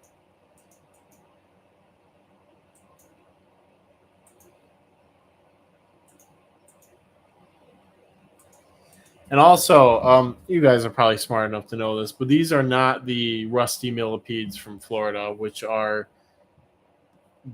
more difficult to breed, smaller, and not as pretty. I do still have a colony of them going, but it's just kind of funny to think that the thing that's bigger and cooler and easier is like the prettier one of the two. All right, there's the X for wrapping things up.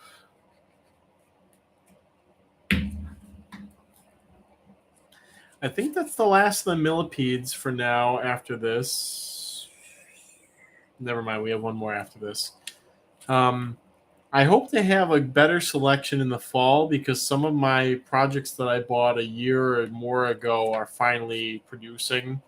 So I might have some Anadenobolus. What's the one? It's a Gunlocki, Anadenobolus ocraceus, Epibolus pulchripes. We're gonna have to see how things are in the fall. That all depends on, again, how things are when how many babies things have. All right, Brinchuloid is interested, so we're gonna start wrapping up. Going once, going twice. Sold to Brinchuloid. Devin was so close there. I see the meta is evolving where people are doing more last minute stuff.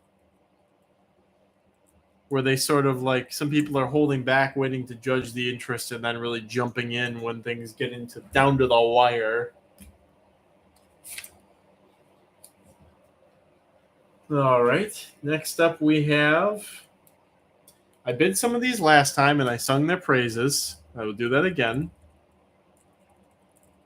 Because they are a delightful little millipede to just throw in with anything, any other millipedes, in with isopods, etc. They're great for coloring up bins. A group of 100 mixed Rhinotus purpureus. The common name, the tiny purple millipede. I don't know. But the color, and I've said this before too, none of the pictures really catch the color. It is a neon purple. But they are very tiny, is the thing. They're ridiculously tiny. But this picture from don't know if anybody wants to go to Google from Daniel Winkler from Mushrooming really captures a lot of the color, but it is a bright pink.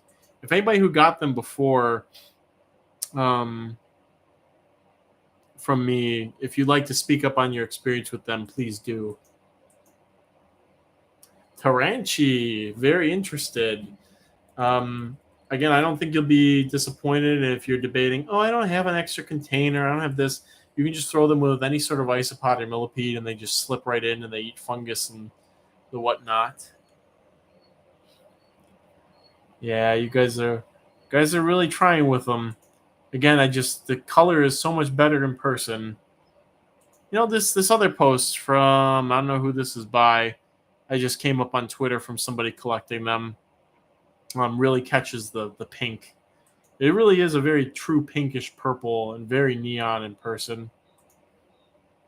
Oh god, their faces are horrifying. They've got like little snouts and beady little eyes. That's so crazy. There we go. Thank you, Photo Gallery, for doing that. Their faces are ridiculous. All right, wrapping it up with an X.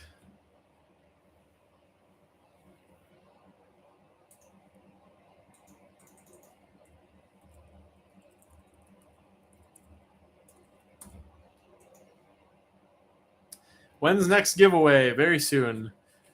Marshall arachnids, my splendidus will not reproduce. What are you doing wrong? They're so prolific. Almost looks like Cambala annulata spelling, but they're much tinier. All right, going once, going twice. Sold to Taranchi. Taranchi, congranchies, with a winning bid of $39.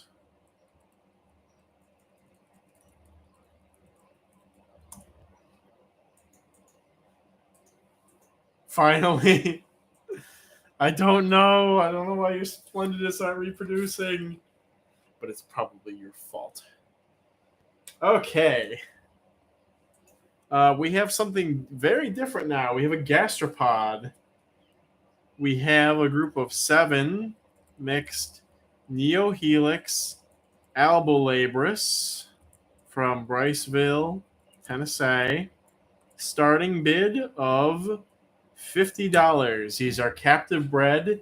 This is a detritivorous native snail that's native to the eastern United States. And this particular locality gets to about the size of a silver dollar, if not a bit larger. And again, this is a detritivore, so you feed these leaf litter and rotting wood. And they do have a bit of a sweet tooth, so I do give them like a little cup of jelly too and some other stuff. Exotic wilderness has to have a culture of Bolitotherus cornutus.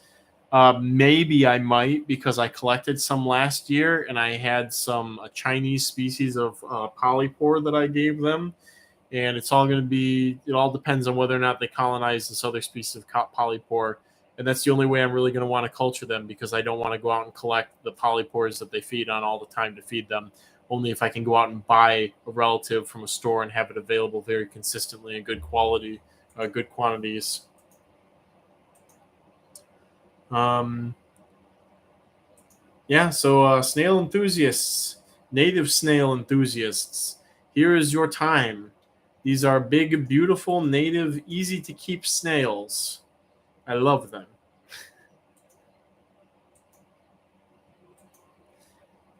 Actually, maybe this winter. Maybe by this winter, I'll have some Caracollis available, because they're doing well. So, baby. All right, we're gonna put the X up there. People don't know what you're missing with these beautiful native snails. Captive bred native snails. Oh, I feel like one of my eyes wants to stay open, the other one wants to close.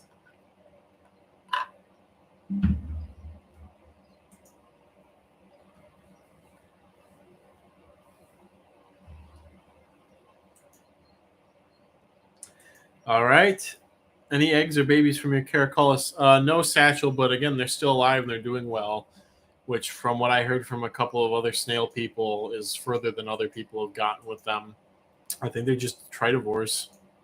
So, all right, going once, going twice. So, pass. Poor baboos.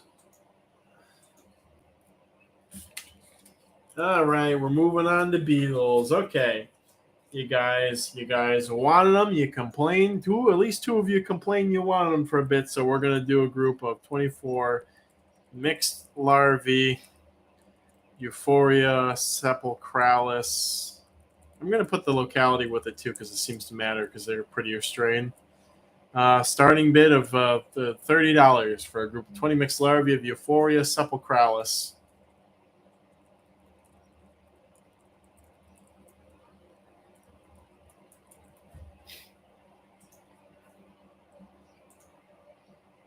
What else was I going to do? Oh, I need to look up the Latin name of something.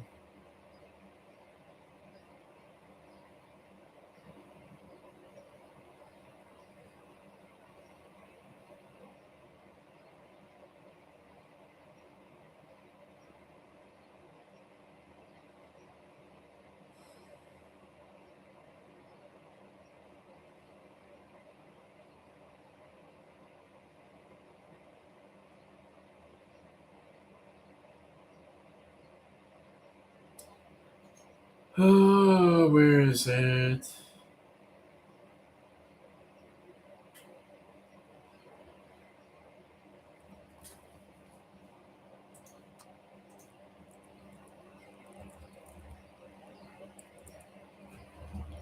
All right, there we are. All right, here's the X for all you who had that lusty inclination towards the Euphoria. They're right there. Take care, Dynamo Terra. I will see you when you return, I suppose. Auction off some of the lobster compost, maybe. Oh, sitting here for 10,000 years will give you such a crick in the neck. Yeah, Alan says there's bluish sepulchralis in Texas, so maybe I'll look for those if I go there. All right, going once. Going twice. Sold to Loki with a winning bid of 38. Fascinating.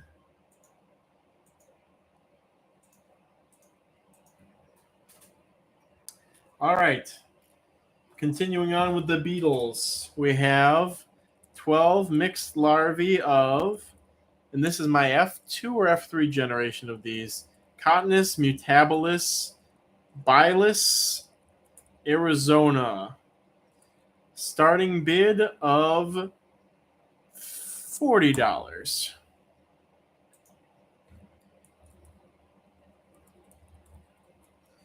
Again, produced of my own blood, sweat, and tears, my precious Courteous.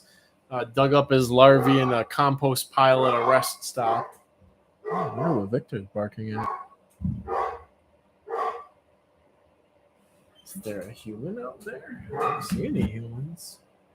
Huh. Maybe something spooked them.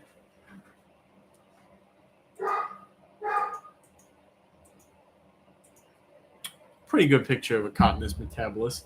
Actually, Nitida should be coming out pretty soon too. I think I have a couple of people who are going to send me some.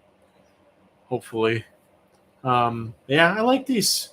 I've been keeping them going for since 2021, and I'll just keep doing it. I'm getting pretty good results. Got a good crop of larvae this time too. So, all right, here's the X for Courteous mutabilis, and with that precious locality information as well.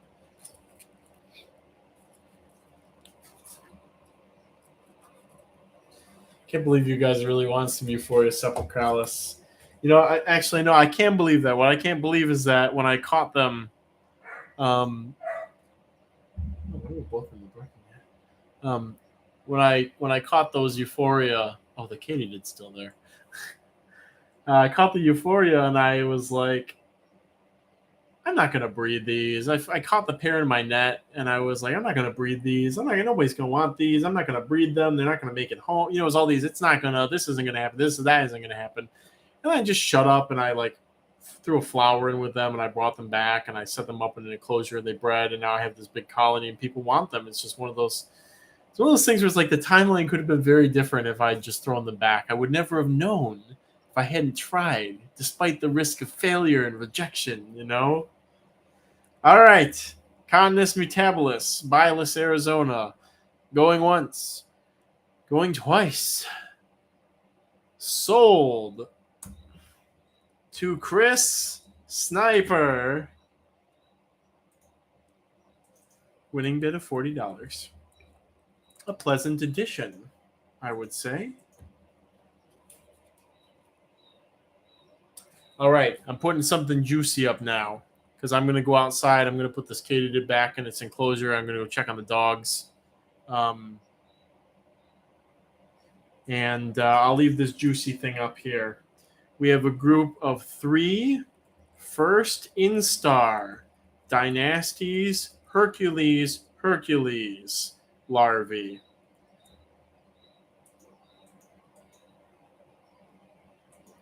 With a starting bid of $75.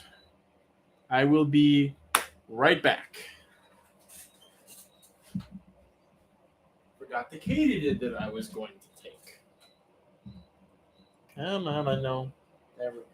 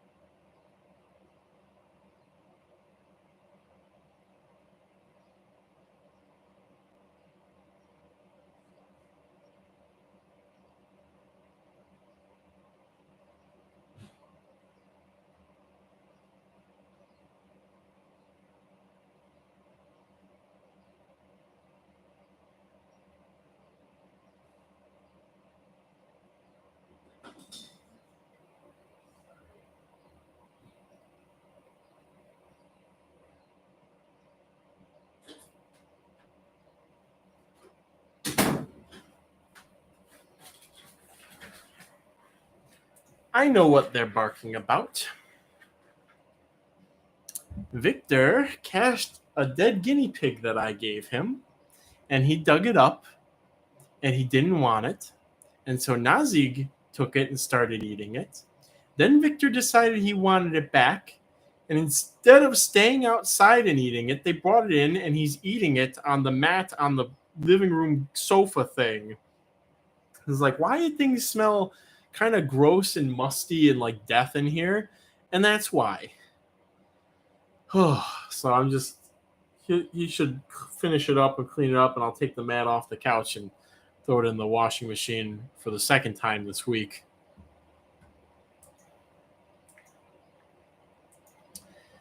Dogs, guys. Let me go on the side here. My great Aunt Mary, God rest her soul, said that dogs are filthy creatures that should not be allowed in the house. And I was, Aunt Mary, dogs are so great and I love them. And how could you say that? And, obviously being a huge dog lover.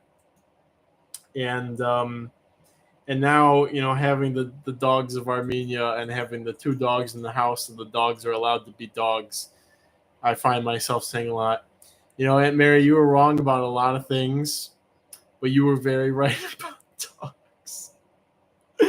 Or at least the dogs from Armenia. I was like, I gotta get out. I gotta move so I can get these dogs in their own fenced-in pasture with a lean-to and all that stuff. I gotta get 2 wild animals living in my house. I can't do this. Oh my gosh. Okay. All right, here's the X for the Dynasties Hercules, guys.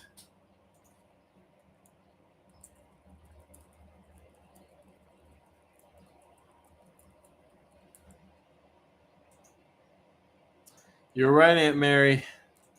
Only thousands of roaches allowed indoor. It's just, I walk out of the room and the stench of this cached thing, this cached guinea pig, is just filled up the house.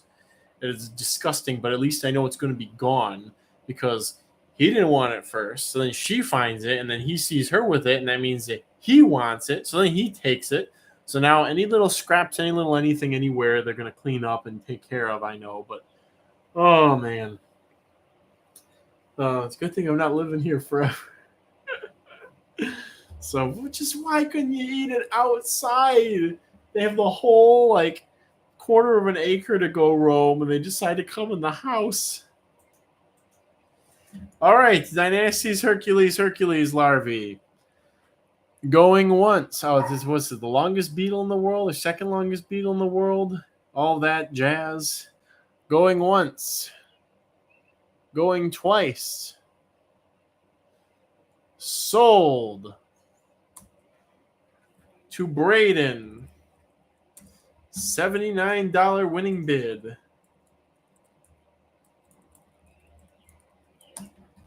All right.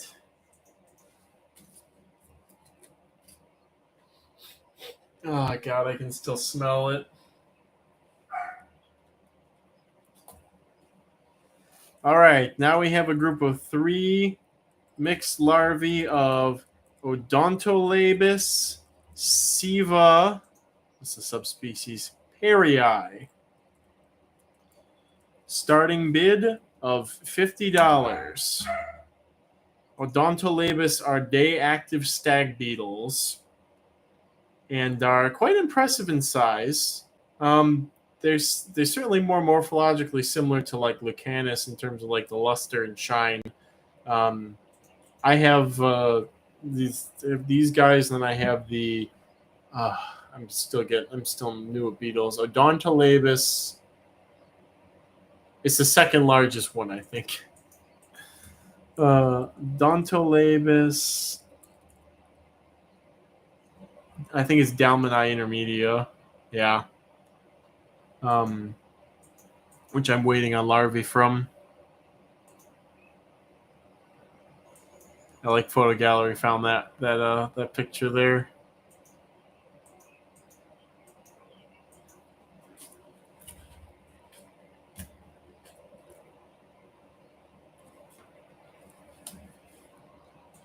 Oh, these things of subspecies are such a mouthful to write out.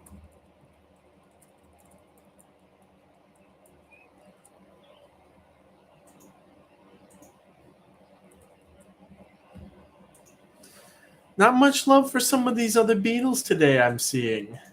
It's okay, we got some more really fun stuff coming up.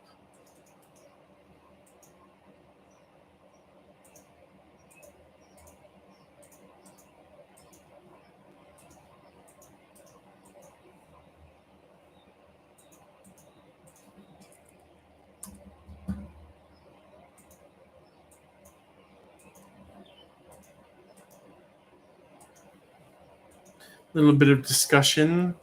Let's put an X there and see how people feel about the Odontolabus now. Is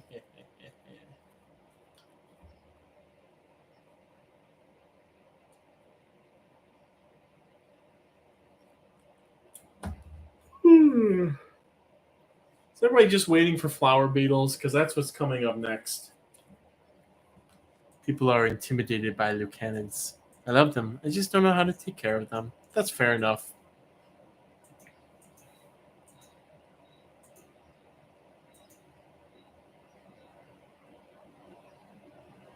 All right, well, silence. So I guess we'll go ahead and say going once, going twice.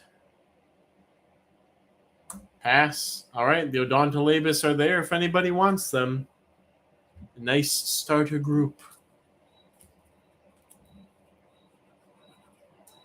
All right, here we go. Now we have a group of 12 mixed larvae Pachnota sinuata flaviventris.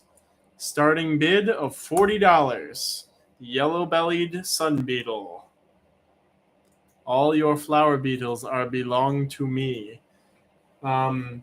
Yeah, I got good numbers of a lot of them available right now, and we're gonna see that. What is this outside my window? I always have to look at bugs that are outside because it's like, what if it's something that I want or need? Looks like it's a yellow jacket, and I bet it's hovering by the window because it smells the guinea pig corpse that was brought in, and it's trying to get at the meat. You guys ever seen yellow jackets eating meat? It's kind of weird. It's like they didn't kill it, but they seem like they're very fond of it. And they only really eat it when it's at like a certain point of either freshness or slightly rottedness, like prosciutto stage of rottingness. All right, Taranchi and Chris Sniper squaring up for the Pachnota sinuata flaviventris. Conserve your energy, folks, as there are some others coming up very soon. The Axe of Judgment.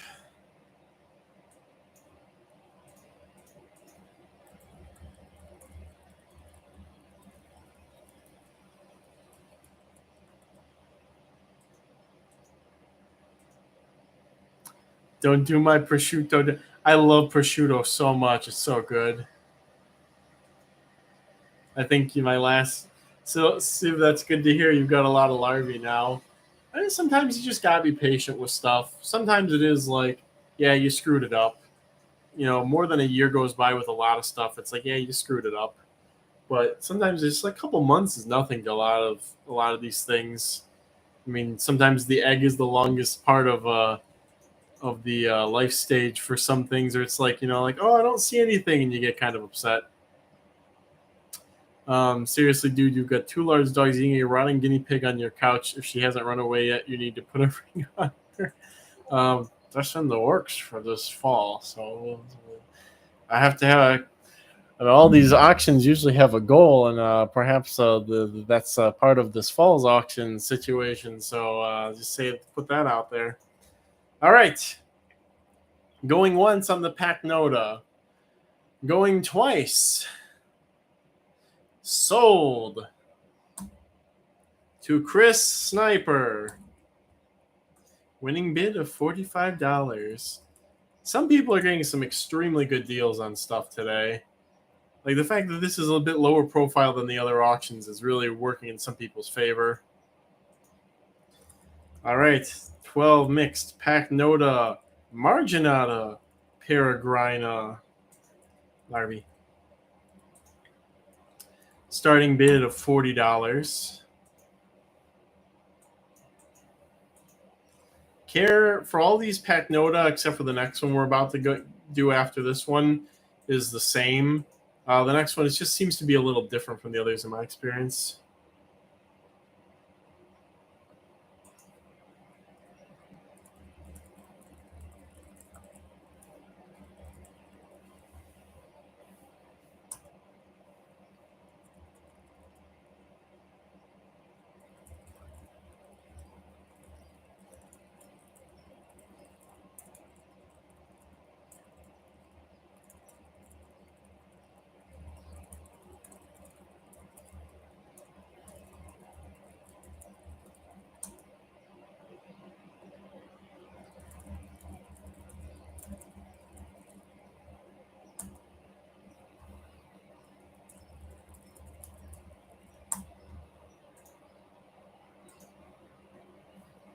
Ah, yes, photo gallery, catching up with our marginata picture here. Some people have called them the taxi cab beetle. I think that's pretty nice, but like, what kids nowadays like? What's a taxi cab? So I just went with alien sun beetle because peregrine means foreign or alien. So another lovely species. It is the largest of the three Pachnota in culture. And some people, I think, maybe find it the prettiest. They're pretty awesome. I'm very glad that There was a guy, what was his name? In maybe 2018 or maybe before that, or 2018, Sky Reese I think was his name, and he lived in Utah, and he sent me the group that I have, and I've had it ever since. Wow, that's like 6 years ago. I've had the Sinuata even longer than that. Those are from Matt K on the Roach forum, and I've had those probably since 2011, maybe? I have to think about it. All right, here's the X. Place your final biddices.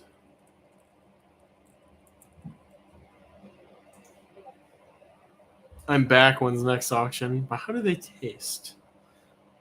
Good question to ask about a lot of things.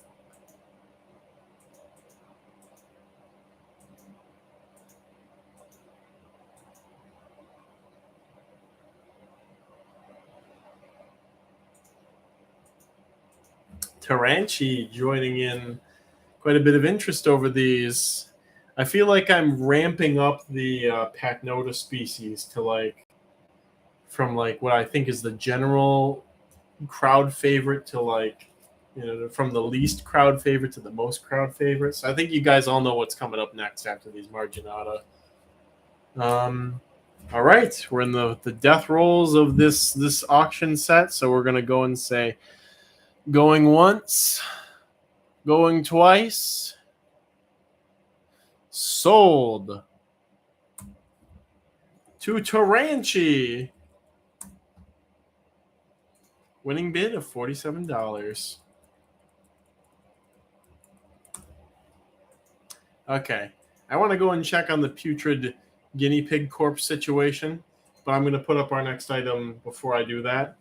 And this is for 2 adult pairs, fresh adult pairs. I'm going to actually put that down here. 2 fresh adult pairs of Pacnota Iskulka.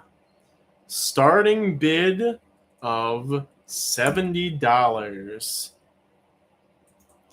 What's the schoolyard or schoolgirl sun beetle? Again, to many, myself included, the most pretty of the Pacnota in culture. So I will leave you all to that for a second while I see if there's great disaster of guinea pig meats and whatnot splattered all about. What makes these Pacnota harder to keep? I will answer that. Well, I'll answer that right away.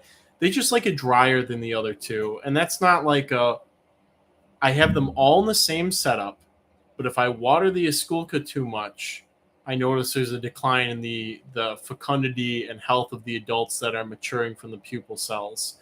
So same care as the other two species, and same care as Gymnetus for that matter, but I just try to be mindful of not overwatering now. They do so well all winter, and then in the summer I have some problems, but this year with this new more hands-off, less watering approach, it's going a lot better. So all right.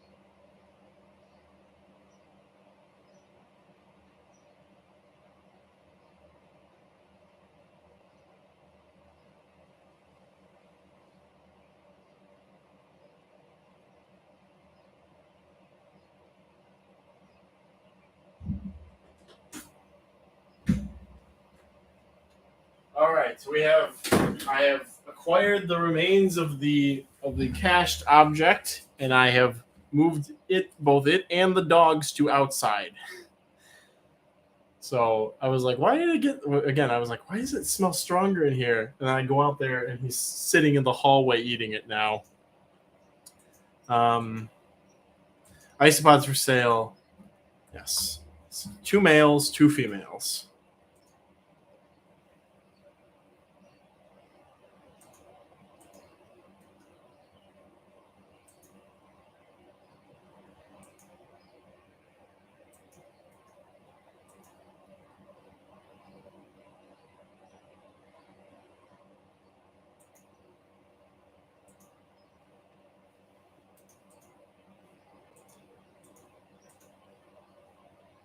All right.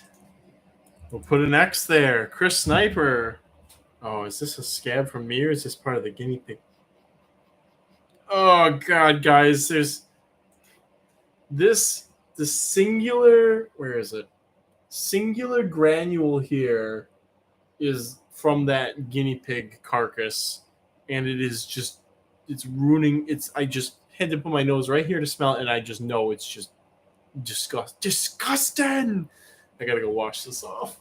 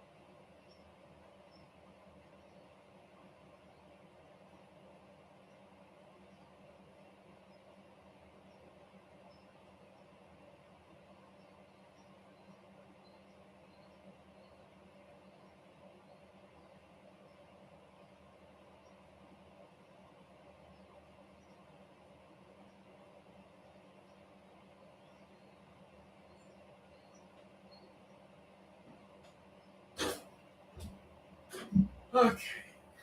At least we have a good meme from this auction, being the guinea pig carcass saga.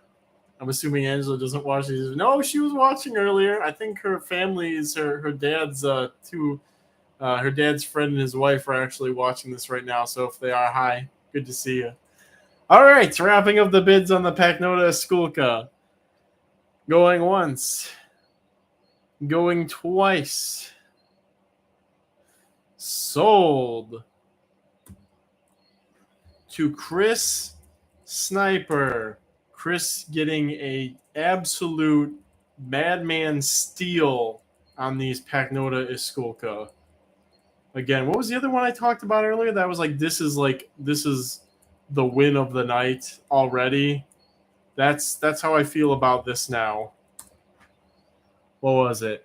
It was a Mega Phasma. Somebody got them. Ectral got them for $40 winning bid. That was one. I was expecting this to go a lot higher considering what these are. So congrats. Ew. Yeah, that was gross. All right. That is all the Pacnota we have. We have a couple of other beetles, though. We have a group of 12 mixed larvae of Dichronorhina derbiana. Starting bid of $50.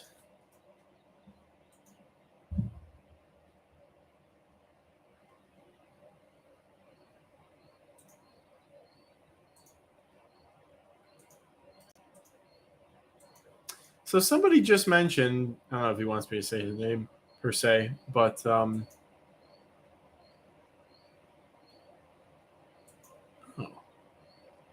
interesting. I just found out that some fish I got can be traced to a person I just bought more fish from.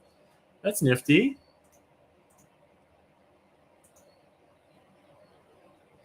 It's actually really nifty. That means I can trace their locality information. Sweet. And just check on that for one quick second. So somebody was just mentioning that today is really weird because apparently nobody's really been getting spam mail today from anything.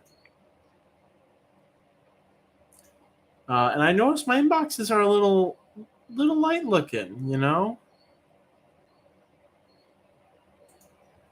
What message did I send this person? eBay's so clunky. How do I look at my sent?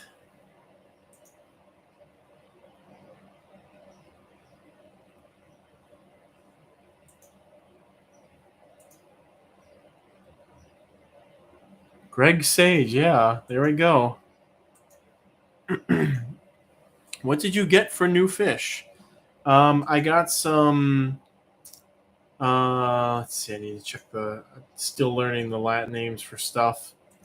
It's Etinobius toweri and what's the other one? The one I want to say is Xenotoka, but that's the one that I already had. Etinobius toweri. And the other one's common name is tequila split fin. Zoogoneticus tequila. So those are my two recent acquisitions. And I currently have good numbers of Amica splendens, Xenotoka doadrioi, and Piscilia villifera from the Yucatan Peninsula, which are doing very well for me. 50, Chris Sniper, 50 at the Dichronorhina. A wise man. Well, let's see if anybody dare defy Chris Sniper. Chad Massberger, that's a new name. Welcome to the chat. We don't usually talk about fish, but sometimes I go off on how I kept a bunch of fish when I was a child and bred like none of them. And now I go into like live bears because they're very easy and intuitive for me, and I like that. Dynamoterra hath returned. Welcome back. All right, wrapping up the bids of the Dichronorhina.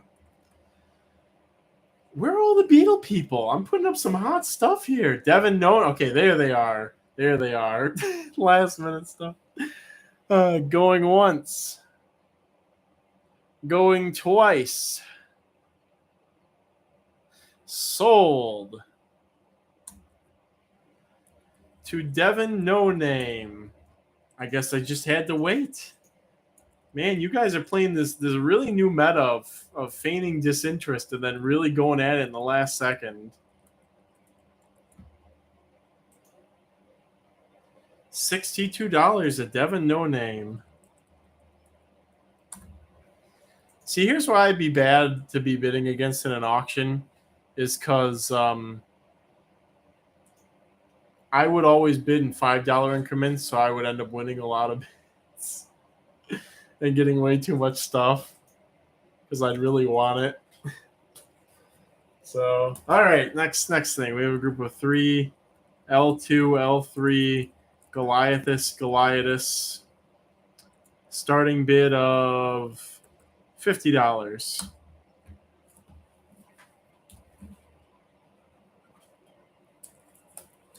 And after this will be the last beetle of the night. You know, I was thinking about this. I was like, should I be a memester and put up some Tenebrio obscurus from St. John's, Michigan? Should I be a memester and do that? Is it St. John's? Yeah, that's where my friend Mike is. Yeah, should I do that? Because it's also the nice thing about the strain. Yeah, look, he says, yeah. Nice thing about this strain is that all the larvae are dark, or at least everything in the F2 has been dark. So that's pretty cool. So I guess I'll do that. Well, we'll do two. We'll do two more beetles. Two more beetles, guys. A lot of my darklings are slated for TJ, so I'm not going to put up any larvae or adults of those because I have to see what I got ready for him. So.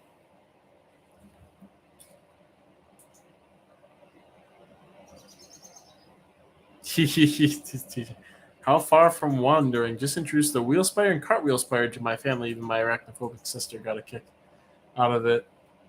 Oh yeah, those are pretty cool. Interesting behaviors. A lot of things have interesting flight behaviors. All right, here's the X, the dreaded X for the Goliathus L3s.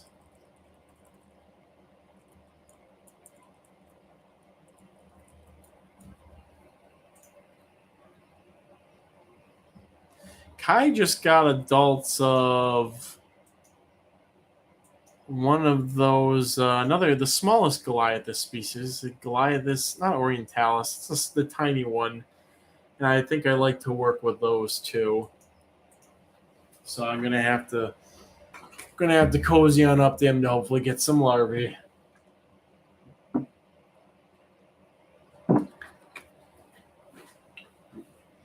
All right, going once,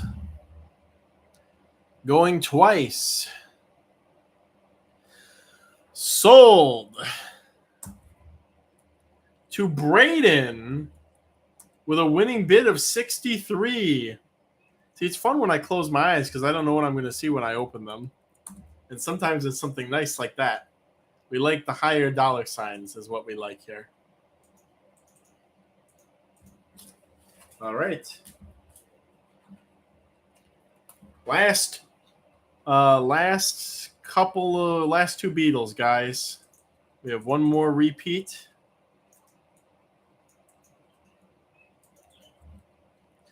A group of 3 first instar Dynasties Hercules larvae. And I'm gonna go ahead and queue up for the next. Oh my gosh, I can't believe I'm gonna put some of those up. I mean, we were auctioning carpet beetles.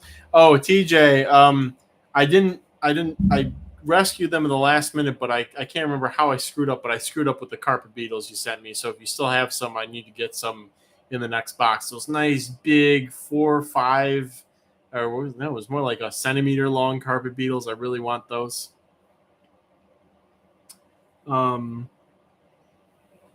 Oh crap! TJ, remind me. I need to check on my Ambaphion.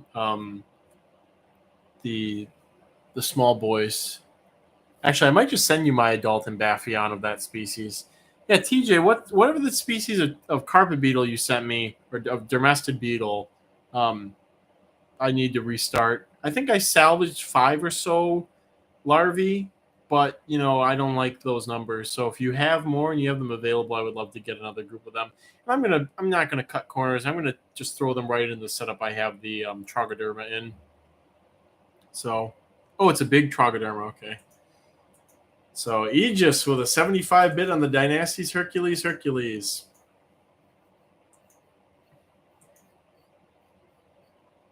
Yeah, again, my brain is fried from too much coffee. What's the small desert species that we both really liked? Is it Depressum?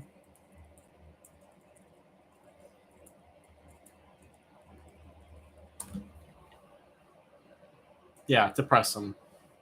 So I'll send my adults to you. And I think you're right. They are probably Samophiles. I think I got some larvae, but they're just not doing too well. So I'll send them to the Darkling Beetle Master, and you'll get some good results from them. All right, wrapping up the Dynasties Hercules bids. Again, I'm surprised some of these large beetles people. I mean, it is a commitment to raise some of these bigger ones. But I was gonna do a live stream where I went on a rant about how. Now I have a little bit more experience with the beetle hobby.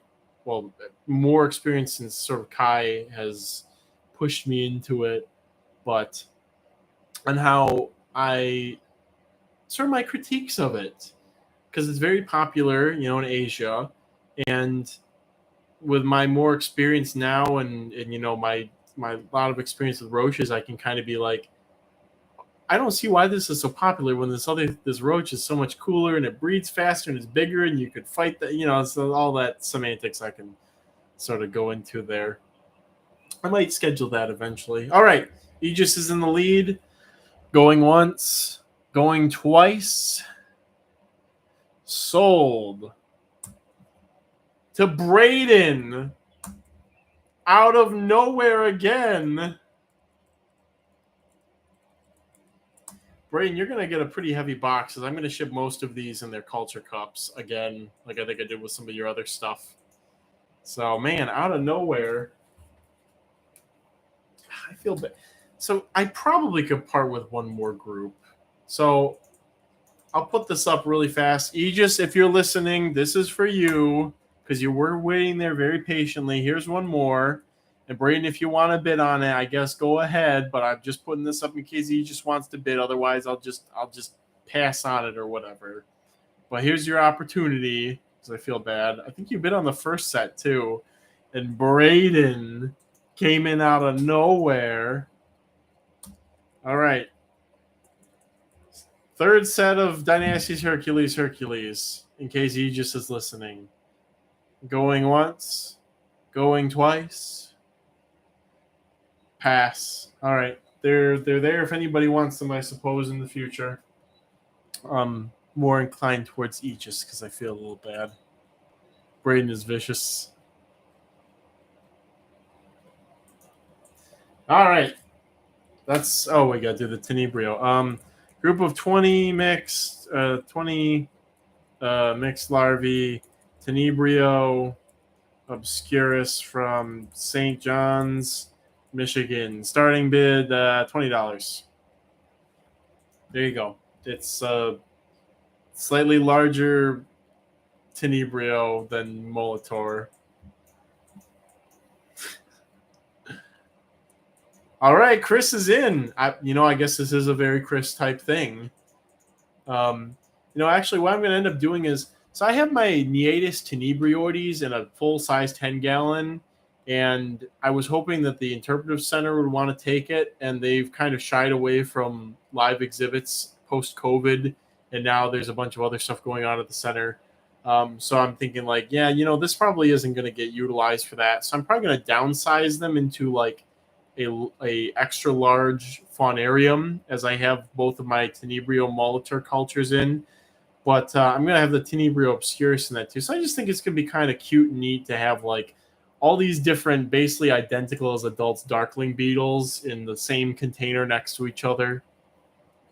So again, this strain also seems to have all dark larvae. I don't know if it's genetics or if it's environmental, but some strains of obscurus have the more typical light mealwormy colored larvae.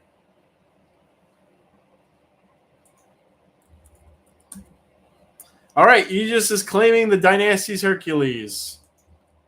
Again, Braden could have swooped in and got them if he wanted to as well, but I just thought I'd be nice. Gotta be nice sometimes.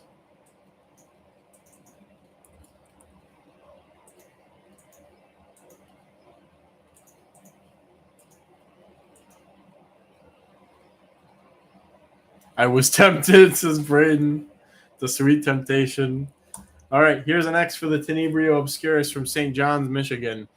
These are found in... Actually, there's another beetle I have to go back there to get at my friend Mike's place. He had a dead goat that was in the most deadest, goatest phase of being, and it had these Tenebrio were on the hair bits and stuff. There were some Dermestes. I think it was Talpinus, or maybe it was Lardarius. Oh no, I did put away the Lardarius from my cousin's place. Never mind, they're not just sitting in a container somewhere. And it had the Necrobia violacea peas, or violacea peas, violacea. And actually, my Necrobia rufipes, I put them on dry wood pellets with some cocoa croutons on top of it. And then I went out to Walmart and I bought, when they had it, a big piece of beef tallow. It's just a big piece of fat. And I put it in there this is going to stink to high heaven. It never smelled because the fat doesn't really go rancid that easily. Actually, a lot of microorganisms don't seem to like breaking down fats for some reason. I put my remaining Necrobia rufipes on it, and now getting just crazy reproduction. It took them a while to get going. I only had a couple that I reseeded the culture with, but Now I think that's the thing, is Necrobia really like to eat fat. A lot of things don't necessarily like to eat fat for some reason, but Necrobia really like it. And so now I have the culture of Rufipees going very well, and I need to go and get those Violacea from the carcasses there because it's another smaller species. And then I think there's one more introduced species I need to find, just stumbling across it at some point. So just thought I would like to hear that.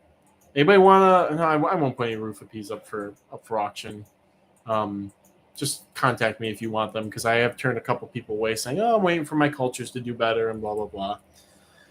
All right, going once on the Tenebrio Obscurus, going twice, and sold to Chris Sniper.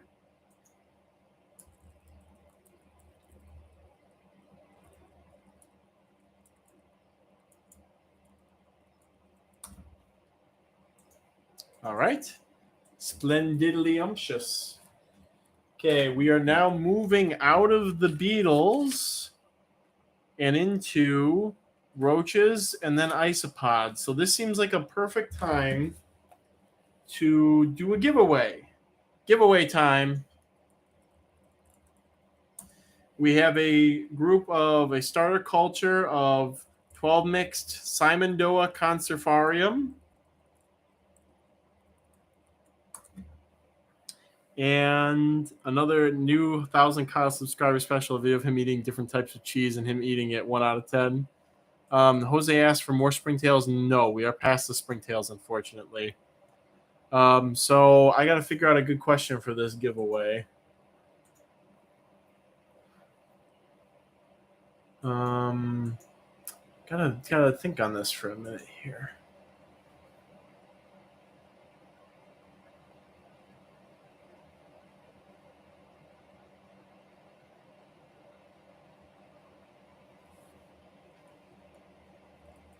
I have one, but it's going to take me a minute to verify.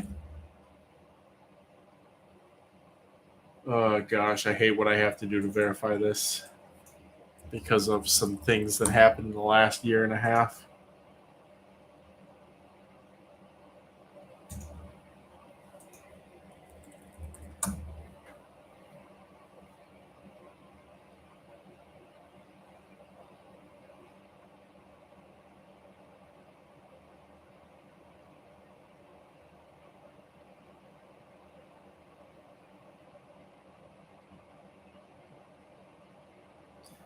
All right, I'm almost ready. One.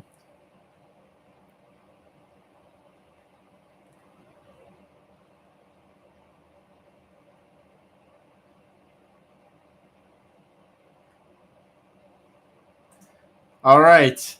The question, Lorraine K, we could do mantids before roaches and stuff like that. The question is, how many species of goldenrod, genus Solidago, are found in the state of Michigan? To win the giveaway of the 12 mixed Simondoa Conservarium, how many species of goldenrod, genus Solidago, are found in the state of Michigan?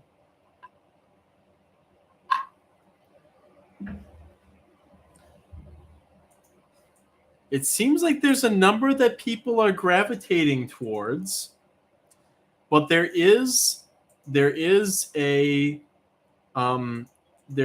ultimate authority on this question, and I have not seen the answer that matches that authority. Yes, I have. All right, Martial Arachnids with 23. According to the authoritative source, which is Michigan Flora, which is curated by the University of Michigan Herbarium. It is the authoritative source on these things in the state of Michigan. So I see some of those quick answers, the 25, there must be some source that says that there's 25 in the state of Michigan. But the authority on it is Michigan Flora, the curated herbarium through University of Michigan. So congratulations, Martial Arachnids. If you didn't already have enough Simon Doe after, was it last fall's auction where you got that big group of them? Here's some more.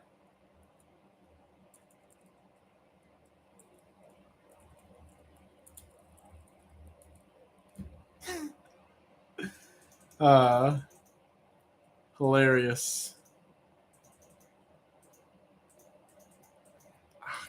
Something's screwing up my spreadsheets. There we go. No, not that. Why do you think I want that? There. Stop it.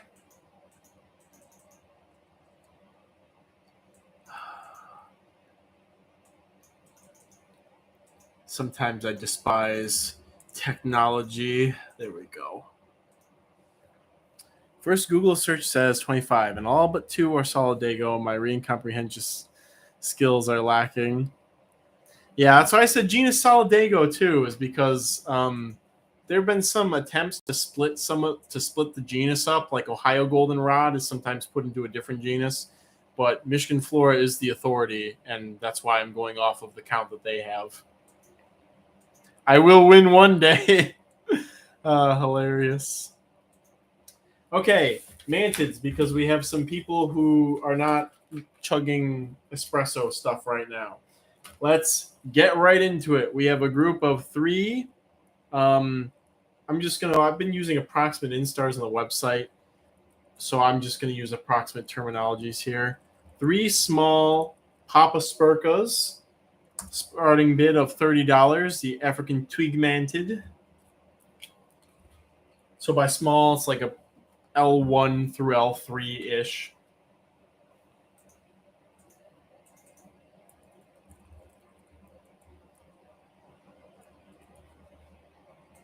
Also, congrats, Marshall Arachnids.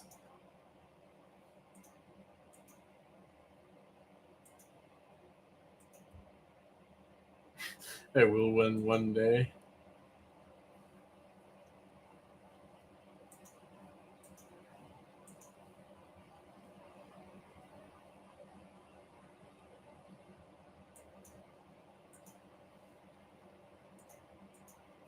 Thank you, Photo Gallery Bot, with a suspicious picture of Hemithosastria vittata. All right, nobody seems to be quite fixing for some papas. Nobody wants Papa Spurka. Here's an X, and we'll get ready to go to pass. I'll check it on general and see how that's going.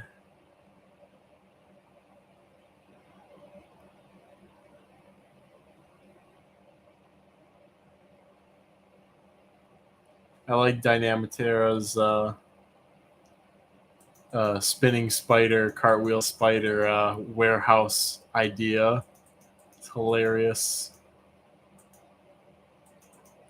Isopods for sale. What's the care like? Well ventilated, dry, lots of sticks, and they're quite a good feeder on a lot of different foods. So you don't have to worry about them being picky or anything like that. There's one eating a mealworm there. They eat fruit flies, regular flies, etc. All right. Going once, going twice, and we will pass on the papas. So they're there if anybody wants them. Without skipping a beat, we'll go next on to a group of 3 small, caps lock is cruise control for cool, Pseudocreobotra Wahlbergii. Isopods for sale. You can claim them since they've been passed on. Starting bid of $45 for 4 small Pseudocreobotra Wahlbergii. Photo Gallery seems to have copied my PFP, but they're super cool, so I guess it's okay.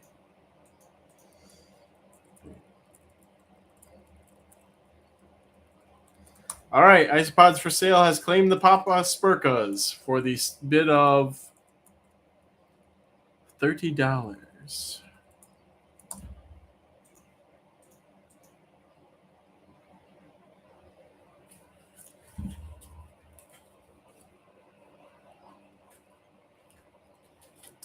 Wahlbergii are pretty easy too. They're quite ravenous as nymphs. Some people can have issues getting the adults to take things. Might be a temperature thing. A lot of mantids like to be, a lot of the prettier, fancier flower mantids like to be kept warmer than people tend to keep them.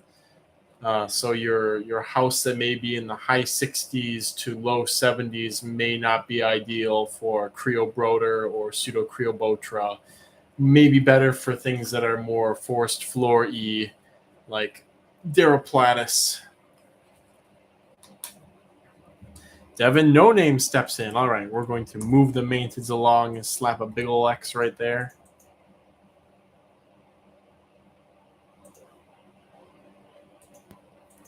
Roach S. Speaking up once more. Okay. We will not let this get too bloody. Going once. Going twice. Sold. To Roach S. Fascinating.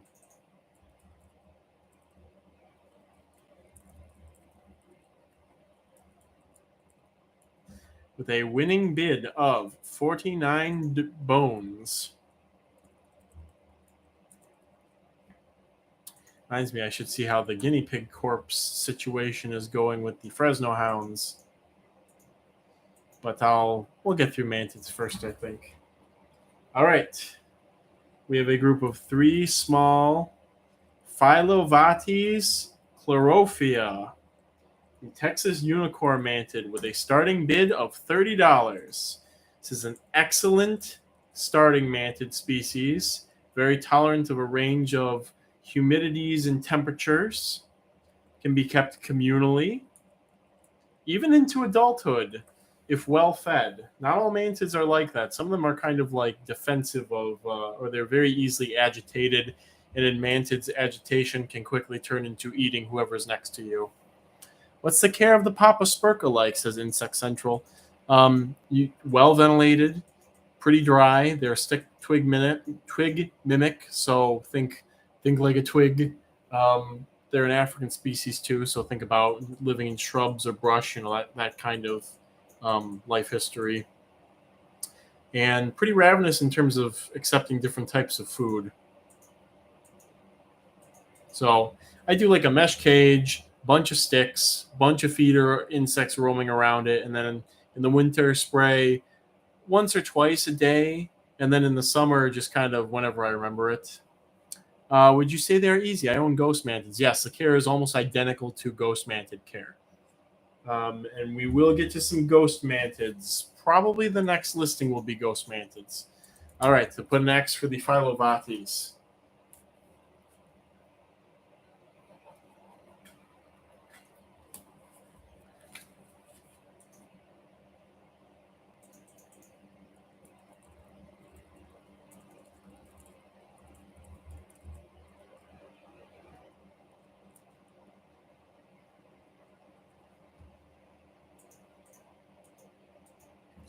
All right, going once on the Philovates. Going twice on the Philovates. And pass. So if anybody wants to claim them, there they are. Next, we will do a group of 3 small Philocrania. Paradoxa, aka the ghost mantid, starting bid of $35. Another, what's the heat requirements, is low-key. You can keep any sort of live plants with most mantids, and most of them will eat isopods if they're presented on tongs. Not all of them necessarily want to grab stuff off of like the substrate at the bottom of the enclosure. Not all mantids are like that. They want to come up to them. And care for Texas unicorns is basically the same as ghost mantids and the Papa Spurcas. Again, a lot of these arid species are quite easy. Isopods for sale is claiming the Papa Spurcas. Quite food motivated. All right, I guess the... Oh, not the Philovates. Devin No Name placing a bid on the Philocrania. We'll go ahead and put an X there. Continue moving at our brisk pace. Nobody want the Philovates? I think Texas unicorns are in my top favorite mantids because they're very unique. They're very easy and kind of underappreciated. I remember when I was in like 2009, 2008 or 2009, I got some in, and I felt like I was the king of the world because people were like lusting over them. And then, I was younger and air conditioned bedroom and blah blah blah, so I didn't actually get them to breed. And then for years, nobody had them anywhere. And then 2 or 3 years ago, people started producing them again. Get Arizona unicorn mantis. So many people have looked for those, though, without success. All right. Isopods for sale. Claims. Papa Spurka X3. All right. All right. Wrapping up bidding on the Phylocrania. Going once. Going twice. Sold to Devin No Name. Winning bid of 40. I love how the no name. I really love how the no name thing has stuck. Really love that. Winning bid of $40. Nobody's claiming the Philovates. Poor babies. Babies. All right. Next up, a group of 3 medium Odontomantis Micans. Starting bid of $20. This is the Shining Ant Mantid.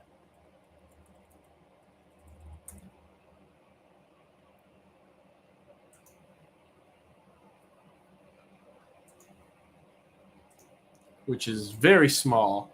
Smaller than many roaches. And can be fed on Drosophila hydae fruit flies for their entire life.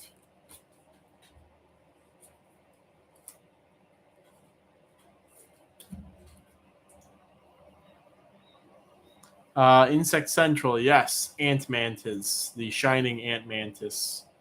They're really cool. They're so tiny. They're like less than an inch. I do not have grizzled bark mantids. They are a pain to keep and breed because the nymphs freak out if they touch another nymph. And so every nymph needs to have its own space. You can't keep them communally even when they're small unless you have a ton of space. And they're kind of picky about what they eat too. I think when I move and I have a greenhouse, that I'm gonna, I've got all my crazy plans for that. But I think that I'm gonna introduce the grizzled bark mantids to the greenhouse and maybe have like some cork or something or some wood fence along the whole back of the greenhouse, just for the aesthetic, but also they'll have habitat and then they'll just propagate in there. Or the Mayan mantid would probably be a better. That's definitely better because they are parthenogenetic. To go back there and catch them again. Well, I didn't catch them, but either I have to go there and catch them, or have somebody else go back there and catch them again. Keen the Snake is interested, so I'll put an X there. Going once on the Odontomantis micans. Going twice. And sold. To Keen the Snake. Honestly, probably the coolest mantid that I have auctioned off so far. Despite the size. I know some people are size queens, but honestly, ease of care and just being quirky and different from other species that are related to it is enough to make it stand out in my book. All right, 2 mantids left. This is a good one. We have a group of 3 small Pseudoxiops parapulcra. Starting bid of $45. The beautiful Peruvian mantis. Again, common names for things that people use scientific names for all the time anyways. Yes, the beautiful Peruvian mantis. according to US Mantis. Of course, the authority on Mantis, you idiots. Go to US Mantis for your information, dummies. Um, yes, a beautiful leaf mimicking mantid. These will take it cooler than, these will take the conditions that people try to keep many mantids in terms of, high 60s, low 70s, even to the 80s, but they will take cooler temperatures. They are found in places that get quite cold at night all year round. I've gone on this field building times. I don't need to beat a dead horse lubber here, but the tropics get very cold at night in some places, and they do that year round. It's just the day temperatures sort of mitigate that. So it could be 85, 90 during the day, but then at night it'll drop into the high 50s or the low 60s every day, all year.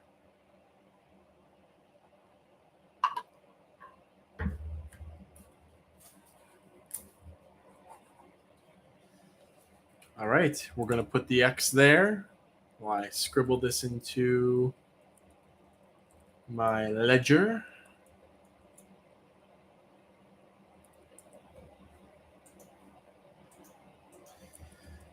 Going once on the Pseudoxiops. Going twice. Sold to Lorraine. Lorraine, I think you were looking for mantids, right? So this is good for you then. So you can go to sleep. Winning bid of $45. And now we're on to our last mantid for today. Just something we've already seen, unfortunately, I guess. We have another group of 3 small Phylocrania paradoxa, starting bid of $35.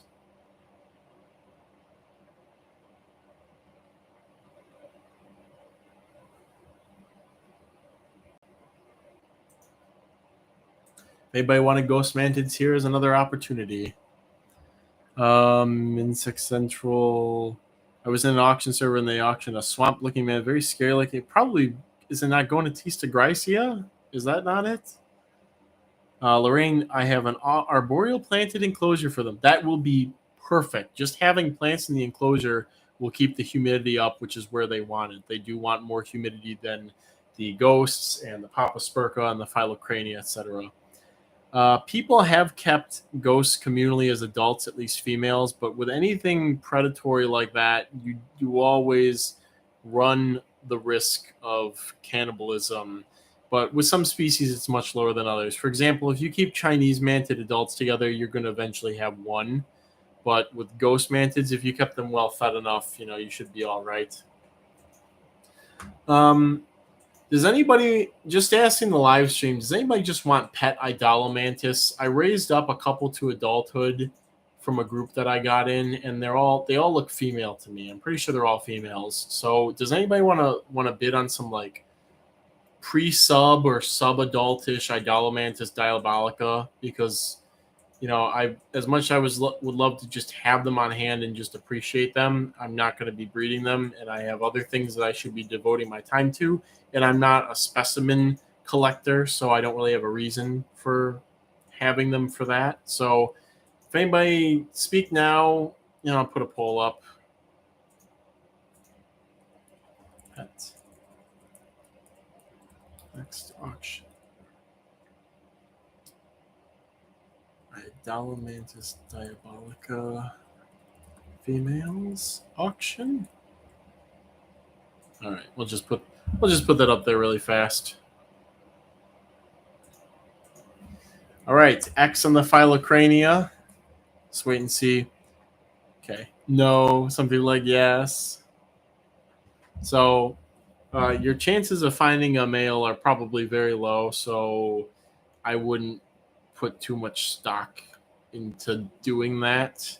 I can try. If I don't auction them, I will try to find males, but I don't have very high hopes about that. So disappointing for me. I wonder if some of the smaller ones that I lost when they were younger were males, and it's just you kick yourself because then it's like, oh yeah, I could have like bred them if I just had one male. But I will do some looking around to see if anybody's got males, but I kind of doubt it. All right. Going once on the ghost mantids, going twice. Sold to Duchess Venom. Hey, Duchess. Welcome. It's about time you reared your venomous head. Winning bid of $37. Okay. And since we're not going to do the Diabolica auction, I'll just close that out. We'll move on to the next thing.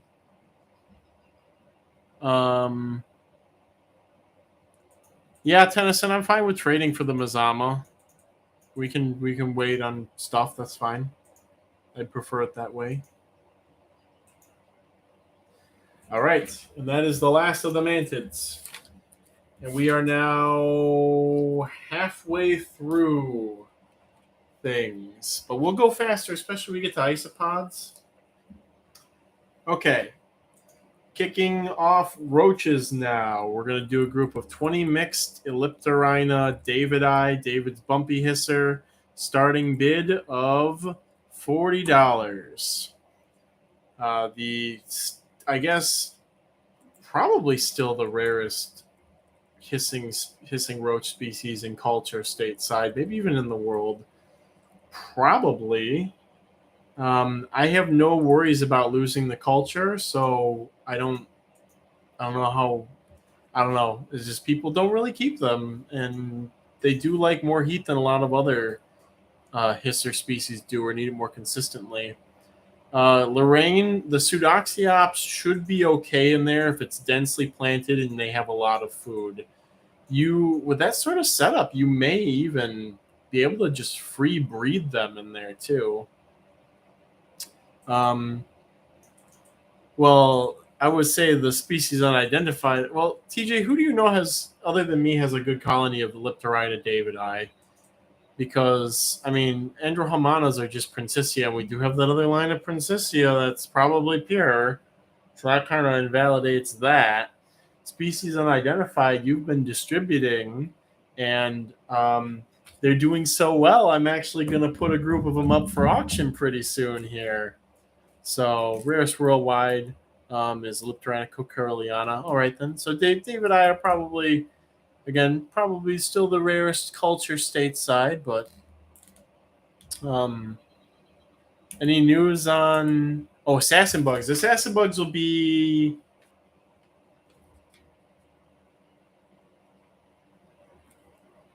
assassin bugs are scattered somewhere in all of this. So TJ, when are people going to be getting coquereliana stateside? Just if you have anybody who knows anything about that, I'm very curious, obviously. All right, Europlatus.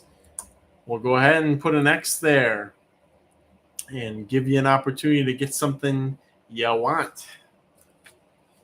See if anybody rises to the occasion against Europlatus.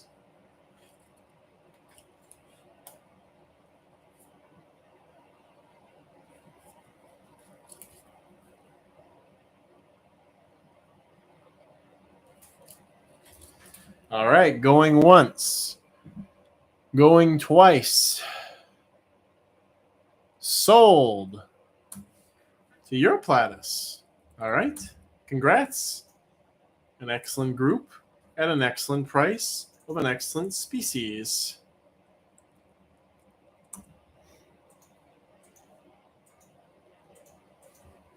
At least I think I can say Orthoptera, yes, there are more Orthoptera.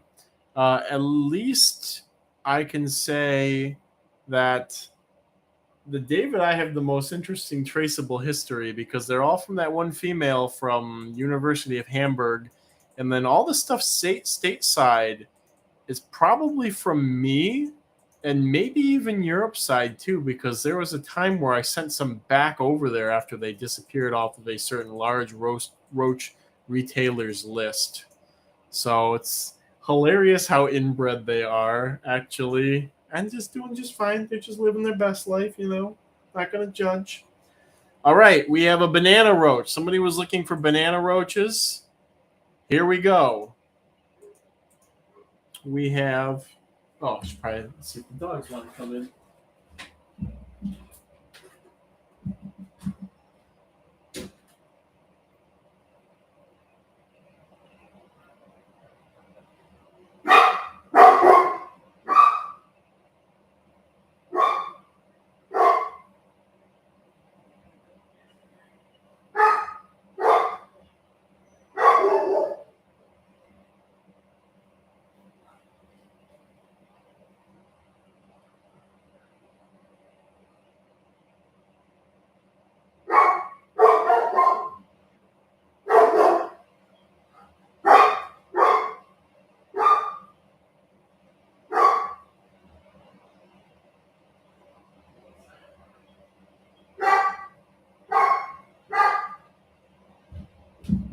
I have good news, everyone. The smell of fetid, rancid guinea pig has dissipated from much of the house. That is all. Poor Victor letting out a violent scream. Well, somebody walked by with like a little collie or something, so he's got to let me know that there's an intruder. What happened with a guinea pig? Dynamotera, I'll tell you after I list this next thing. We have a group of 50 mixed Panchlora species, Costa Rica, starting bid of $40. Just regular Costa Rica, wild type green, not yellow. Just the regular old wild type. So Dynamotera, Victor, I gave him a guinea pig, I don't know, a couple days ago. He cached it because he didn't want to eat it. And today he dug it up again and decided he still didn't want to eat it. And Nazik came over and started eating it, and they were kind of going back and forth between who wanted to eat it. And basically it ended up in the house, and Victor was eating it on the couch. And then I went out in the hallway after I had left him to eat it on top of the couch cover, and he was eating it in the hallway. And so at that point, because it was not disappearing fast enough, and because he brought it closer to here and I could smell it, I threw it outside, and it has since been consumed. I don't know who did it, but one of them did. All right. We have our Costa Ricas up here. We had somebody who was looking for Pancloras.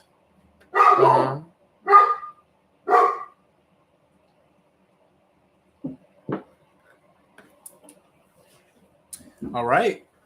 Not quite as excited about the species Costa Rica, so we'll put an X there.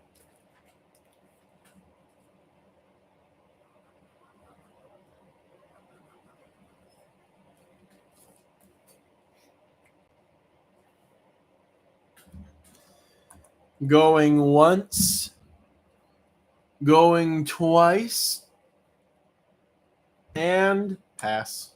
Oh, sold. You're a Platus. All right, there you go. Winning bid of $40. Okay, not bad. Okay, we do have some more Panchlora, but not just yet. We have a couple of other things to do first. A group of 40 mixed Elliptorina javanica, starting bid of $70 for the Halloween hissing cockroaches.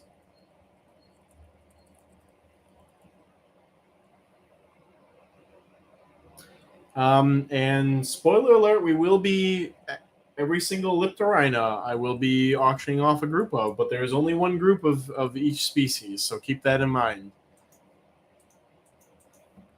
Man, I really hope those Cochelleriana come in because they're going to be so easy if they're like all the other ones.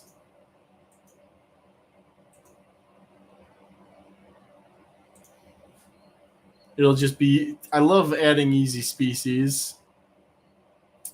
I don't have the UK locust. They use, I think they use Schistoscerca gregaria.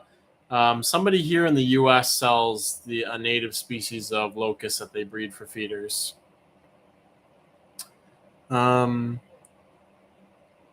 Yeah, Satchel. We still have to enlist someone in Southeast Texas to look for the mystery brown panchlora one of these days, or maybe the boys will have to go out and get it ourselves. Although we have those Elastoblata abortivas from extreme southern Texas now, and there's somebody just Kai's friend. I don't think he wants to be named. Who got permits to collect down there was the one who collected them and offered them to me. So sometimes it just happens like that. Or these megaphasma or the spiropius that I have. There'll just be some random person who contacts me through my email and just be like, "Hey, do you want any of these? I have some of these." And then I say yes, very graciously, and then all of a sudden we have something new for the rest of eternity.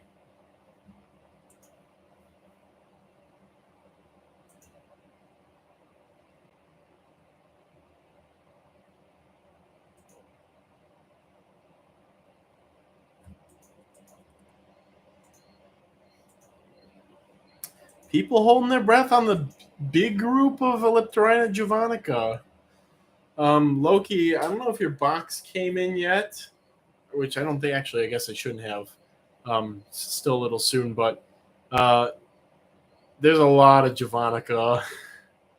You're gonna like wonder how I fit so many javanica in that container, and you'll be very happy about it. I can tell you that much. All right, X on the javanica group. Satchel would do indecent things to get in on a trip to South Texas. It's like the top bird spot in the U.S. All right. 40 mixed Elliptorina javanica group. Going once. Going twice. Pass. All right. Nobody wanted javanica. Well, smell me. Surprising. Especially at the price. Very surprising. Let's switch it up and do something.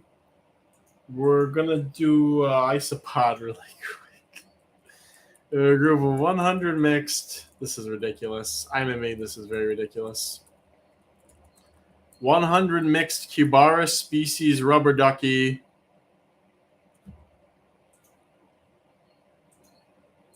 Starting bid. I'm gonna let this percolate for a bit too. Starting bid $1.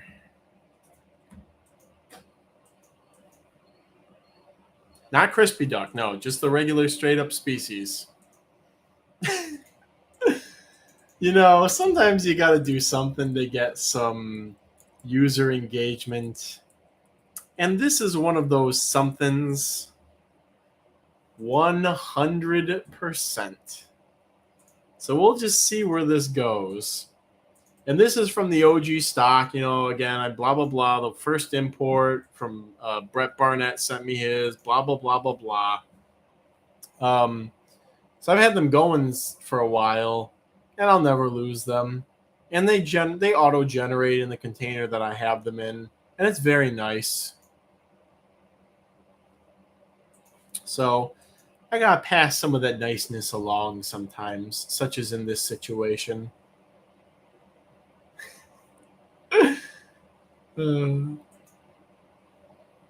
Loki, remember I did take your recommendation for crispy duck, and I'm going to call them that. They're going to be called Cubaris species rubber ducky, cultivar crispy duck. Do you own bird grasshoppers? I've cultured Schistocerca a couple of times. I currently do not have any. I'm right now the main grasshopper I put my time into propagating is the eastern lubbers, which we will have some eastern lubbers up for grabs shortly. But I would like to work with other Schistocercas again. They're just kind of, when I find them on collecting trips, it can be work to get them back home because they have such a high metabolism. So I need to move into another facility to do some of this stuff on the level that I want to do it. And Schistocerca is one of them. And I'll end up doing something like pestering Alan and paying him obscene amounts of money to go up and catch me Schistocerca americana at some point. And if Alan isn't living in Alabama anymore, I'll ask Alan to tell Satchel to do it.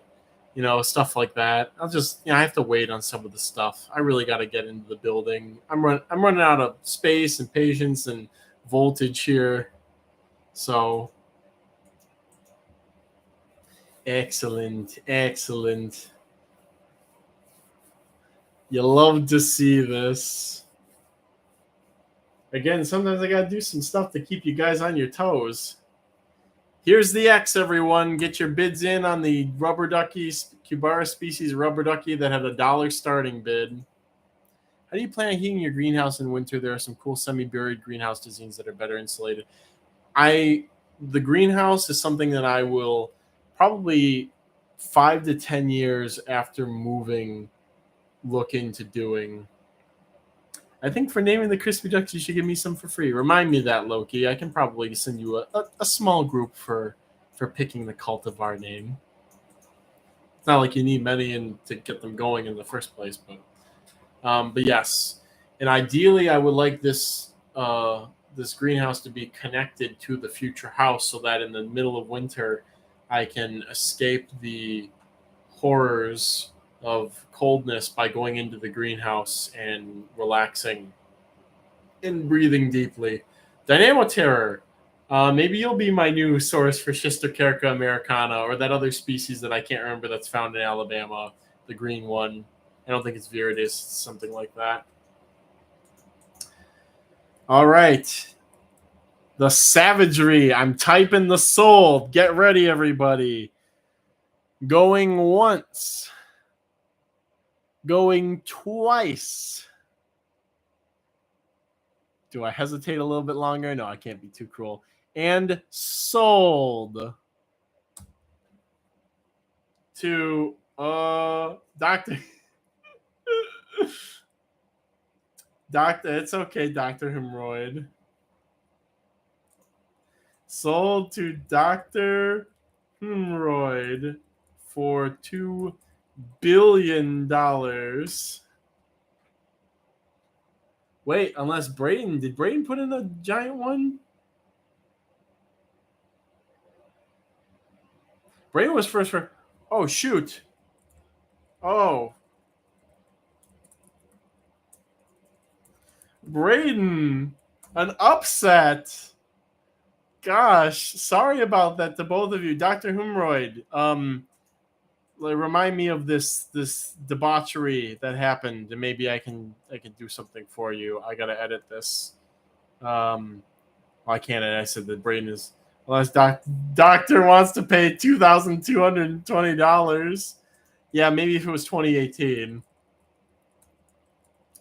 But yes, Dr. Hemorrhoid, message me and perhaps we can discuss this. Since you seem to want them quite bad, I could do something nice for you, perhaps. But Braden is the winner. Braden, if only there was a sniping pun we could work on. Braden, sorry, I just sometimes I see this and yeah, Braden won with 220 there. See, I set the world on fire and I walked away and I was just sitting here maniacally laughing, and then I have to deal with the consequences of that afterwards.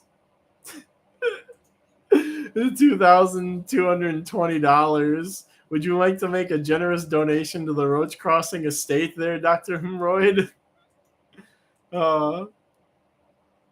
Dynamo Terror, yeah, back in here. If you see, let me know on the Schistocerca, the greens and the Americana. I want both. I guess the greens, it's so uncommon sometimes. It might be worth it for me to just bite the bullet and try to keep them going now into perpetuity.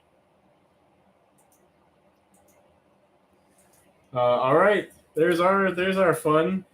There's some of our fun this evening. But the fun's only begun as we go into the roaches. Let's do 500 Fetalia pallida roaches, 500 mixed for starting bid of $1. This is kind of fun. This now it's like an actual auction. That's the thing. I mean, obviously, I don't want to necessarily give away everything, but again, we have to live a little. And my pallid roach colony is doing very good, very very good. Speak the English, the good I do. So I can be a little generous at the risk of some insanity here. The dollar auction is fun. Yeah, Shistacarca obscura. Thank you, Alan. Shistacarca obscura is the green one from the southeast, and I do want it. I want that. Yeah, I guess I do want it. Maybe I'll do. Oh, I could take that 20-gallon tall aquarium that's just sitting in my garage, and I could outfit it for them, and I could like actually take really good care of them, and drop like heads of romaine lettuce in, and keep them in the office, and actually keep them going. Yeah, I like that.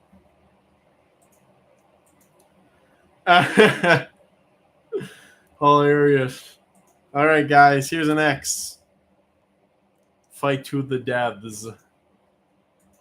Maybe we'll do. Let me find one other thing I can start at $1 here.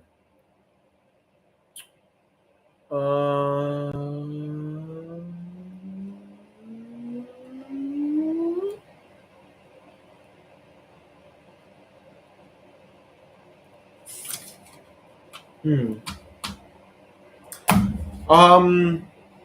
Now we'll do a giveaway before the isopods. We'll get through the roaches first.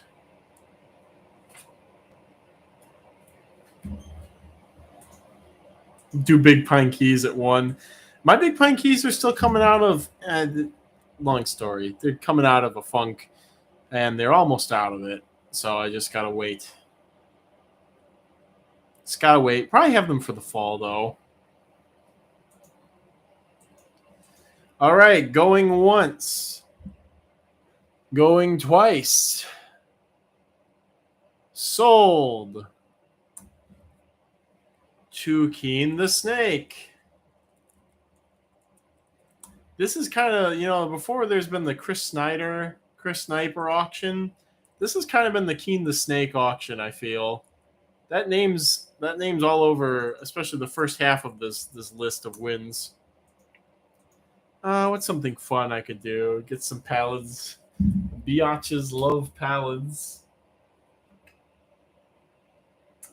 What is this? We'll do one more dollar auction right now. We'll do a group of 50 mix Thoria Petavariana starting bid of $1. See where that goes.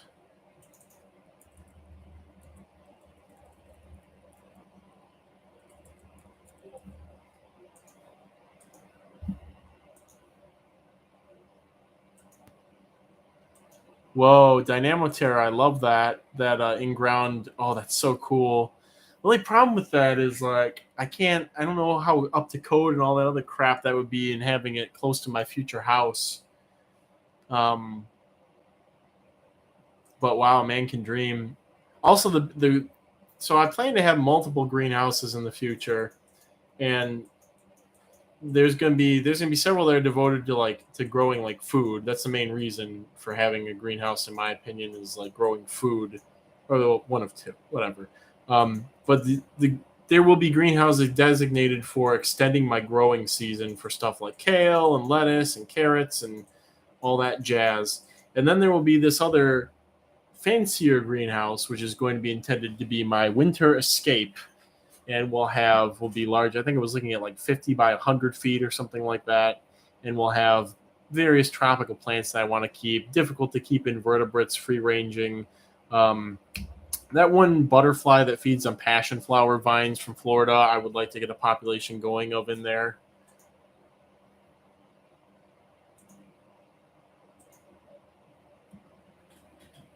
Winter temps in Michigan should stay well above freezing. Yeah, it's a full-on conservatory is what I really want. Hopefully see how I can get it done to get it close to the household foundation so that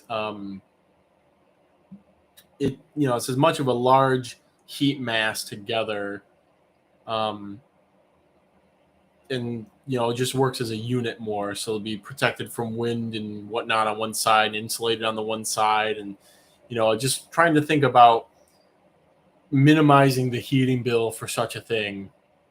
So kind of live in that greenhouse later. It would be one of my life's work. I think, if I can get that thing made the way that I envision it. But yeah, this one Florida butterfly, it was a zebra longwings. I would like to breed in there because they have long-lived adults. They're very beautiful. They're not too big. They're not overly territorial. The adults will actually feed on pollen and nectar. And passion flower vine is very easy to grow. So it's the perfect recipe for having a live-in population of them. And I'm gonna have to manage it by blocking off and cutting back passion flower, but it's all be part of this system that I'm going to work on. So, all right, here's an X, everybody, for the Thuria pediveriana dollar starting bid. If it was Ola Grand, I'd go harder. The other two Thuria we are going to be seeing soon, but with some little asterisks there.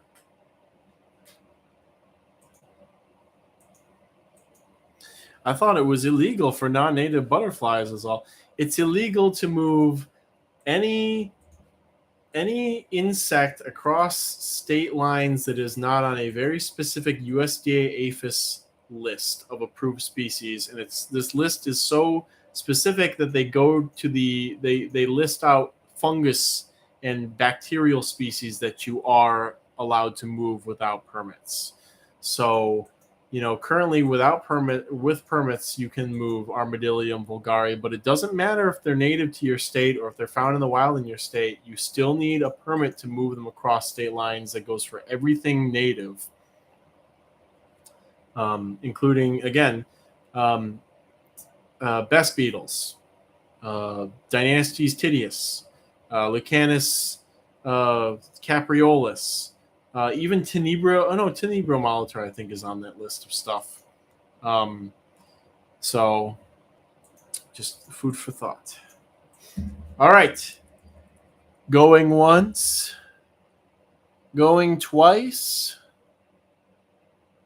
sold. Keen the Snake. Wow, Keen the Snake. This truly is your auction with your winning bid of $43. Incredible. Knew it. That's funny. All right. Next, we have a group of Gyna, 25 mixed Gyna, Lerida, yellow, with some asterisks.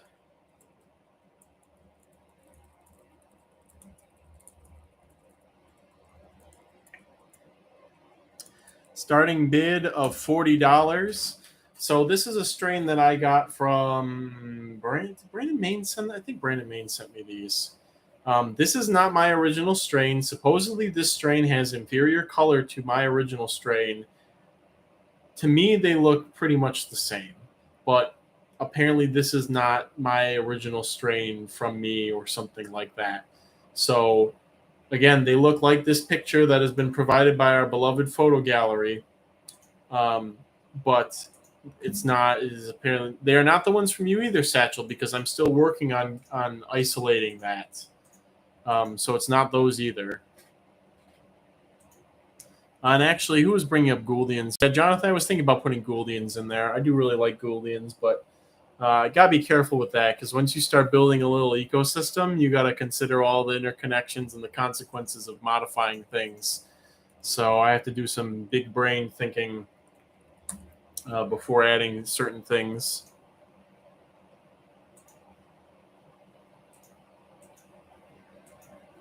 Shiny Larvitar. Hello, Junior. I see you've joined us this evening.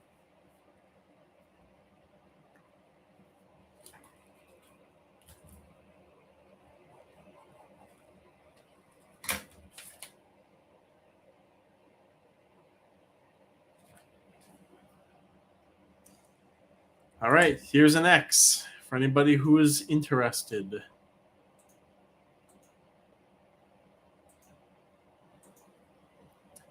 Dynamo Terra posted a picture in the general of what I'm thinking of, and yes, something very much similar to that, but much larger. So it's going to be expensive, and it's going to require lots of brain think, and among other things, and city permit inspection type stuff. But I'm hoping that, by the time I'm 50, I'll have that. And maybe I can die in it too. That'd be pretty cool. Like a morgue. All right, going once on the Gyna Larita. Going twice. Sold. To Shiny Larvitar. First blood is on the Roach, of course.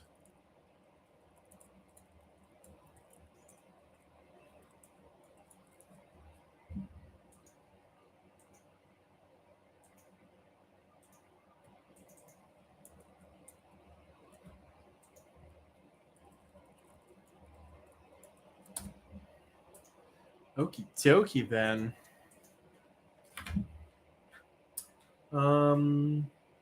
All right, now time for something completely different. What's the new genus name for Vanonis?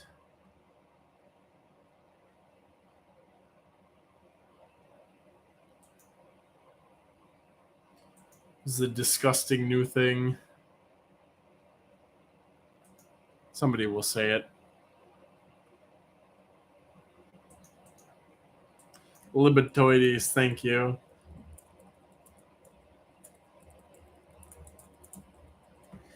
To a group of 15 Libetoides Sei, Bryceville, Tennessee. Starting bid of $50.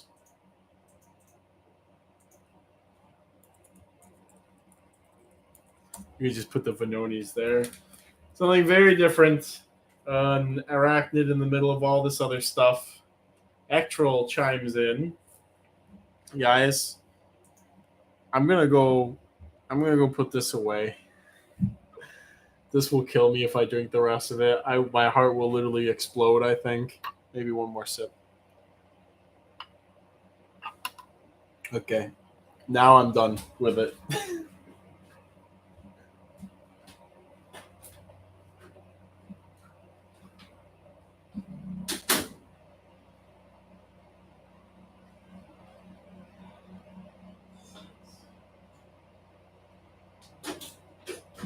Not gonna lie, everybody.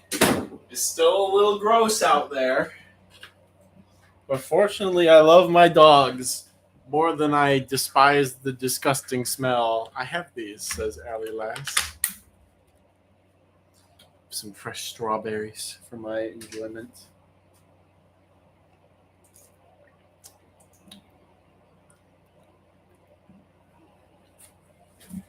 Oh, I already crossed them off the list.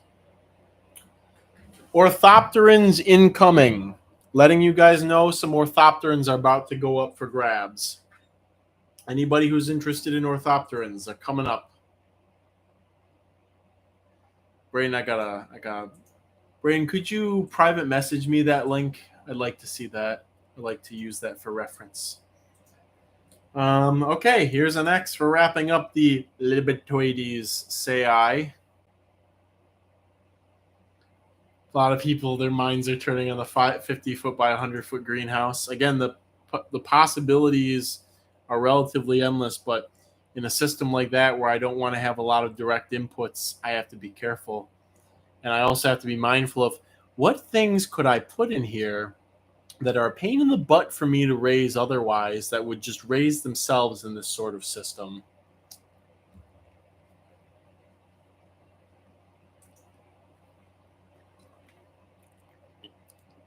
Yeah, Tennyson, my Sudafilus Chiricahua are doing so-so. I think I need to change their substrate. I think that's what I need to do, and I need to do it soon. And I think that's what I'm going to do soon, because I have, other than Mr. Chris Snyder's order, which needs to go out, I've taken the next 2 weeks off of shipping, so I have some time to catch up on. I caught up, and now it's like, how do I say this? So what I've done the last couple of weeks has been putting out the cigarette, and what I'm doing now is I'm grinding it into the ground to make sure it's completely out before I throw it away with respect to things that I have to do. So All right.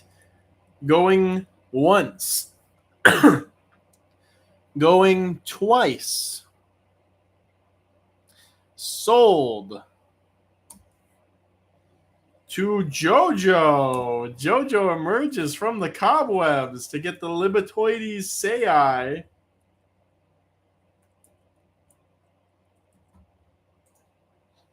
Again, one of those shocking situations.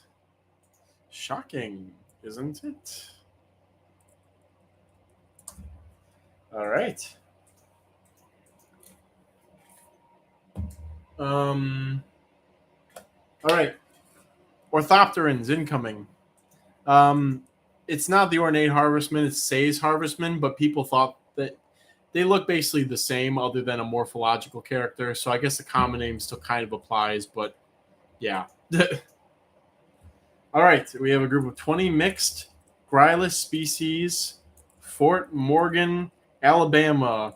Starting bid of $40. This is the largest field cricket I have ever seen. They are gigantic. There is no diapause required for the nymphs or for the eggs. They do very well in captivity and just standard cricket care. Mr. Satchel Watsaki is the one who got me the original females last fall, and now I'm on an F2 or F3, I think.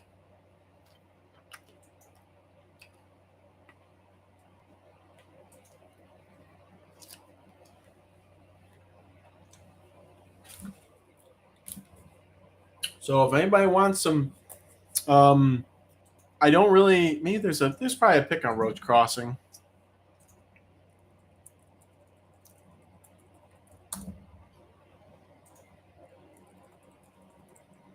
Probably did a post about it last. The Giga Grylus, yeah. It's the only pick you're gonna find.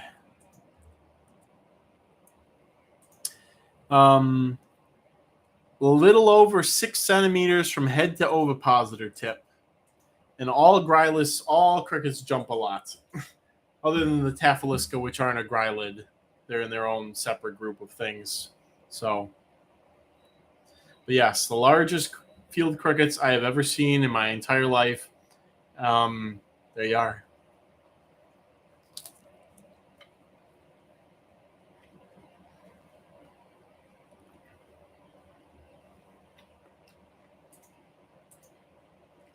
All right. While people are bidding on that, I'm going to try and find a good picture of the next Grylus that I'm going to be putting up. Wow, it's almost 10 already. We'll probably be done by 1.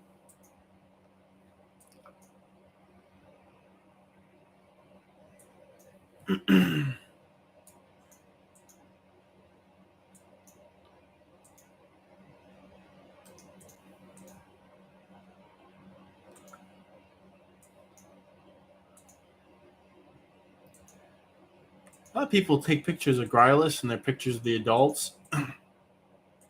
But with this next species, it's the nymphs that I'm really trying to find a picture that's kind of representative of. Because the nymphs are very beautiful for a Grylus.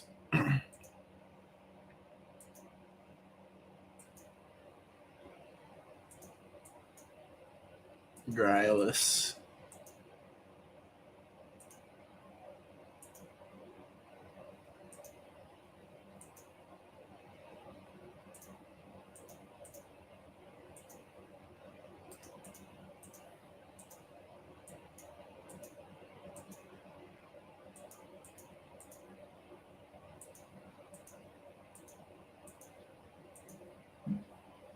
Yeah, this is kind of slim pickings.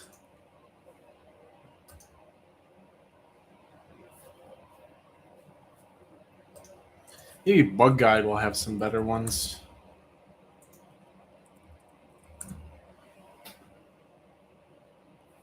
This is not helping. Not helping. I wonder if this other one is undescribed. It might explain why I can't find anything that looks even remotely like it.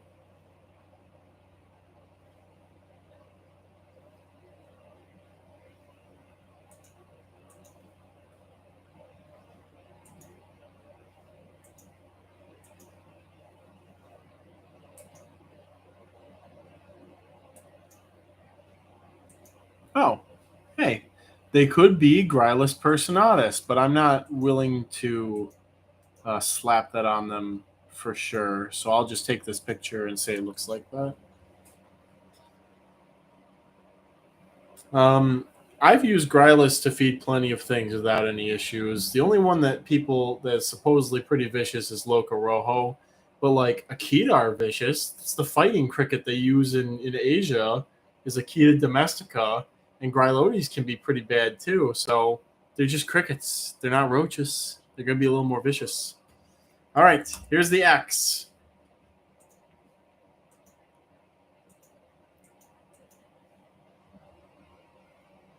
Oh, Jonathan Green got some Grylotes. Yeah, the Florida man strain, cross locality of Grylotes sidulatus from the wild.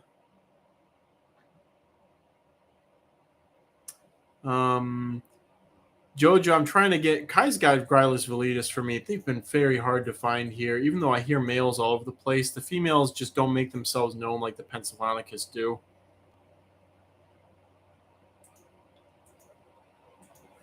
All right, going once, going twice, sold to Roach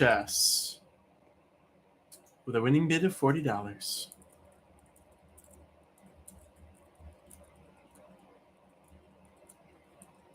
If you wanted big crickets, you will not be disappointed.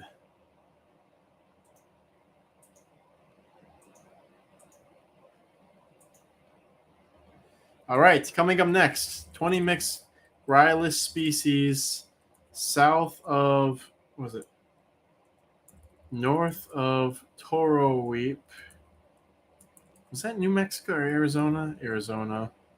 Starting bid of $50. So unidentified. I don't even really know where exactly we were on the road going into Toro Weep Overlook.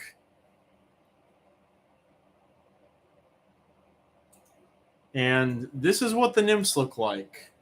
There is some variation. Some of the nymphs are more of like a solid grayish, or instead of having those like really light areas between the black bands, it's more grayish or like olive. But a lot of them, if not like 75% of them, look like the pictured nymph.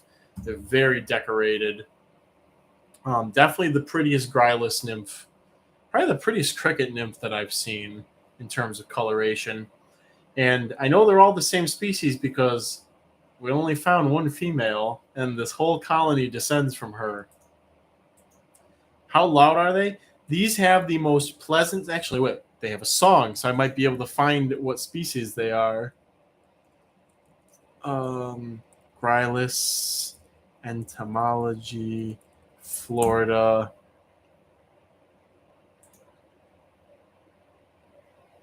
Songs. Oh, there's a website from University of Florida, and I will remember, or I can probably identify based on my memory of the song.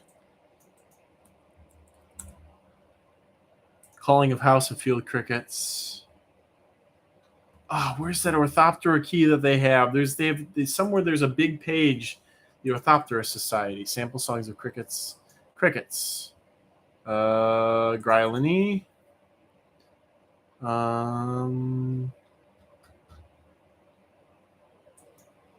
We want Grylus.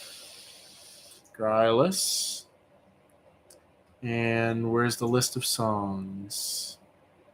Where's the list of songs? No, you have a list of species and song. List of species. Oh God, there's so many. Let's see this one.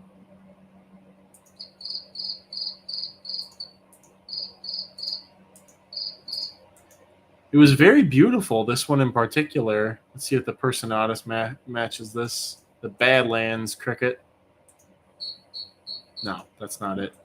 It's very melodic. It is nothing like Akita or Grylotes calls. And again, it's because when I went to inventory, I heard it singing. It was like, wow, that's a very beautiful Grylus call. You know, it's very resonant. It's almost like an instrument.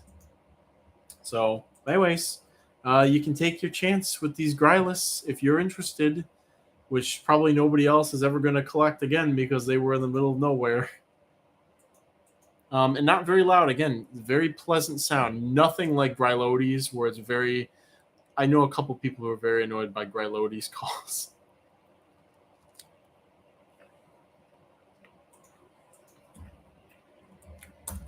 All right. There's the X, my friends.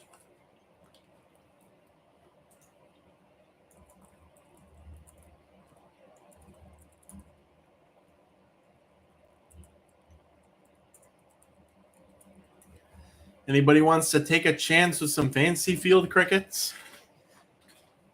Anyone? Anyone?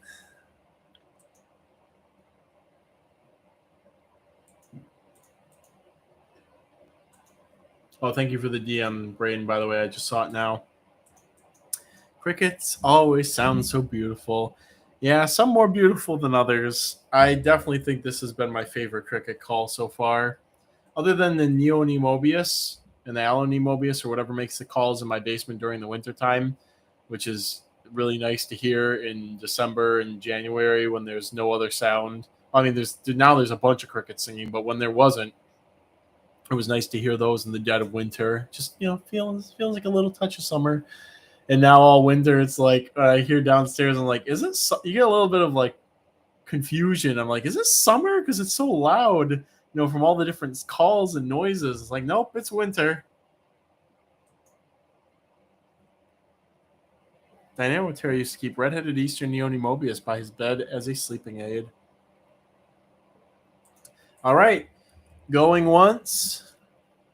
Going twice. Pass. Guys are sleeping on these Grylus. One day, man, one day they'll be popular. You just wait. All right. Let's kick things off with a group of 200 mixed Blaberus discoidalis Banana Bay. Starting bid of $50.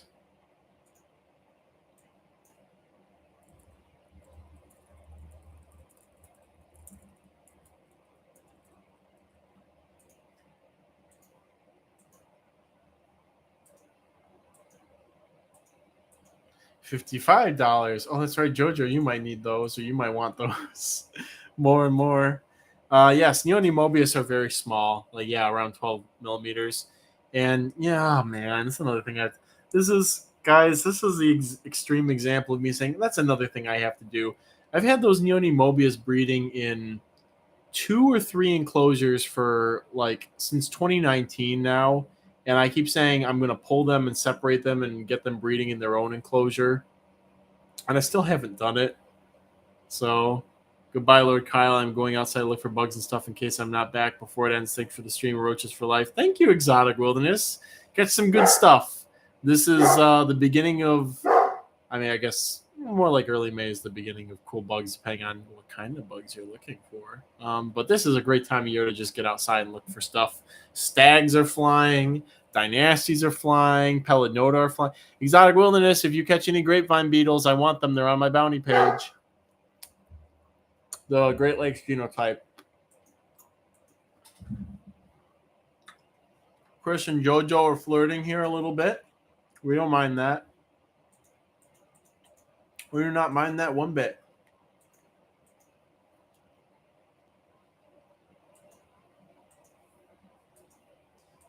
$69. Very bold. He's T-posing to show his dominance.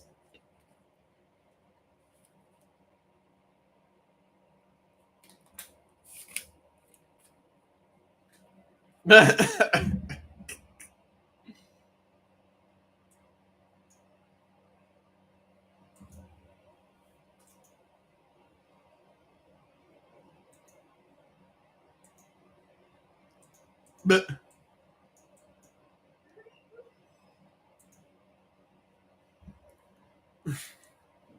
all right, here's the X. That's a big group of Blaberus. This will be a good deal also. All these are good deals. How dare I say that they're not good deals? Where was we? All right. Going once. Going twice. Sold to JoJo for 69. Wow, that's a good. Pretty much giving them away. It's insane. Hey, live stream viewers, quit sleeping. There's good stuff. Gotta wake up. All right, next up we have a pair 2.2 adult Romalia Microptera Loxahatchee Florida with a lower starting bid than usual because they are getting up there in age, but you will still be able to get plenty of eggs out of the females. So,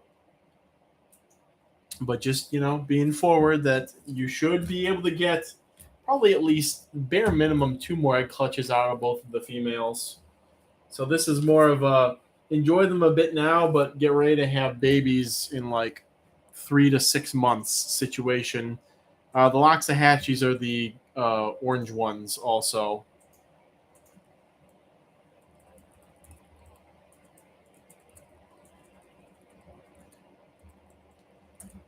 There's one on Roach Crossing somewhere.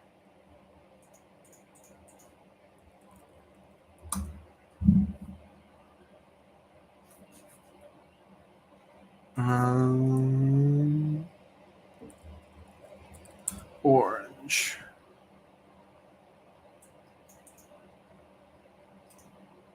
There we go.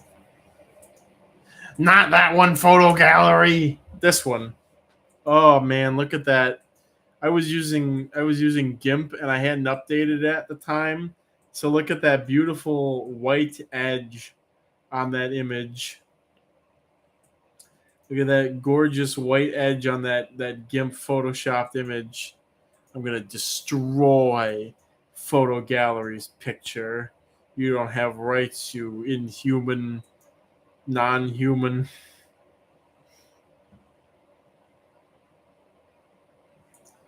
I think some people express they think the black ones are the most color. Speaking of which, I need to contact somebody to restart my black colony.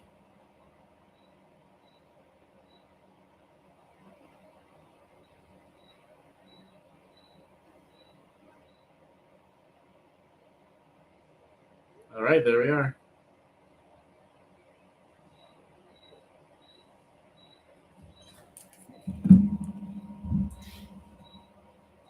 All right, here's an X. Chris Sniper may be getting a very nice group of Romalia Microptera Loxahatchee, Florida.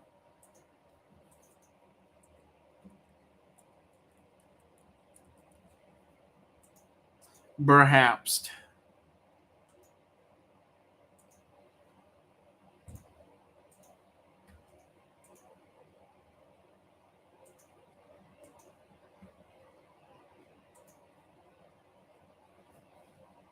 Do you need black lubbers? Said Seth.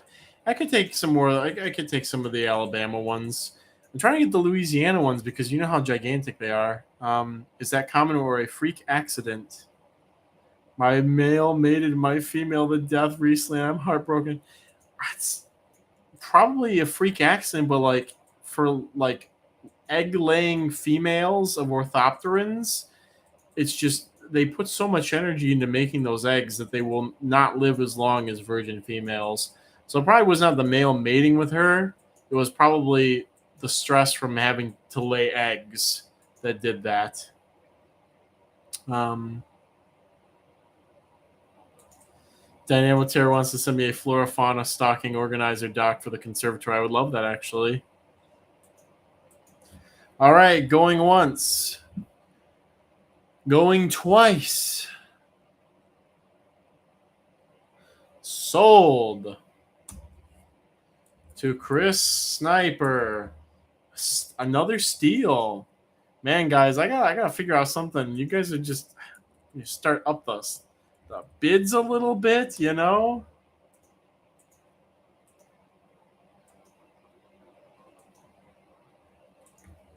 All right. Okay.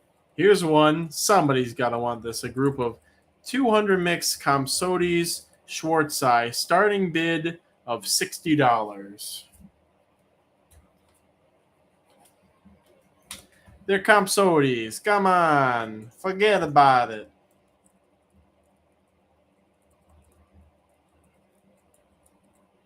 Also, it's getting very humid in this room. 88 degrees, guys. 88 degrees in here. And 64% humid.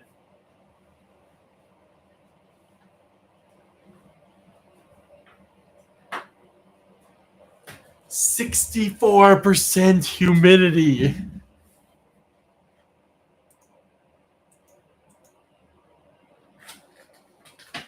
Kyle should create a random YouTube account and artificially jack up the bids. That's disingenuous. I'm not going to play dirty. I like you guys. I want organic happenings.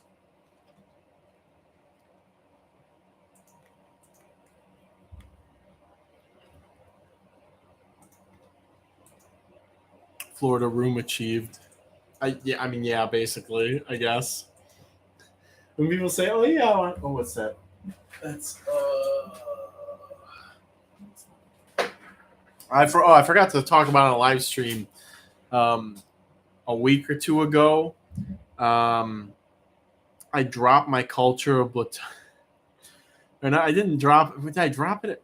I kicked over, or no, I was trying to carry a stack of 3 containers, and it fell off the top, and the lid fell off, and it was my Botella Asahinai container, and so I had hundreds of Botella Asahinai get out into here, and I was just like, I cannot live like this, and I started doing the cucaracha, but like the fatal cucaracha to everything. And so, it was like, this is the second worst roach that I could have get out. Not because, like, the first worst is obviously like German. Well, third worst. The first worst to get out would be Supella longipalpa. That's the first worst. The second worst is Botella germanica. And the third worst is Botella Asahinai, or Asanai, however you properly say it, because it looks like the German roach. So, for a couple of days I was finding them, and then eventually they dissipated into the room. Maybe got caught by the spiders or got into the other room, and Nazi got them. I was going to say there's one on the wall, right? Oh. Gotcha. So, that, my friends, why I'm not touching Botella with a 200-foot pole unless it's to kill them. Again, I don't really care. They're not going to infest my house or anything like that, but it's like, oh, great, I'm going to be trying to sell my house at any given point in time from now into the future, and there's a possibility they could walk in the roach room and see what looks like a German roach. And I have to be, no, you don't understand. There's a roach that looks exactly like a German roach, but it's not a German roach because it like does this, it flies, it looks different, and you don't understand. I'm the expert here, and they're just gonna leave, and I'm never gonna sell my house. All right, here's an X for the Comsoti Schwarzai. Choose your fate.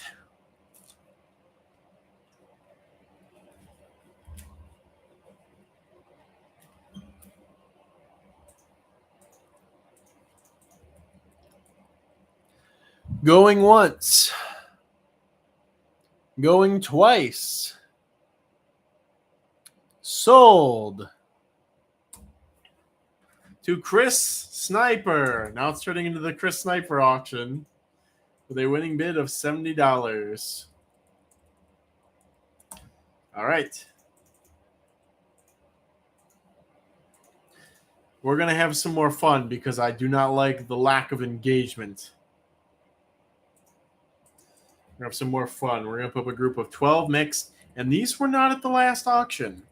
So if you want them, you wouldn't have had a chance to get them before, but here they are. A group of 12 mixed Platymeris bigutatus ghost cultivar. Starting bid of $1.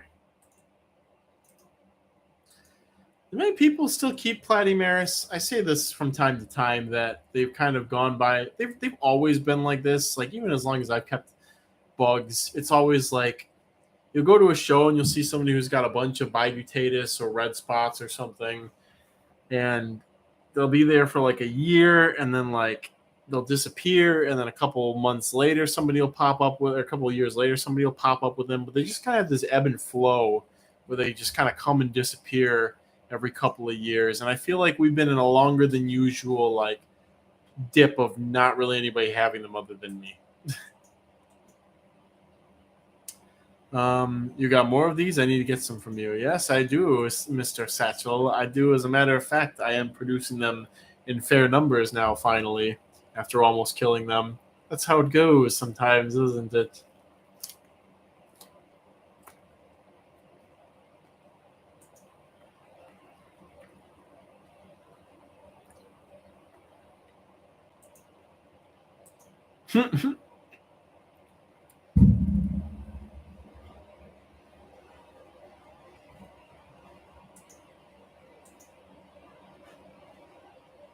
Ova. Yes, Ova. Perhaps I could send some Ova, or I mean, actually, some nymphs at some point. I mean, Satchel will have to send you a box of bugs anyways, so. Big old box of bugs. A couple of you are getting your toes wet. But let's see what happens when there is encouragement to get into the deep end of the pool with an X signifying the end is nigh. So let's see. We have about 50-ish more items to go through.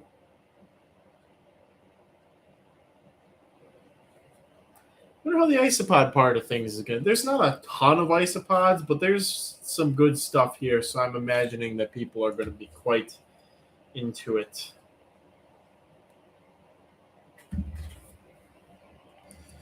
All right, get your final bids in, people. Going once. Going twice. Sold. To Keen the Snake. Again, we need to get a children's show called the Chris Sniper and Keen the Snake show. Very reflective of how this auction's going. All right. Pick up the pace, Kyle. You're going to be here all night. You're with 50 mixed Epilamprine species Borneo. Starting bid of $40. It's a beautiful roach with leaf mimicking nymphs and adults.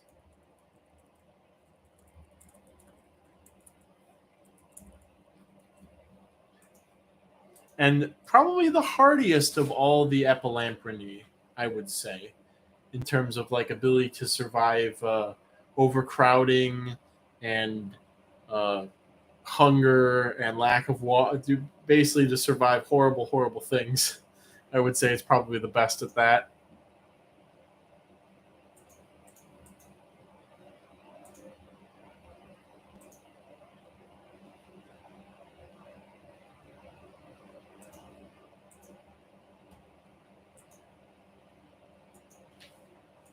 Put an earwig up.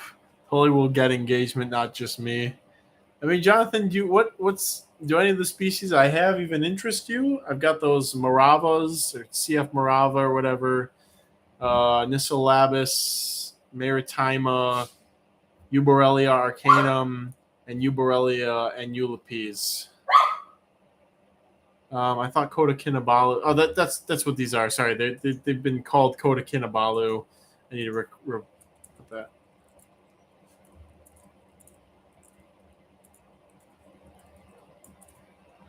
There we go. Fixed. There we are. All right, an X. No Epilamprine enthusiasts. All that's on the website are Arcanum, and I want them all. I'll put up a earwig package. I'll do it. I guess. I love that there's an earwig enthusiast. I'm not sure if I have enough of the Morava to part with, but the others I should be able to. So I guess I'll do that. You twisted my arm.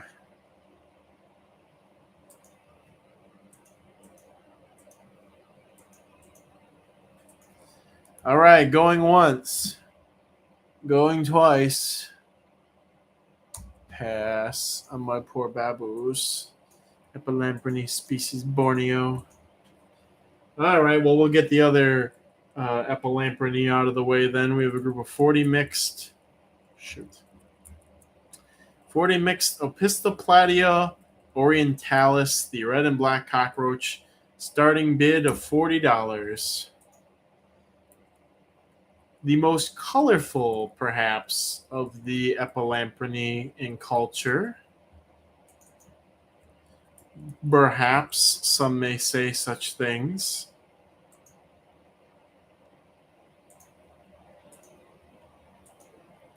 Earwigs forever haunt me.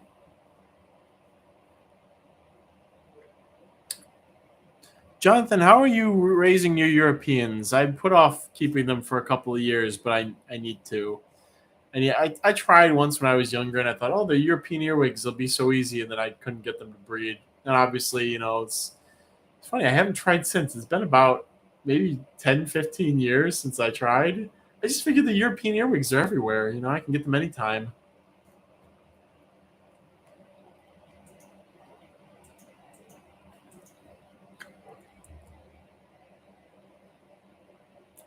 All right, nobody wants a Pistoplatia.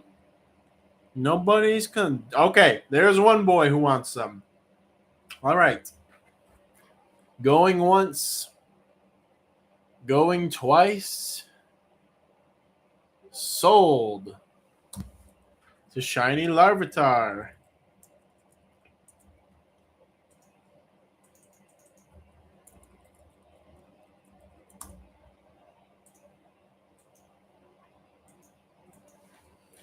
Okay, here we go. We have a group of 50 mixed Periplaneta Americana White Eye. Just the White Eye strain. Starting bid of $40. Not the Venoms. Venoms will be next.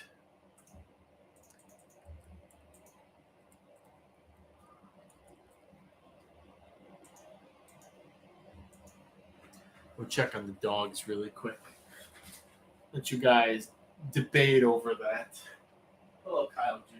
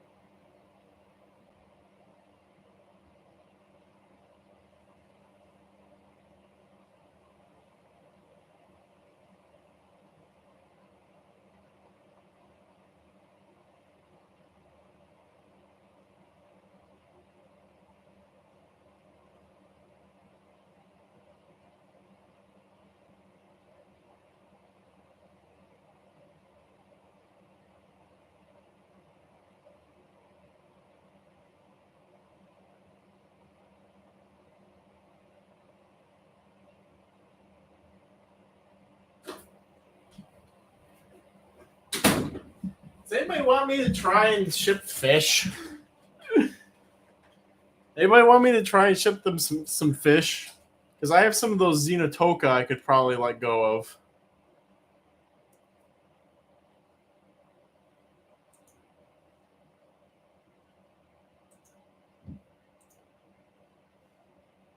All right.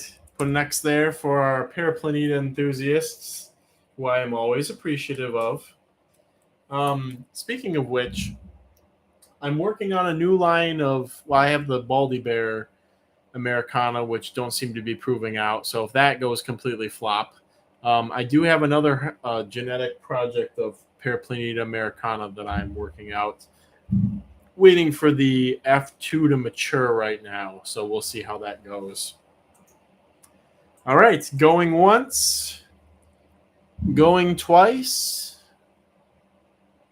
sold to JoJo with a winning bid of $50. Man, you know, somebody's got to be rolling over in their grave seeing stuff like Paraplaneta Americana going for $50 at an auction, but then like a group of guys, a group of 50 Theria Petavariana went for $43. A group of 50 Paraplaneta Americana White Eye went for $50. Don't think about that too hard. Don't think about it too hard. Loki, yes, I sent you Venoms as a sub, so you don't bid on that, or a sub or an addition or something. Still salty about the dominoes. All right, next up, a little different from before. We got basically the same thing but different. 50 mixed Paraplaneta Americana. Well, never mind. Ignore that. It's supposed to say Venom. There we go. Venom. I'm totally here, guys. 100% here. Mentally and physically. Don't worry about me.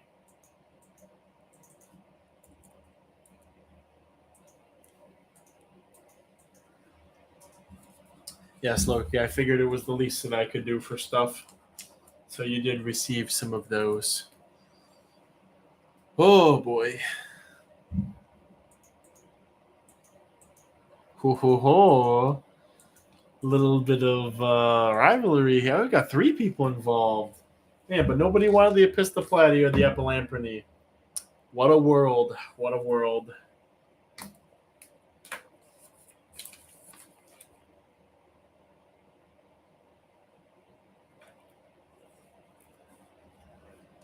All right. There's an X. There's the X. Going once. Going twice. Sold to Chris Sniper. Winning bid of $70. All right. Let's hit you guys with a group of 50 mixed Gyna Larita, starting bid of $40. Just the wild species, just the regular wild porcelain roaches, which are still pretty in their own right. You know, I don't know if I'm getting senile, but I swear when I started keeping Gyna Larita that their color was less cool than I feel it is now. Like, I feel like when I was keeping Gyna Larita when I first got into roach keeping, that they were just a very consistent shade of brown. And now I feel like more over time as I look at the colony and stuff, it's like, these are really cool. Like, they're more white. They're more that really bright, washed, add blue to make it white, kind of bright white color.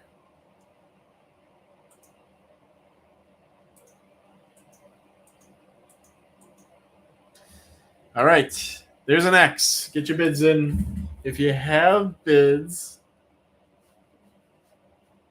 I guess I did say this is going to be a more carefully curated auction, but a lot of people have been asking for the Gyna Larita just normals in emails lately, so I figured maybe somebody wants a group of 50.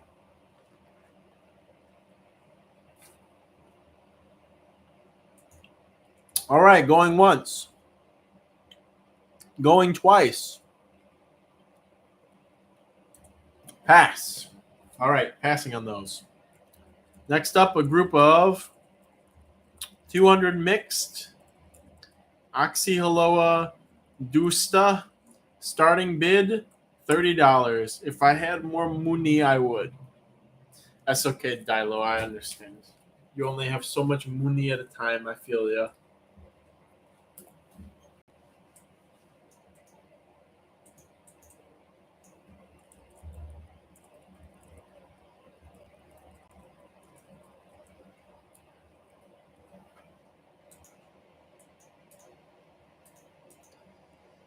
All right, here's an X.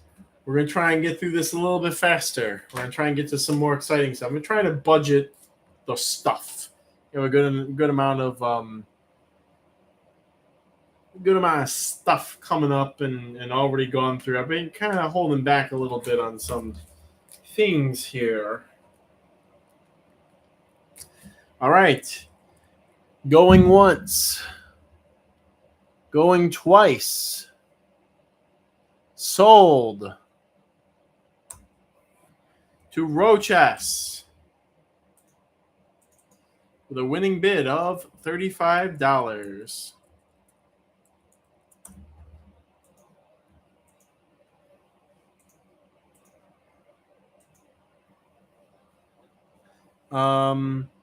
Jonathan, I'll do an earwig pack right now if you want. If you got a quick second, just say the word and I'll throw it up. I'll start typing it. Actually, I just saved the text box somewhere. 12.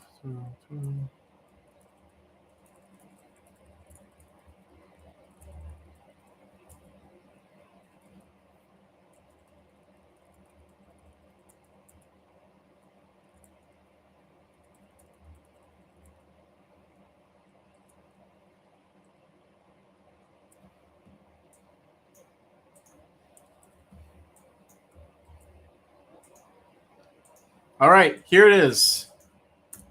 We have a group of 12 Uberelli Annulepes, 12 Uberelli Arcanum, and 12 Anisylabis Maritima. Starting bid of $40.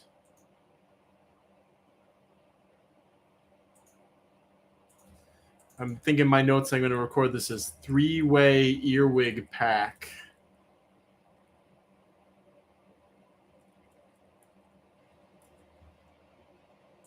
So let us see how many surprising amount of earwig enthusiasts out there. They're cool. I love they're rochoid body shape, so they just do it for me, you know. And of course, the St. Helena giant earwig, I will not forgive them for taking that from us. It is inexcusable that nobody got to culture it or keep it or all that stuff. It's a damn shame.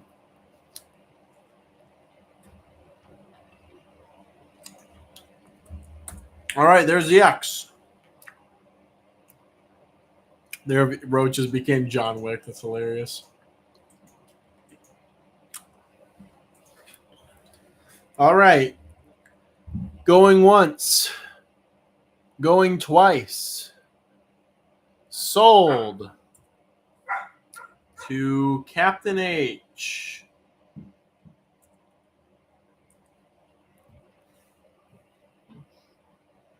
All right. Congrats. I'm glad you got some earwigs.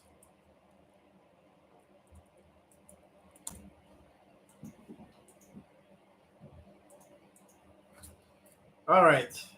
Moving onwards. Group of 40 mixed Elliptorhina Chopardi.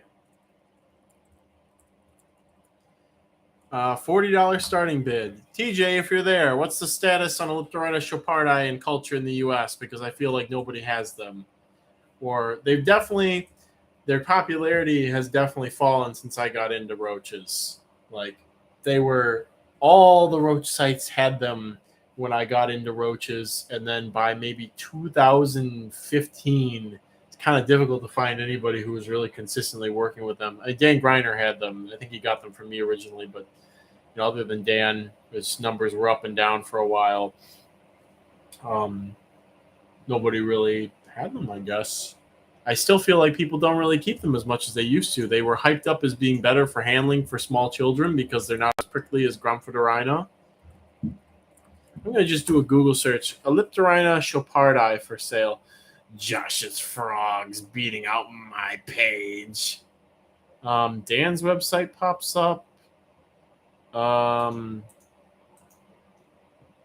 really any other direct ones. Huh. Roachtopia has them, I guess, but not really anywhere else. So, because Blabberus had them. What's that one guy who was breeding them for a while? His name was Greg something. Greg used to have them. James at Blabberus had them. Dave Grimm had them. Dexter Davison had them. People on the Roach forum had them. Bugs in Cyberspace had them. You really couldn't get away from them, and then just all sort of poof. So I'm glad that I have a good colony continuing to go. All right, here's the X. A lot of interest in these little guys. One of my goals for the next 10 years, if size ends up being heritable in hissing cockroaches, where I'm still working to prove that out with a Gramphidorina portentosa model. But if it does end up being heritable, one of my goals is to breed for a Elliptorhina chopardi, the dwarf hisser strain that has males that are bigger than a strain of Gramphidorina portentosa that I'm working on, the Lilliputians. So you can have a giant dwarf hisser and a dwarf regular hisser. I think that would be fun. Going once, going twice, sold to Chris Sniper. Hooray. Winning bid of $50. Is it warmer in here? Still 88. Okay. Comfortable 88 degrees. Magnificent Beast. Okay. So Brandon has them too. That's good. Josh Suds asking about African red leg millipedes. I will not be. I don't have any Centrobolus splendidus ready just yet. Hopefully for the fall auction. Okay. Next we will do a group of 25 mixed Gramphidorina oblongonota. Starting bid of $60 starting bid of the Widehorn Hisser. Because with the increasing humidity, they have been very happy, and I think that they are probably the most dryness sensitive of all the hissing species I keep, because they really produce like crap all winter, and then now they're starting to really kick out babies. So for anybody who's keeping them, their humidity needs does not mean keep them more moist, just maybe less ventilation, maybe more frequent misting, a bunch of different things you can do, because a lot of hissers definitely don't like to be stagnant. They don't like damp, stagnant air.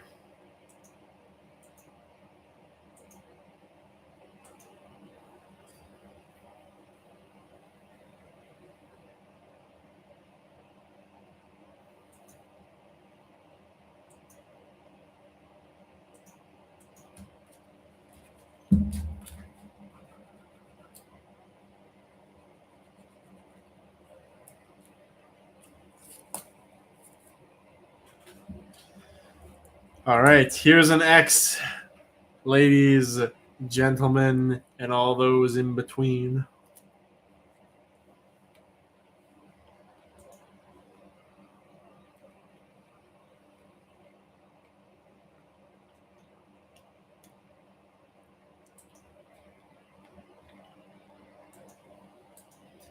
All right, finishing bids for the Gramphidorina oblongonota.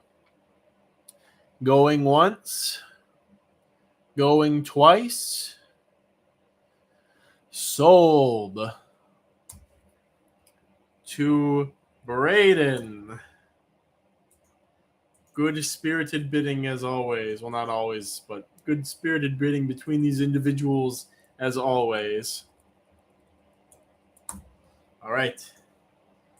We're trailblazing, kicking butt and taking names right now. Okay, we have something that has an asterisk with it.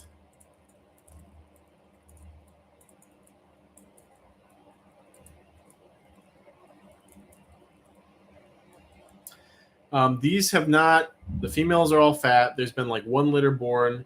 I know I'm going to have a ton of them available, but I'm not ready to do that just yet. So these are going to be put up with a shipping in August disclaimer. It's a group of 40 mixed Blabberus colossius Peru locality. They're probably not, there's been a whole thing debacle with these. They're probably not Blabberus colossius. They're probably true Blabberus parabolicus. I have yet to update that information and coordinate everything, but for the sake of the auction, This is what was formerly known as Blabrus colossius. This is the Peru locality for shipping in August.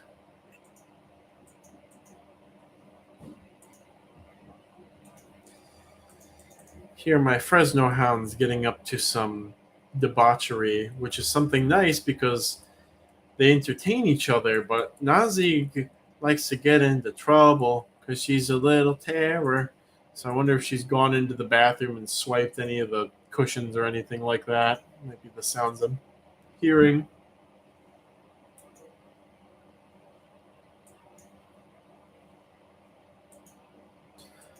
Nobody wants to kick down my door for Blabrus colossius? Peru locality? A species that was requested by at least 3 people for the spring auction. And yet, nothing at the moment. Makes one ponder. All right, well, I'll put the X there.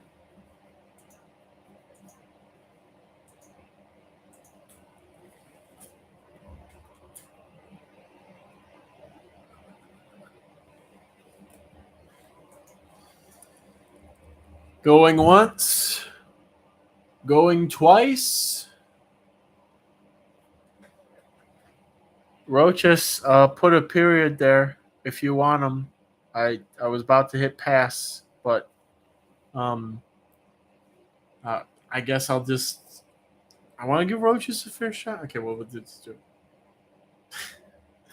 So mild. Okay, you want them? You can take them. Just put the period there. Then Junior decides, oh, I want them. All right, we're just gonna do it over time. 10, 9, 8, 7, 6, 5, 4, 3, 2, 1, 0. Sold to Roach S. Maybe that's a nice way to do overtime stuff, is to type in, I'm going to write something about that.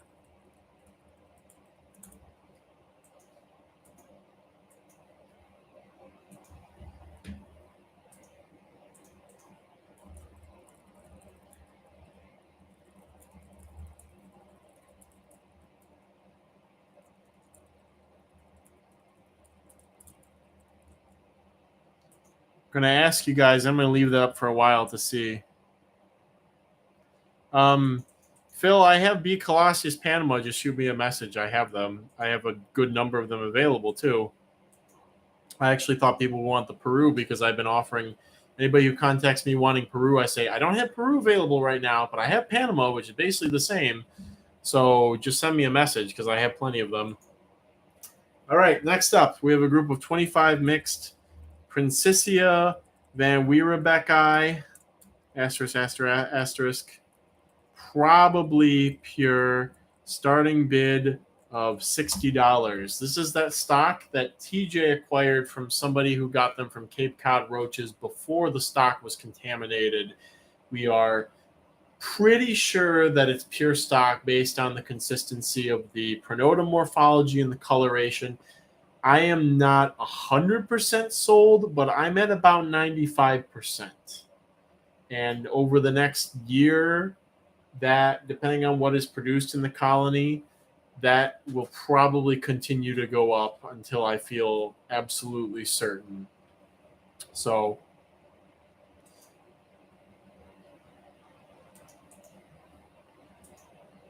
thank you very much, Photo Gallery. These are not the Androhomanas, but stick around. Stick around if you were interested in those. I cannot say too much. I don't want to get anybody's hopes up, but stick around.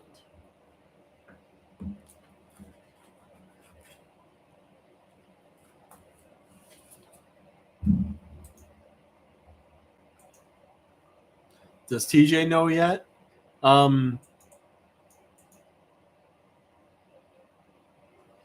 TJ, I don't think TJ is. TJ, if you're there, you can put your formal public statement now on what you think. TJ is pretty sure that they are. I'm just very skeptical because Dan had a group of Princessia, and I was very excited for them to be pure. And I went over and saw them, and at first I was like, "Wow, they are! There's so many of them!" And then I was looking around the colony, and oh, here's one that has like no pronotum notch. Oh, here's one that's like solid black with absolutely no traces of other markings. Oh, here's one that's got like a little bit of like brown on the abdomen. And then I was like, like a Portentosa probably snuck in here at some point. Like not in Dan's collection, but in the person that Dan got them from's collection. So that's why I'm still skeptical. But TJ's feeling pretty good about it. So, and I'm getting there. All right, here's the X. Do you have more assassin bugs or no? Insect Central. What I could put up a group of Radamanthus, Levi Collis, or regular white spots if any of those interest you. But I do want to get through the rest of these. Nice. The rest of these roaches first. Okay, the Princessia Van Riebeck, probably pure group. Going once. Going twice. Sold. To Shiny Larvae Boy. Which is what he's in my phone as.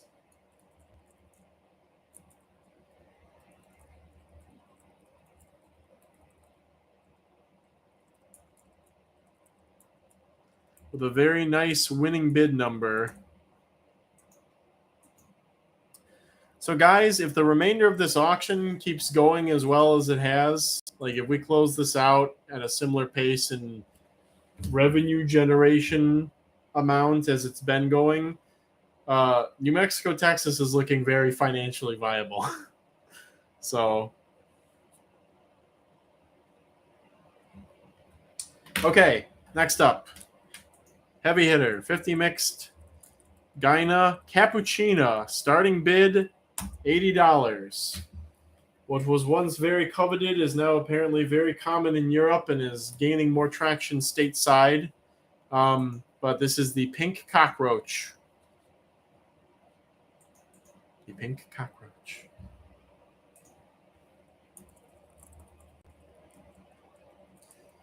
Something that I would have probably killed somebody for 5 years ago, right after I lost my colony. Was it 5 years ago? Guys, time is really moving wonky right now. I mean, not just today, but just in general since 2018.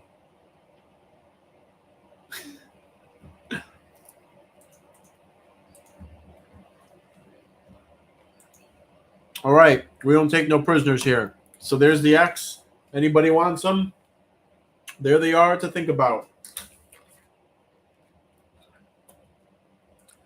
Going once on the Gyna Cappuccina group. Going twice. Pass. All right, they're there if anybody wants them. Switch pace and we'll do 50 mixed caps. Ergala Cappuccina. Starting bid of $40. The Burmese beetle mimic cockroach. Which I found out, I guess Ergala are actually a bat cave species in their native habitat, which explains a couple of things to me.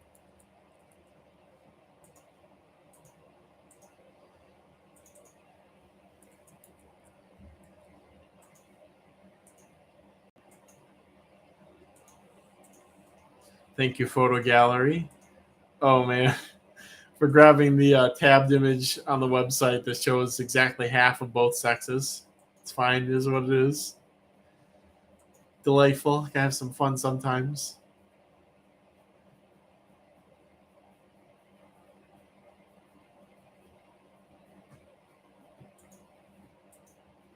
Thank you, Photo Gallery. You're a peach. All right. Cappuccina, anybody, or Gala Cappuccina. You could use these to dispose of bodies of things if you wanted to. Once you get enough of them, they are quite ravenous, and they are a bat cave species. Going once. Going twice. Sold. Loki. How pleasant.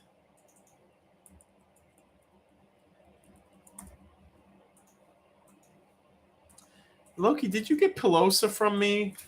Somebody I thought got Pelosa at one of the last auctions. All right. We have a group of 50 mixed Thuria Petavariana Domino Roaches. Starting bid of $50. Somebody was rather crestfallen earlier about not getting the dollar starting bid Thuria Petavariana. Well, now's your chance to reclaim the throne, I suppose. $50 is not a very bad starting bid for this many of this species. Oh no, the formatting of we gotta go back in time. We gotta clear the formatting. There we go. You type a $ into an Excel document once in one cell. And even if you backspace it, it thinks, oh, you're probably putting $ here, even though the whole column has no $. All of a sudden, it thinks that there are $. Taranchi has a chance at redemption.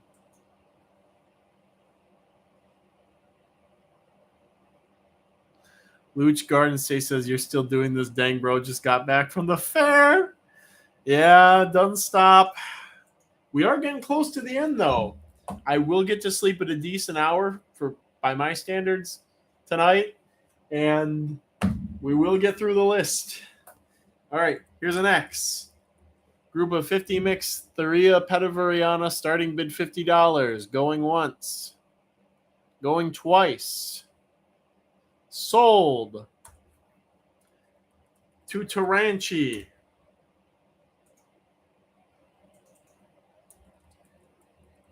Who has redeemed themselves. We could do a Thuria supercut here. Do a 50 mixed Thuria regularis. Starting bid of $70. Shipping in August. Make note of that. Shipping in August. All right, there we are. 50 mixed Thuria regularis.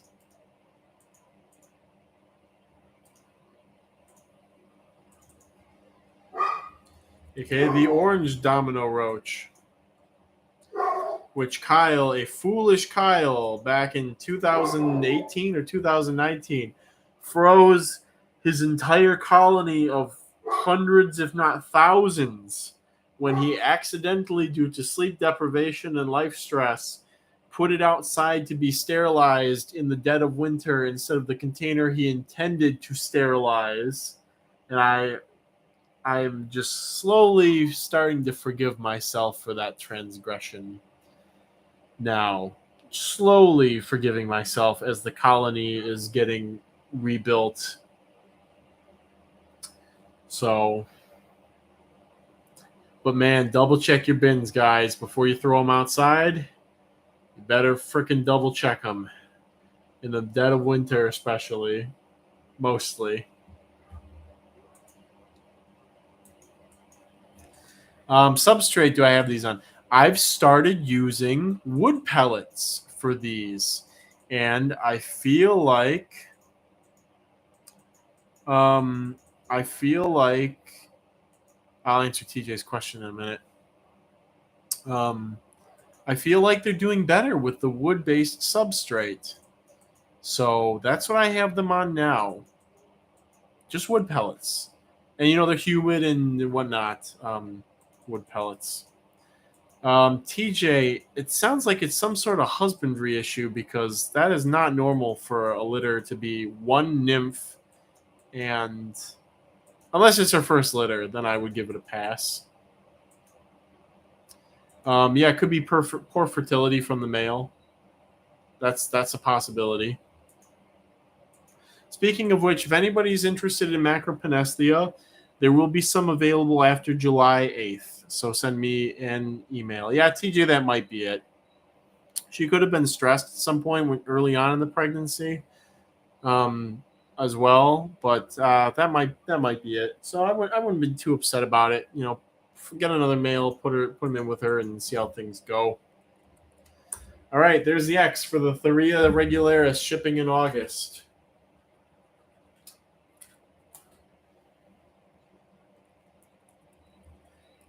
Going once, going twice, sold to Pomotu. Pomotu wants these regularis, guys. You're not going to get in their way.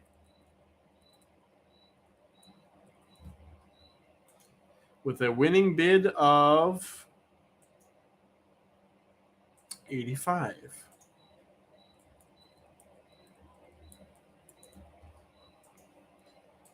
All right, I'll get the next thing posted, and then I will jump back into the live stream to chat. We have a group of 50 mixed Thuria Olagrangiani shipping in August, starting bid of $70. Yeah, TJ, with some sickly babies. That sounds like my first ever litters of rhino roaches, where I got adults from Dexter Davson. Clearly they were imported, and I tried to pamper them the best that I thought I could. And then one day I was so excited because I got a litter, and it was like 3 or 4, and like a lot of them were very sickly. But I think I remember raising up maybe 1 to 3 of those successfully to adulthood, and that worked into the stock that I have now. So I think it was the stress of these. The adults, obviously, the adults came from Europe, so they were shipped from Europe to California, then California to me, and then young, inexperienced Kyle taking care of Roach. I mean, they had babies, and they lived a fair amount of time for being shipped adults, but still. And I've gotten a female to adulthood in under 2 years. That was like 2013 or 2014. I have no idea how or why that happened, really. Maybe it was temperature, maybe it was the crowding with the male that she was with, but it was pretty crazy. Back off, Josh. Oh my God.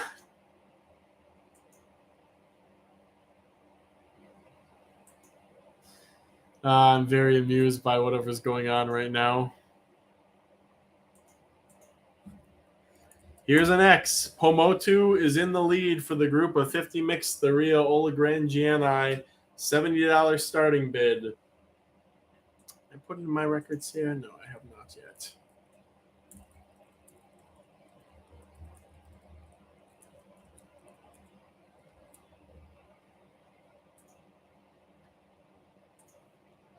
Okay, people seem to don't want me to do countdowns typed into Discord for things. All right, so maybe we won't. Maybe we'll revisit that discussion. Okay, going once, going twice, sold to Pomotu, getting a very good deal. Pomotu is a big fan of Thuria species. Is something all of us should really internalize. Thank you, Josh. Back off, Josh. It's hilarious. Love a little bit of whatever this sort of rivalry is. Okay, go big or go home. We have a group of 50 mixed Ailuropoda insignis. Starting bid of $50. Pancake hissers or flathorn hissers. These guys have been popping off for me the last year and a half. I guess I really like them because whenever I notice they're out of food, like even if other roaches are out of food, I just have this instinct to just put more food in the bin, even when it's not like a feeding week or I'm not close to it. I'm just sort of like, oh, the Ailuropoda insignis need more food. I should throw some food in there. So I guess they're getting extra good care. So that might explain it. And by extra good care, I mean they're just getting fed more frequently. So we do have a couple more hisser adjacent things going on here.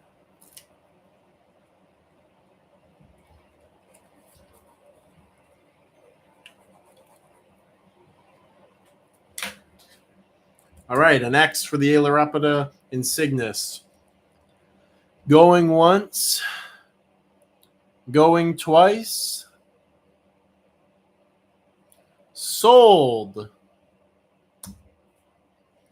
to Dr. Hemorrhoid with a winning bid of $65. Not 85, 65.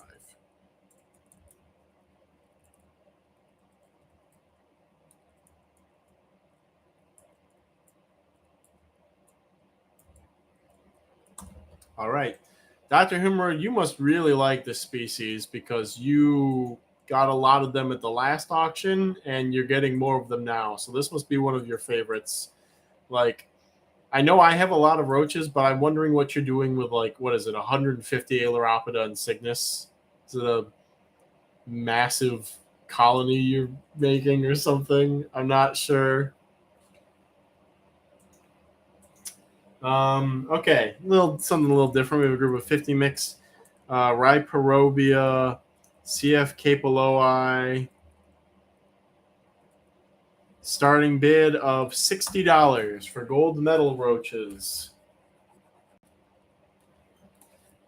And I'm sure we're familiar with the pitch of the cigarette ash smell that they have and their squeaking and poo squirting defensive capabilities and slight maternal care and all this stuff.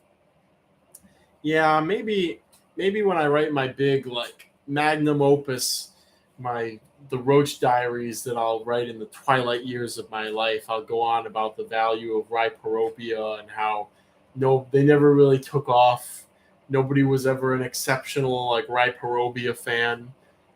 They're just one of those roaches that we always had that was pretty cool looking, that had some remote scientific value, as Rhyperopia materi used to be used as a model organism, and it's not anymore, full stop.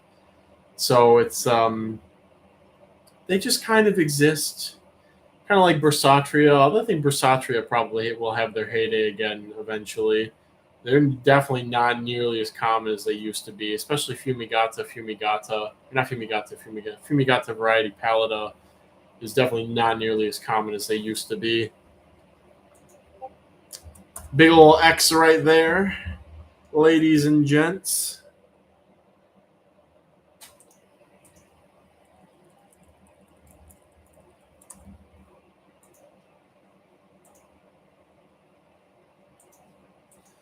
All right, going once, going twice.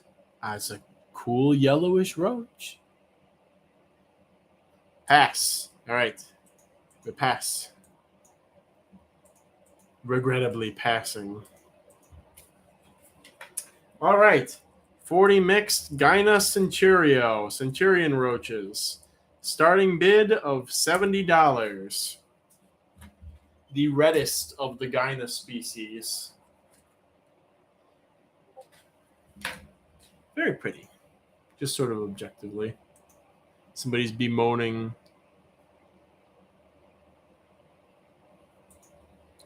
that their hissing cockroaches delete babies for some reason. Maybe don't say that in public that you delete babies.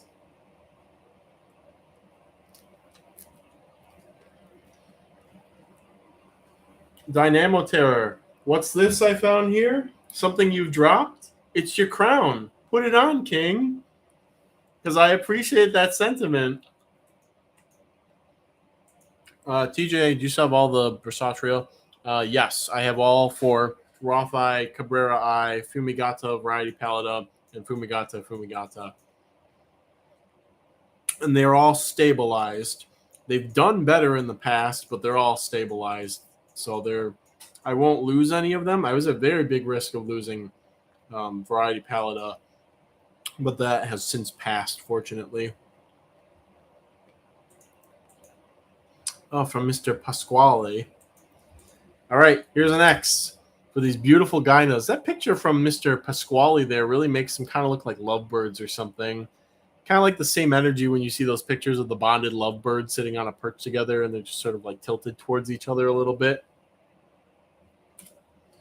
Nobody wants the Gyna Centurios. What you nuts? Forget about it. Crazy people.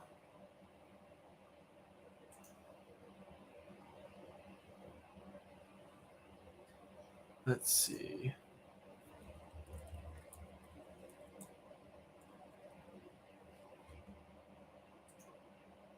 All right, going once. I'll leave my eyes open for this. Going once. Going twice. Pass. Wow, I cannot believe that. The Gyno Centurio did not go. That's quite astonishing to me. Very astonishing. Why everyone's hitting on Gyno today? Yeah. Maybe if I put up some Sculpturata. Okay. Surely you guys want some of these objectively amazing species. 40 mixed Uricotis decipiens. Starting bid of $70. Bidna. $70 for a group of 40 mixed Uricotis decipiens, the zebra cockroach, not to be confused with orange zebra cockroach. Ooh, Xylorhynchus thestalis larvae. That Kai is posting. Ho ho! I found something that some people are interested in here.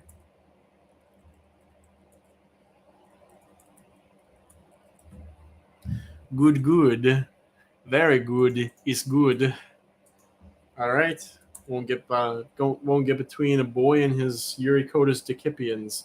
Don't make that mistake with me, you guys. Don't get between me and my Uricotis decipiens. Going once. Going twice. Sold. Oh. It's a shiny Larvitar. Guess it doesn't matter. Photo gallery. Was a little late on the draw. That's okay. It happens. Bots aren't perfect. They're imperfect creations. All right. Moving into the last of... That was Victor. Moving into the last of the roaches, we have a group of a variety I haven't had available for a couple of... Not available for consistently for about a year, and definitely not in the last couple months, but they're doing quite well right now. So here they are, a group of 40 mixed Blabberus cranifer Orin McMonagle, starting bid $40. This is the strain with the best pronotum markings, not necessarily the darkest wings, but the best pronotum markings, the crispest that Orin had selected for. And it is believed that this is stock that originates from the Florida Keys, and several excursions to the Keys have yet to turn up cranifer there, so it's possible they've been extirpated. Stupid 18+ rule. Exotic Wilderness, how old are you? You'll be 18 soon, probably, right? Kyle, how do we finalize the winnings? Do we just email you? Yes, email me your finalized winnings. After all the bidding and everything is done. You gotta obviously have to get through that. Should we release them back? Oh my gosh, that would be hilarious. A little backwards, but all right, X. Get your final bids in for the Blabberus cranifer 41. How bold of you.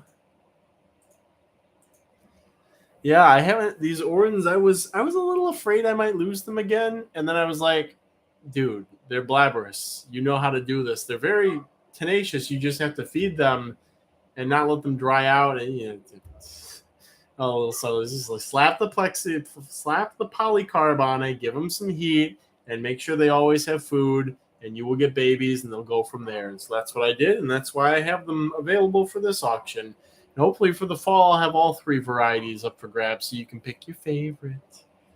Okay, here we go. Final countdown. Going once.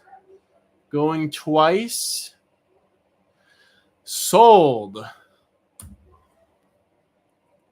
To shiny Larvitar. Very close, Loki. Very close.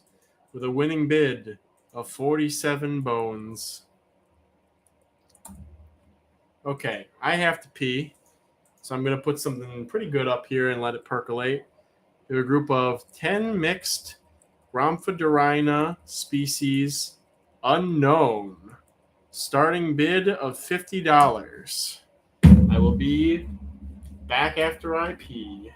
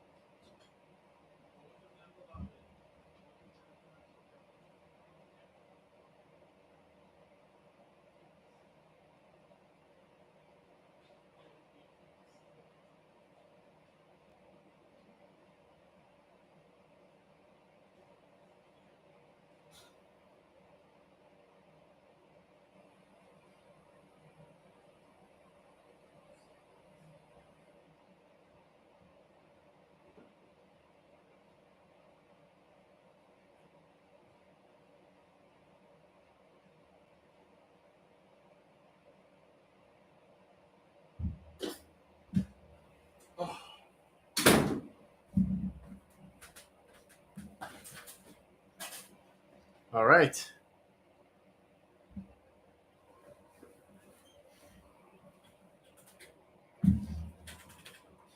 Captain H, if they're listening, make sure you read the rules which are pinned in this Discord. Be familiar with the rules is one of the rules.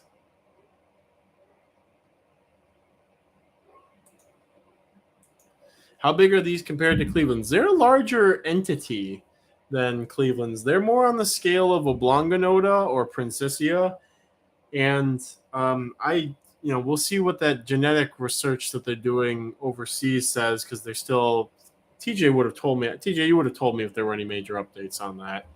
But they're still being tight-lipped with it. But these might end up being a different species or a different strain of Portentosa. And Loki, yes, these are the side stripe hissers. But yeah, when I first got them, I was very skeptical of them being something unique. They really very much so look like a cross between Portentosa and Oblongonota. We'll see what the genetic work says. If they are not that, I would not be surprised if they ended up being true Gramphidorina grandidiri. They're very similar in terms of coloration and pronotum texture to the couple of pictures we have of those. So we'll see what happens when they those results are finalized. Here's an X for counting down. You know what I'm dreaming of, guys? You know, it was mozzarella cheese before. Now I'm either going to make a salad with some romaine lettuce and some greens harvested from outside, or I'm going to eat some bran flakes with agave nectar and vanilla. Some real tasteless bran flakes is what I'm hoping for. That's the plan later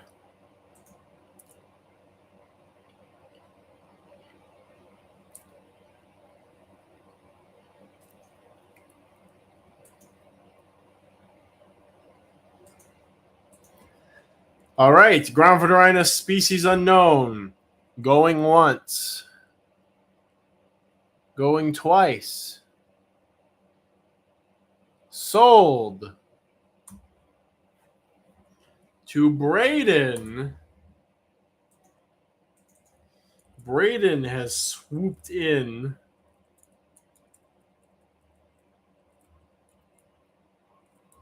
with a winning bid of $57 with the steal. Okay. I think I'm going to put up one more thing and I'm going to corral the dogs into the house. The fireworks that people have been shooting off, thinking that every day a week leading up to 4th of July is actually the 4th of July, is getting a little on my nerves and probably on some of my neighbors' nerves as well. Stop right about eating healthy. Richard and I are slamming Pringles during the stream. Listen, I love slamming a good Pringle. Don't threaten me with a good time. Okay. Let's get these. We got 5 Roach things remaining here. We're gonna get through them right now. We're gonna go with a 50 mix count of Simondoa Conservarium. Should not need any further introduction. Starting bid of $70, and I'm gonna go wrangle my Fresno hounds. Your fault for living somewhere with neighbors. I'm getting a little annoyed with how vocal he's being right now too. Fresno hounds.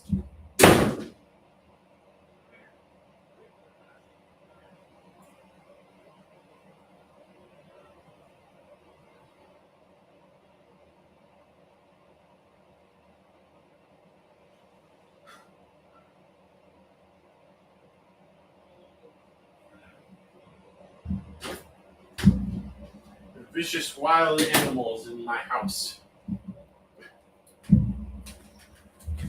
Like, but father, there's intruders in the air near our house. I have to bark at them.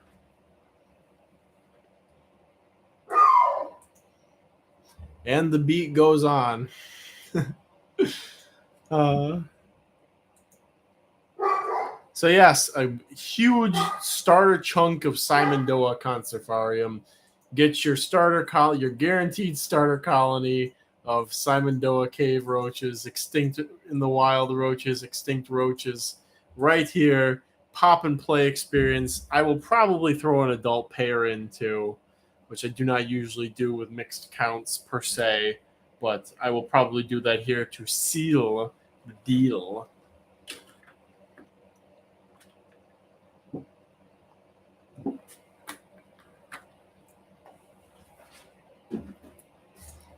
Got some interested parties here. I see some people in the general are showing off the Euther Hapa Pacifica. Love it. I love seeing people happy with their boogs. Gotta love them. Oh, Dila's got a good colony of Simondoa. That also looks like it's probably a nightmare to open. That looks like I would not want to open that container, Dilo. That's a lot in a very small space with what appears to be no barrier, and they look hungry also. All right, here's the X. Dilo, can you not post pictures like that anymore? You're giving me really lots of anxiety looking at that container of unbridled roach power. It looks like if you open it, they would just spill out everywhere.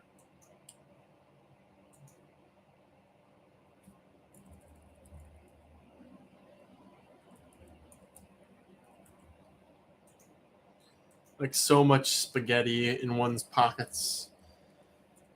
All right, going once. Going twice. Sold to Roaches. Richard almost got in there. Winning bid of $79. I remember you, Richard.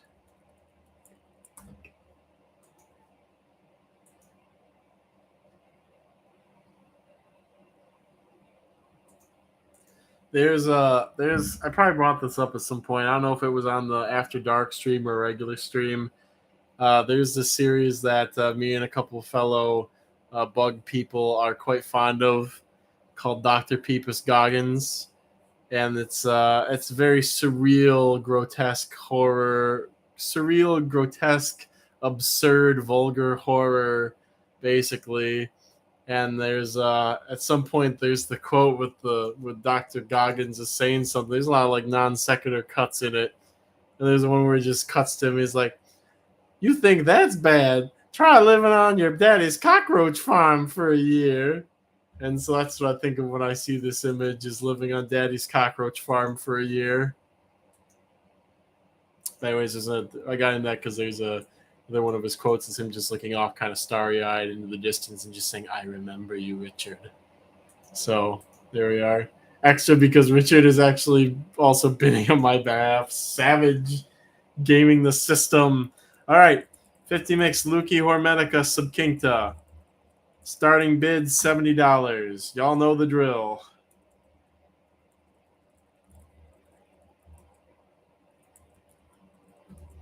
I remember you, Richard.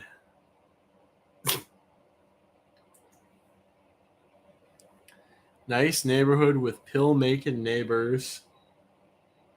Fascinating.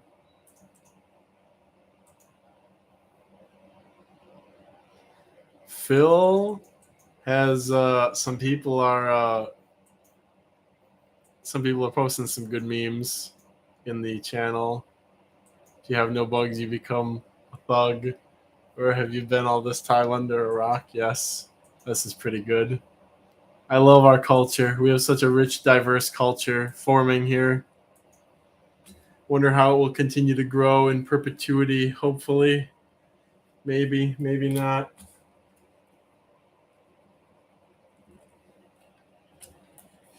Gosh, I have so many texts accruing. Hope the world's not falling apart and I'm not aware of it. Jeez. It's a lot of things I have to catch up on before I go to bed. Allie Lass asks, what's left in the auction? We have some assassin bugs. We're finishing up roaches right now. We have a couple of giveaways. And we got isopods. We really have not touched much isopods, so big chunk of isopods coming up. And then we have a special auction thing at the end of things. All right, here's the X. Wrap it up, guys and dolls. Gynas and what's there? I don't know any genre that start with a doll. There's like species that are like Dolphusii and stuff like that, but I literally can't even right now. All right, going once, going twice, and sold to Taranchi. Very good show. $71 winning bid to Taranchi for a Luki Hormetica Subquincta. I pray one day I'll be able to do these kinds of numbers on Grossi and Hormetica. We'll see if that day happens sooner or later. All right. One of our last two roaches, kind of. We grew a 50 mix Doralia Orini. Starting bid of $50. Orange Zebra Roach. Orange Zebra Roach. Slowly losing my sanity, but guys, we're going to be done at a reasonable, semi-reasonable hour for me, and it's going to be amazing. I'm going to go to sleep, and I'm going to not wake up exhausted. It's going to be great. Any more giveaways? Yeah, as I mentioned. Pomotu showing some good interest in this spectacularly priced group of Doralia orini, a species which plagued me for years, and that I finally, one day, just seemed the pieces fell in place, and they did well for me, and they have ever since.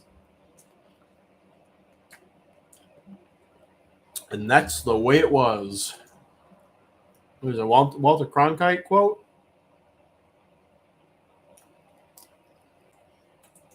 Oh boy. We have some memes from the late at night on the other streams. Anyway, are there any memes from the Oh, that looks like a meme from Roach Crossing After Dark. We have the infamous I Eat Newborn Babies. The Kyle with Muscovy late at night looking maniacal. Me saying looking all pretty with your head full of eyeballs. And I sell pregnant women with a bit of the I'm not exactly sure what that facial expression is. That's lost backrooms footage is what that one is. Why is one a random ass demo quote? I'm glad somebody got the reference there. All right. Let's see if anybody give Pomo to what he wants, or everyone else can suffer at his wrath. Going once. Going twice. Sold. Pomotu, $50. Another incredible find at this lovely auction. Oh, we're only at 90 items. See, guys, I have self-control for auctions. We didn't go too overboard today. It's been a heck of a time. Aw, Pomotu, that generally makes me so happy that you feel that way about them. They've become just a culture that I just keep maintaining, and they keep doing well without too much extra input. And I'm just like, again, thinking back 10 years ago, I've been like dying to just get a culture of them going, and now it's like second nature to just have them keep them going. All right, our second to last Roach thing. 50 mixed Luki Hermetica, Verrucosa, starting bid $70. Bada boom, bada bing. And then we will get on to our last Roach related item, which is a giveaway. It's a giveaway with an asterisk, though. Keep that in mind, with an asterisk.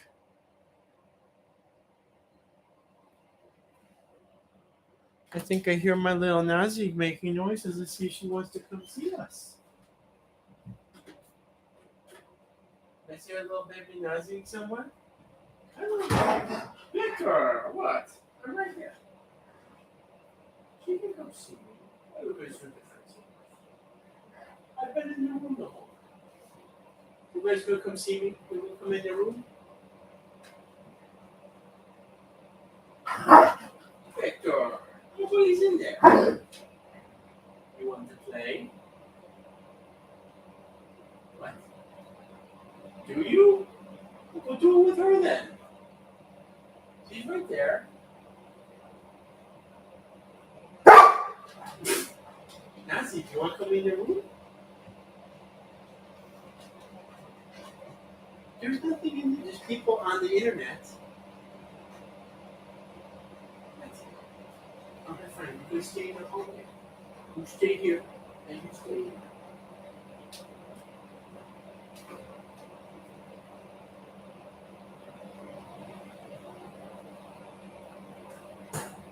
All the food I have to make.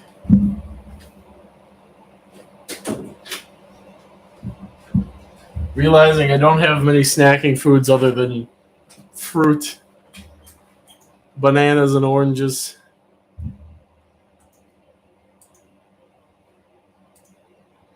Doggos. Could you show us a live exhibition of orange zebra roaches from somebody Nira Anaxamand Bear? Yeah, at some point. I welcome. I don't think I've ever seen your name before, Nirot Anaxamam Bam Blam. It's a mouthful. All right, here's the X. Pomotu maybe making out like a bandit in the last half of this.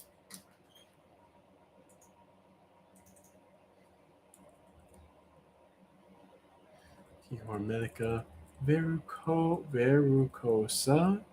15. All right. Going what? Slid. Going once. Going twice. Sold. To Pomotu. All right. Winning bid of $70. Sometimes you just have to show up. All right. We have our giveaway, which is for something very special. And this is why it's a giveaway, is because it's not set in stone yet. This giveaway is for first dibs on a group of Princessia van Rierebeccae and Rohamana.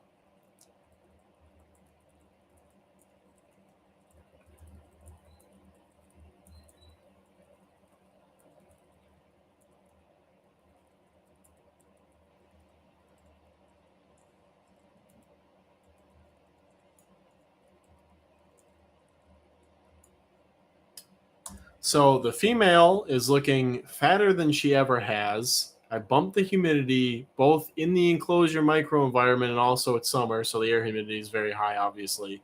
So she's looking like she's going to give birth any day now.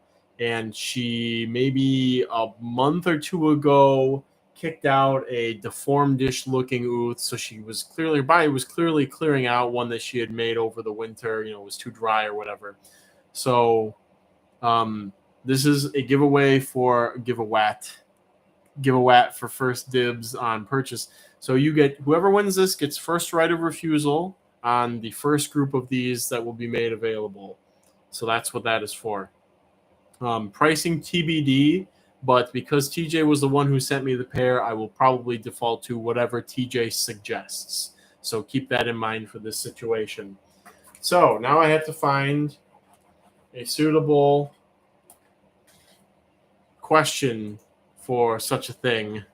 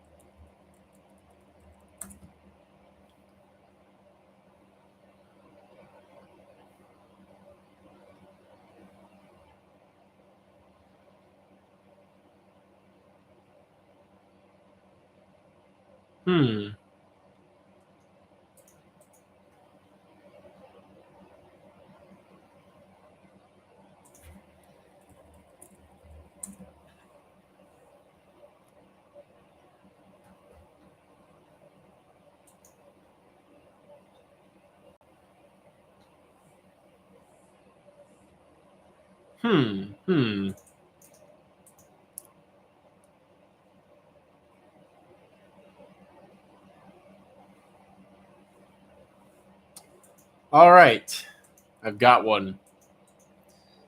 I need the properly spelled, properly capitalized, properly lowercase, etc.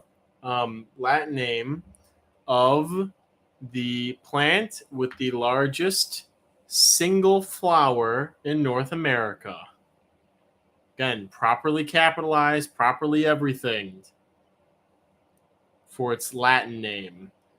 The Latin name of the plant with the largest simple singular flower in North America. Native to North America, I suppose. Because, I mean, we could bring stuff from all over the planet and put it here, and it's technically in North America. Dynamo Terror! Got it with Magnolia grandiflora. Magnolia grandiflora has the largest singular flower of all flowering plants native to North America.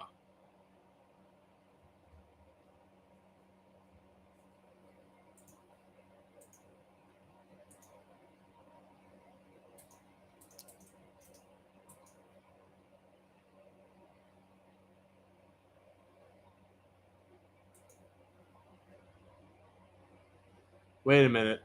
I fudged up, I think. Is it synonymous with macrophylla? Have I fudged the bucket?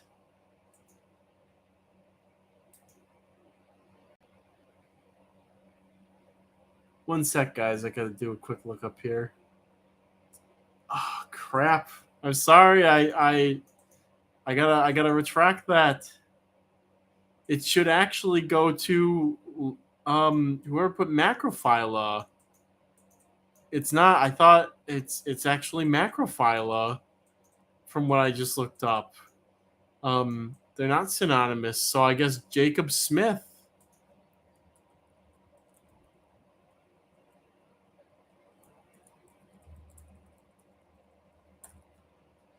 I thought that they were synonymous. I just looked it up, but they're considered separate valid species. My apologies. It is macrophylla, which again means that Jacob Smith wins. Dynamoterra, you know you have my name and number and my address and a bunch of other stuff, so you can always come talk to me also. But Jacob Smith is the winner. Jacob misspelled. Jacob misspelled. I misspelled, I think. Oh, macrophilia! Double edit! Damn it.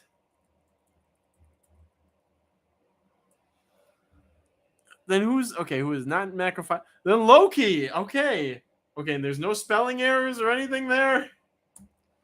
Jacob Smith, you can always come talk to me also. I aim to please. Macrophylla?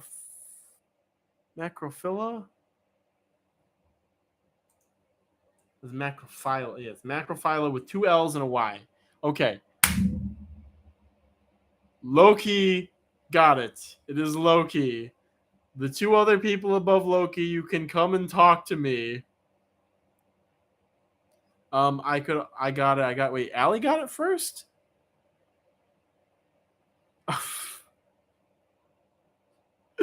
Guys, forgive me. Forgive me. I know not what I've done. Oh, wait, no. On my screen, it says that Loki and Allie both... That Loki's before Allie.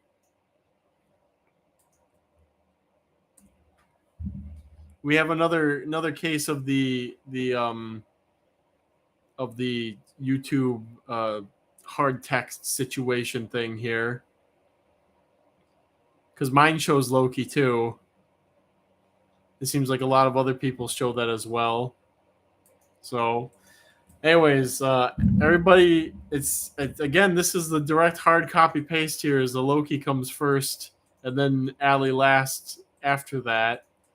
So, unfortunately, I gotta go with what it presents on my thing, and it looks like that's how the bulk of it is. But you also, again, to everybody involved in this, you all have my information. You can contact me, and we can come to a good resolution here for all the people whose souls I am crushing with every time I declare somebody a winner, and then I have to look back in the chat and I'm wrong because I'm blind apparently. So, Loki, you have won the first rights of refusal on them.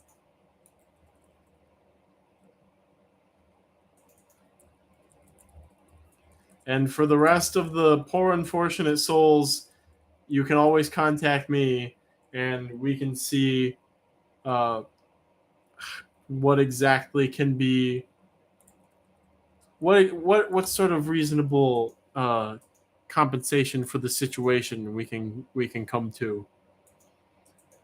All right, now that I'm done sweating bullets over that, we get into the final leg.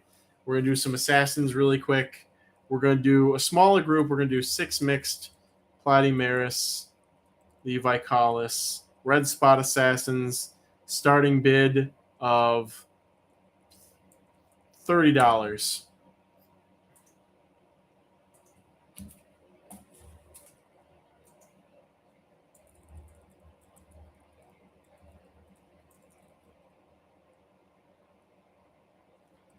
So I say 6 of them? Yeah, 6 of them. Oh. Starting bid of $30. Okay. Whew. Always the drama. I would do it in the Discord, but we have to keep the attentiveness in the live stream too. Until we come a day where I become a multi-trillionaire Roach streamer and I have a special overlay and the stream updates in real time, and then the chat gets crowded with people spamming emojis and slurs of various sorts, and I have to have a moderation team, and then I go mad with power, and then leave YouTube forever, and then come back a couple of years advertising that I've written a book about my experiences that I think will help everybody, and it doesn't really help because it's just a bunch of common sense stuff that people already know. Don't you have bugs to catch in Florida? All right, here's an X. Remember, we've got assassins going up right now. A couple of people eagerly looking at the ass in bugs. All right, going once. Going twice. Sold. Pomotu. Pomotu's very on game with a winning bid of $42. All right, and then we have Platymeris Rhadamanthus Mambo, to which we will do. You want them, Josh? You can have them. My computer is like on fire right now. I can't believe how hot these things can get.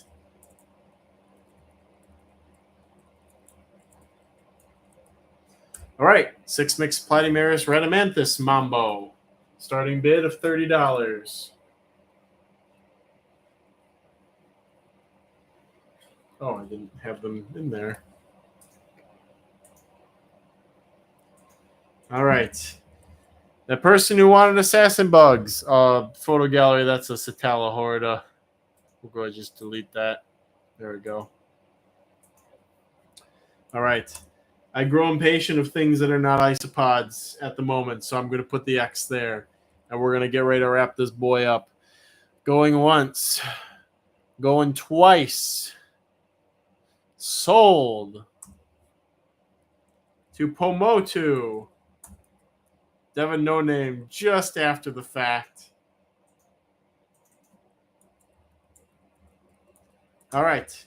Whoever wanted assassin bugs, there you have it. We did it. If you didn't get them, shame on you. Unbelievable. Okay. Somebody wanted these too. Not an assassin bug. We're moving into isopod-esque things. Arcitolitris sylvaticus, 200 mixed, starting bid of $30. Snyder snapped them all up last time. Blame him. Dang, wanted some beebles. Phil, there are a couple of beetles that might be unclaimed. I think nobody's claimed the odontolabus up there.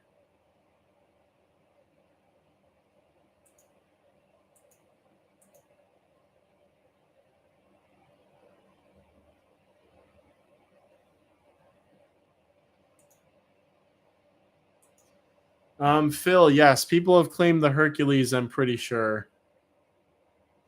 I think the one that's still unclaimed are the odontolabus species.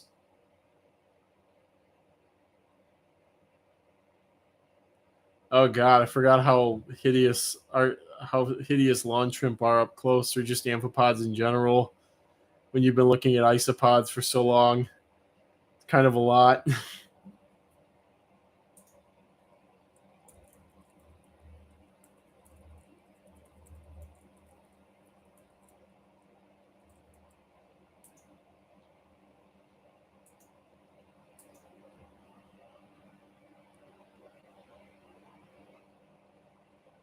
A Dynamotera, you take that back. Well, at least the one in the picture looks quite awful up close. Some of the coastal ones have a really alien, bizarre coolness to them. Any tips on treating grain mite infestations? Cut back your food, get rid of your grain-based food in there, increase your ventilation, decrease your humidity, and add predatory mites if you can. I've been leaning very heavily on predatory mites the last 8 months, and I am never going to not use them for this stuff because they work too well for clearing out grain mites. Stephen Logan asked, are these hard to take care of? Not at all. Get them moist leaf litter, and that's pretty much all you need. Keep it moist, and they'll do the rest. They'll turn it into topsoil in no time. All right. wrapping it up on these non-isopods, these lesser crustaceans, lesser terrestrial crustaceans.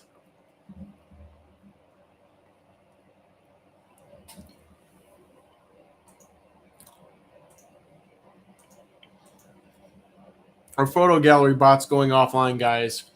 So I will do my best with some of these. Fortunately, most of the stuff that's coming up is stuff that you can very easily Google, or most people, if you see it, you know that you want it. So, all right.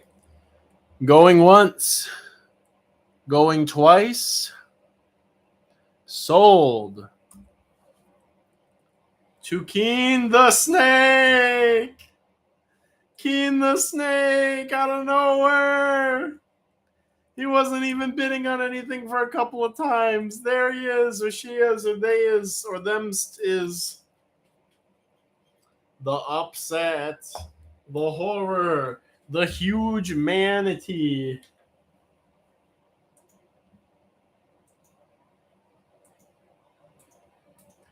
All right. Hold on to your butts, because we're doing isopods now, and it's all over the place. We got good ones, we got bad ones. I guess not really any bad ones. We just got the big splattering of some premium isopods, I suppose. So we're going to kick it off with 12 mixed troglodillo species green spots.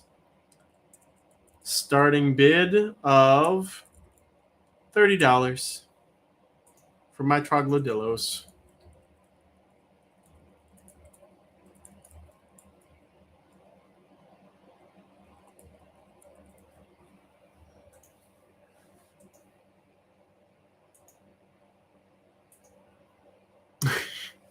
Some men just want to watch the world burn.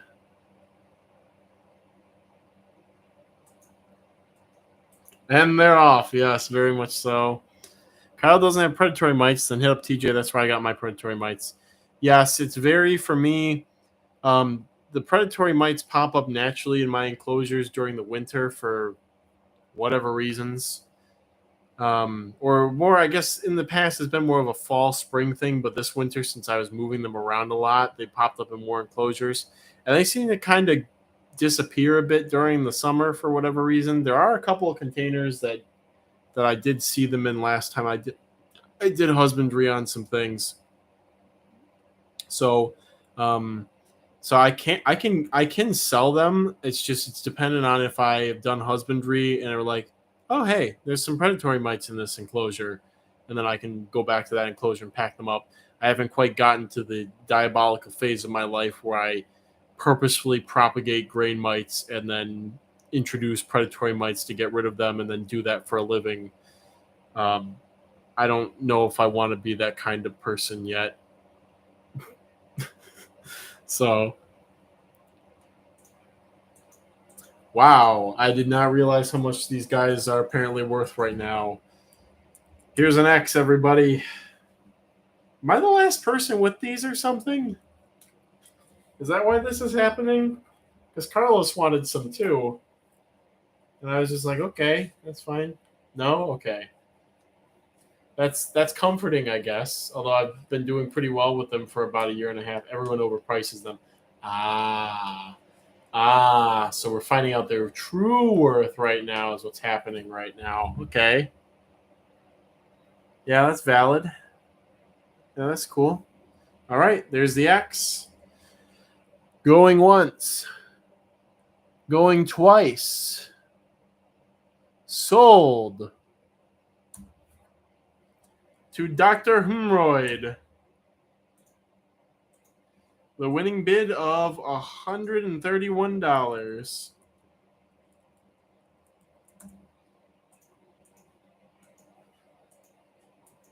They should all be free.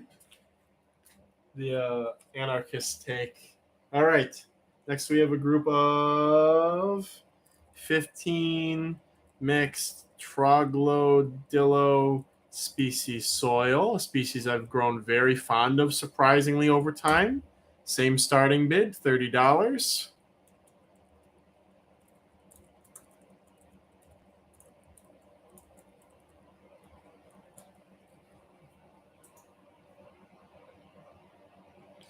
$240 for a 5 count? Do they think people are fucking... Do they think people are made of money? I'm sorry, guys. It's just that outrageous. For 5. For 5 of them.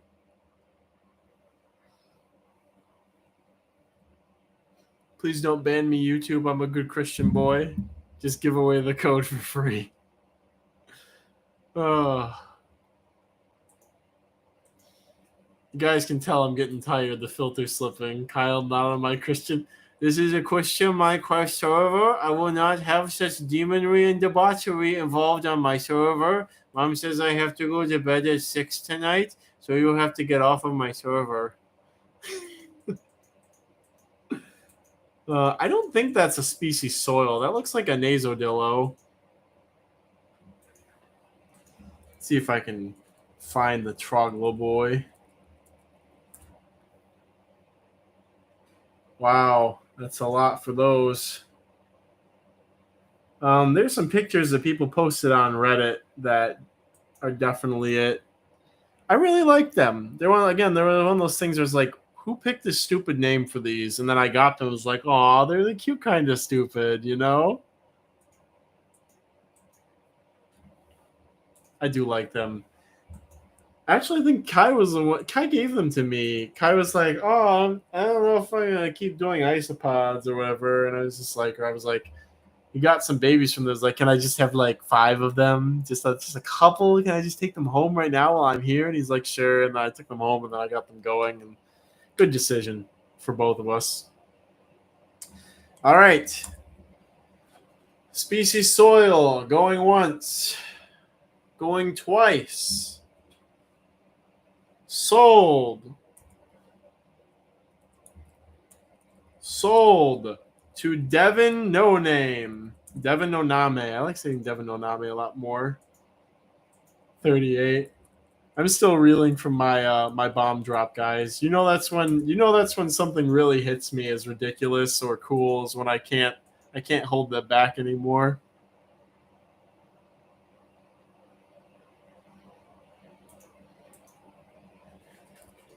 Okay, cross that off. Da-da-da. All right, now we have a group of 40 mixed CF Trichorhina species, Puerto Rico. Starting bid of $30. A certain somebody that many of us know and love collected these during his visit to Puerto Rico, and they are really cool. Like, for a Trichorhina, like they're very mobile, they're super elongated. And when this certain someone showed them to us in his little like culture container that he had them in, Satchel and I like looked at it. I think Satchel, if you're still there, our reaction was like, we opened the container and he showed them to us, or maybe I can't remember the exact context, but I think he like went to put it away, like we wouldn't be interested in it or wasn't cool or something. And you and I were both like, wait a minute, I want some of those. Those are really cool. We all have this like very mutual, very excited but very low key hype energy at seeing them, because they're like elongated and they burrow. They make more. Trichorhina tomentosa will like churn up the substrate and make it into like the devil's rice, or like the devil's like rice and cookies and cream or whatever, where it's just nothing but Trichorhina and like the brownish black substrate.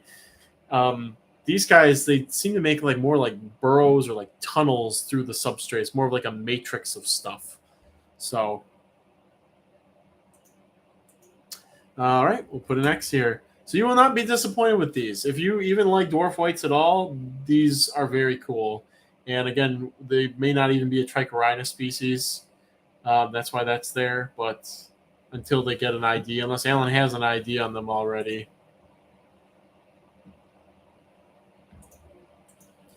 All right. Going once. Going twice. Sold to Loki with a winning bid of $32.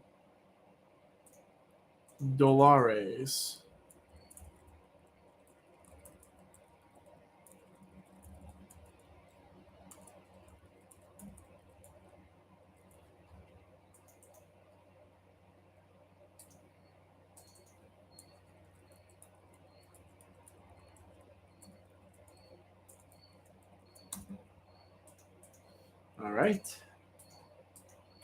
Photo gallery. I think photo gallery is taking off. So thank you, photo gallery, for your valiant efforts. All right, let's watch the world burn. 100 mixed Cubaris species Panda King. Starting bid $1. Have at it, you animals.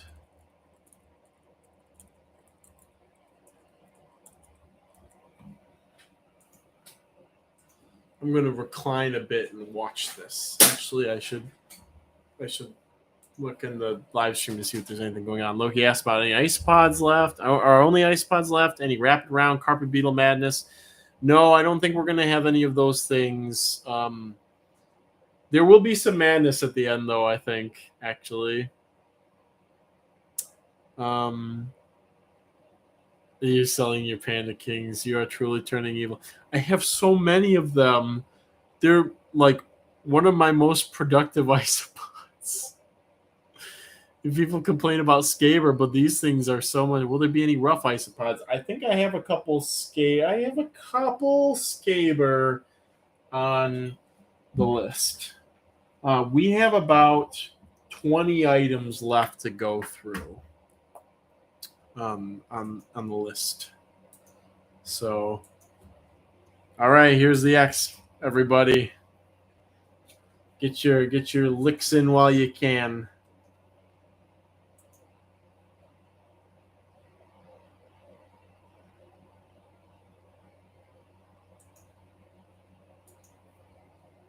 Almost out of strawberries. I'm almost out of orange juice.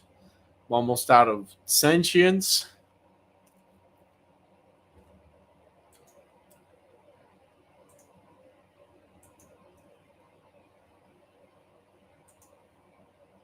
All right. Finishing bids for the 100 Panda Kings. Going once. Going twice. Sold. To Dynamo Terror. Getting a boatload of... Oh, Dynamo Terror, that's your first win. Congrats. Getting a boatload of Panda Kings.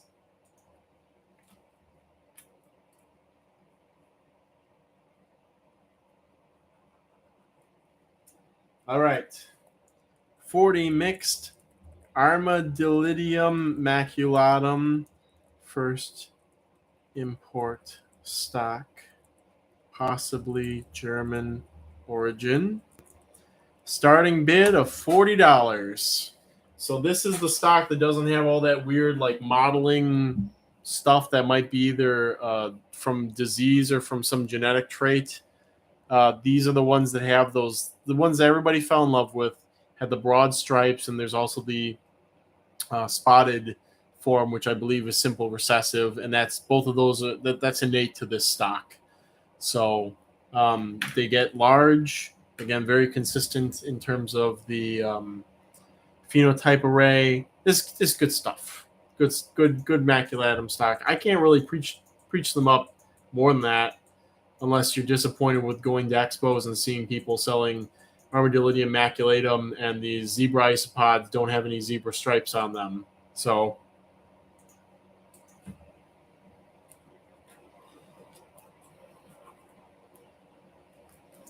all right, Orang Mango. I don't think you'll be disappointed. So I'm gonna put the X there.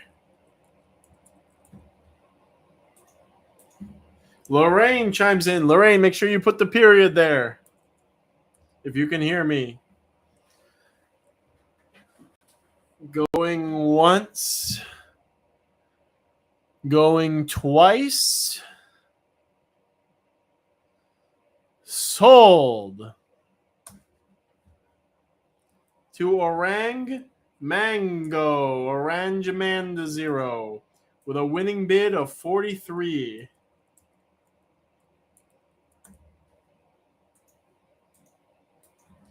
All right. 30 mixed. Again, I'm trying to pick. I didn't want to go overboard with this, guys. I tried to pick some nice, appealing stuff and some stuff that I didn't have last time. So now we have a group of 30 mixed Armadillidium Gestroi, starting bid of $30. My favorite Armadillidium, other than Magic Potions, that is a whole other debacle, and you guys don't want to hear me complain about that for years. But other than Magic Potion, than the true Magic Potions, Armadillidium Gestroi is my favorite Armadillidium. They're huge, they're colorful, they're very easy. What is not to love? Accidentally launched Fortnite. Hilarious. Hilarious. What are you, a Zoomer?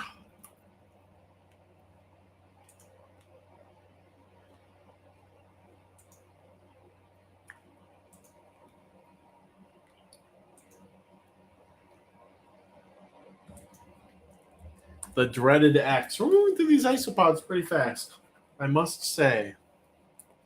Some good stuff coming up. Going through some good stuff and get some good stuff coming up.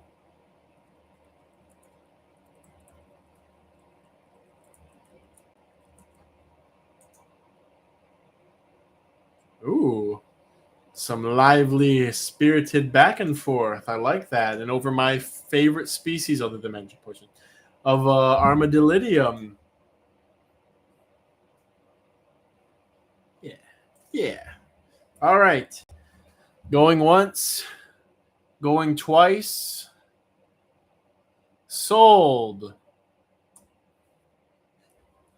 To Dr. Dead Stuff. Oh, Lorraine was so close. The winning bid of $45. So close, and yet so far. Okay. Group of 12 mixed pure Porcelio Expansus white. Starting bid $1.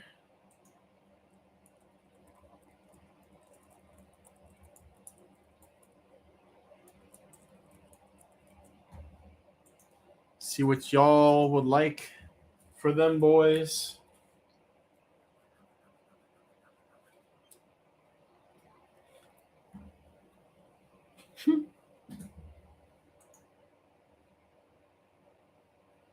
Taking some time to go look in the general. I gotta come over here and look at what everybody's saying. I am far too old to be playing it. I am looking forward to true Magic Potions one of these days. Why did I put a group on here? Oh, it's because somebody bought a whole bunch of them. I will not say who, but somebody did. So I should set some aside for the fall auction, actually. Would behoove me. Maybe do it as a giveaway.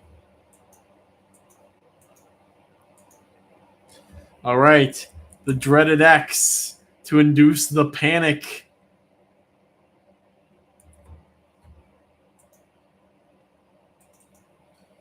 Cue up the next thing. What does that say? Oh.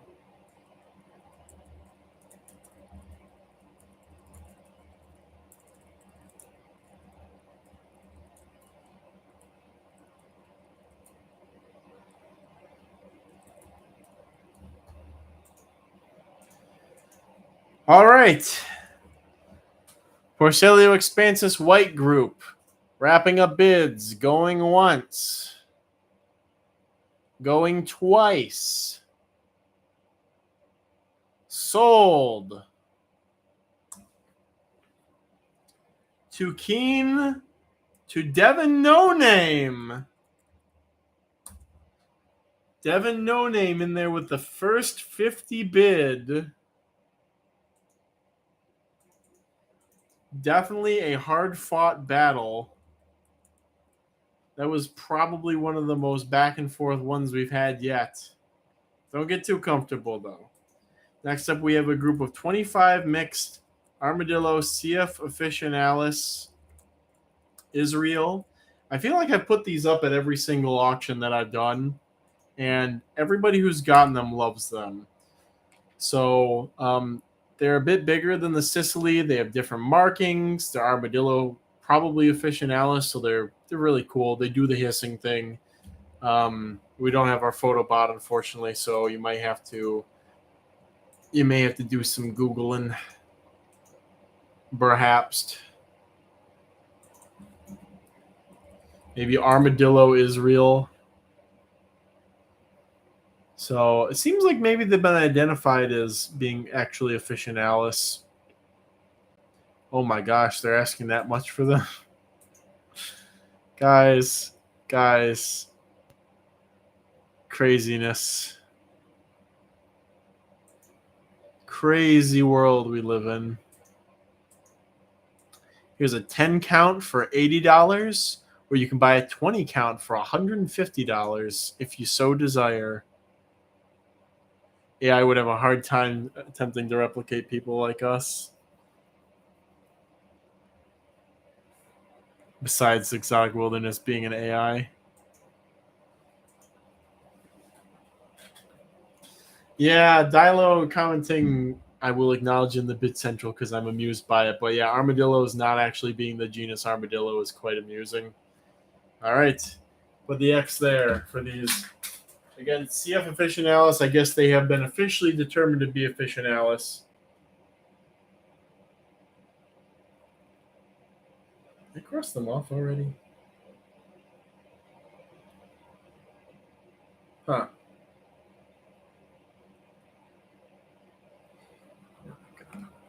Barely read my handwriting.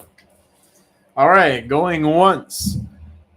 Going twice. Sold. To Loki. Oh, Lorraine, you were so close. Loki got in with the first bid. Gotta be quick with some of this stuff. That's why I said if I'm ever at an auction, a bug auction, it's gonna be horrible because I'm gonna bid in $5 increments and I have no self-control when it comes to that kind of stuff. All right, next we have something unique. We have 25 mixed Armadillidium verneri, starting bid of $30. And this reminds me, okay, anybody watch Avatar: The Last Airbender? Because there's that scene where the Team Avatar gets invited to, they get invited to the queen, the king at Ba Sing Se or whatever, and they get the invitation. They say, and he'll be the king, and his bear will greet you or whatever, and the whole squad is like, his bear? He's like, yeah, it just says bear. It's like his bear like turtle, his bear like squirrel. No, it just says bear. So with these Armadillidium verneri, it's like you're so used to seeing orange, like it seems like they got that isolated somehow from it, and then it became extremely popular. And then you never saw just the straight species verneri anywhere. And so this is just the stray species. It's not orange. It's just the wild type, supposedly Armadillidium verneri. I see we have a new photo gallery bot. Very similar to that. The ones I have seem to be a bit lighter, but basically that. They look a lot like Klugii. Maybe they're the same species. You know, somebody's going to have to look into that eventually, but they're just regular old. I'll try, Kyle. Thank you. All right, here's the X for the verneri. Just the regular old Armadillidium verneri. Not anything, no special mutations or anything. Just supposedly the wild type coloration. Yeah, that looks about right-ish. Okay.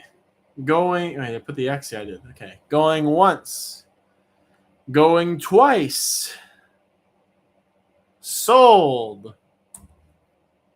To Lorraine. Lorraine, you got to win. Winning bid of $55. Oh, I guess you won something earlier because you're popping up in my document, all right. But I'm glad you got an isopod.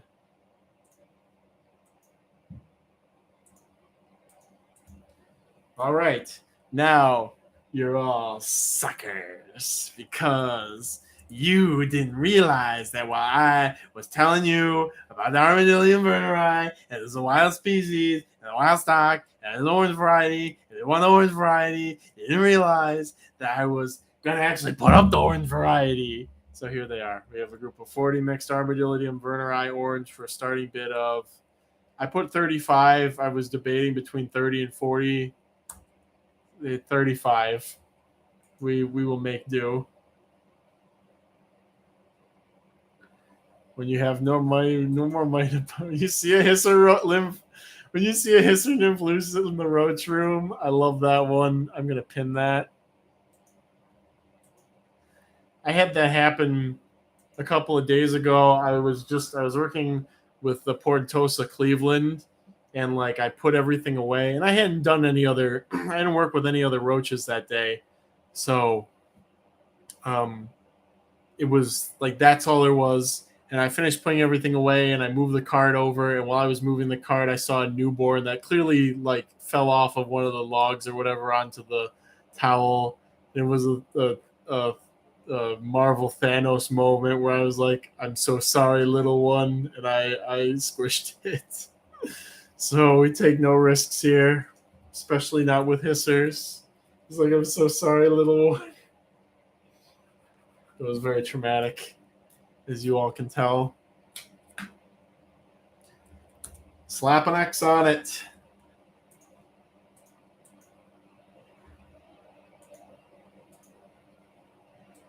That was me with a pallet. I'm sorry, Annabelle. Bree, need me some Vernerai orange. Well, there they are. They're up. They're posted. They're in there. They're in their final countdowns. All right. Going once. Going twice. Sold to Devin No Name with a 56, the perfect snipe bid. Just no F's given, slams into the side of the auction out of nowhere with that 56. Bree, I have a lot of them, so just before, I think you won some other stuff. If you won some other stuff, let me know, and you could get some of those Vernerai orange. I have plenty to share, just not at auction prices necessarily. So just contact me, which you have to if you won something anyway. So you should. Right, the $35 winning bid, starting bid. Wow, that's the only one I think I've done with a 5 in it. Winning bid of 56. All right. Next one. Oh boy. 15 mixed Hilaria brevicornis, the largest terrestrial rolling woodlouse. Starting bid of $1.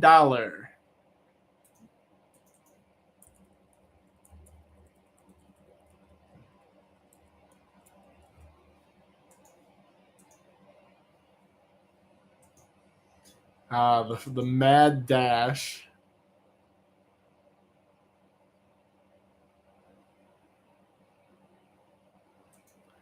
The mad dash for Hilaria brevicornis. I didn't win anything this time yet, but I'll let you. Yeah, just send me a message, Bree. Annabelle says, was on a box from outside. My brain was like, holy heck, outside Roach, but it was mine. Unfortunate.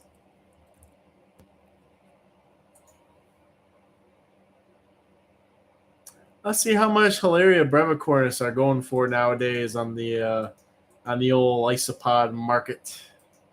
Just for fun, of course. No ulterior motives.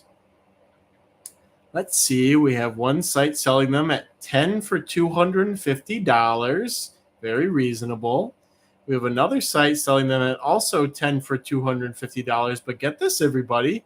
You can PayPal it. You can PayPal, pay it later, pay it by the month PayPal money thing for as low as $22.93 a month. And they could be yours.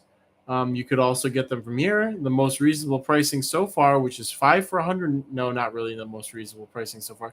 5 for 140 or 10 for 260. They could be yours. And here's another one that's prompting me with a bunch of stuff. Another 5 for, oh, this is the best pricing so far. 10 for $245.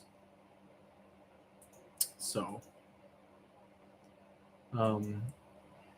yes, Exotic Wilderness. I believe you found the proper ones. They're big and dopey, and I love it. They do, Dr. Hemorrhoid. That is not true. TJ has recorded females giving birth to multiple litters of babies. That is from outdated literature where maybe they grabbed older females from the wild, or they grabbed wild caught females or stressed females or something like that.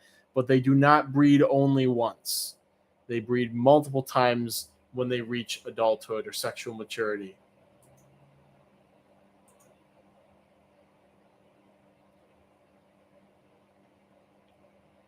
Alan talking about how he crashed the bug market years ago. Hilarious. Hilarious, hilaria. So, but I mean, I did get mine a year ago, and I'd done this song and dance before. I did this at the April auction, when I auctioned off some of them before. It has taken about a year to get them established and going, but they're doing very well. They're like a rhino roach, basically, of isopods, but obviously faster than rhino roaches. So I like them. A mutant would be awesome. A Dalmatian, man.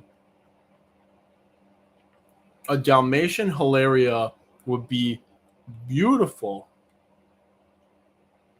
Like, be incredible. They'd be so big, and you could have like a bunch of them in a small space. It would actually look like dairy cows are little cows, but these would actually look like little cows, like all hunched up grazing on the leaves and stuff. All right, here's the X.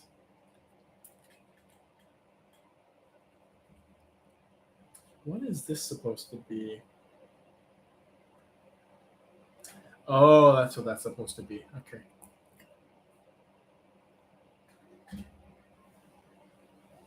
All right, I got to figure it out, guys. I know what the next one's going to be.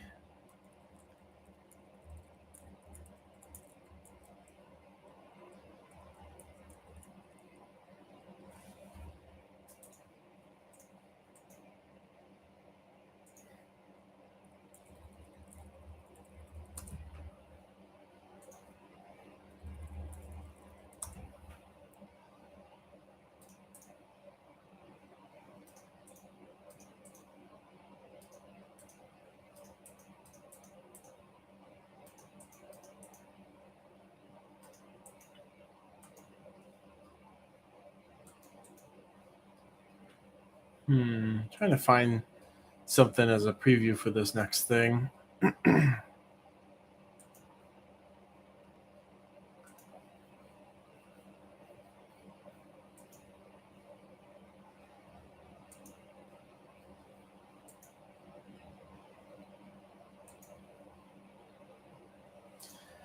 All right.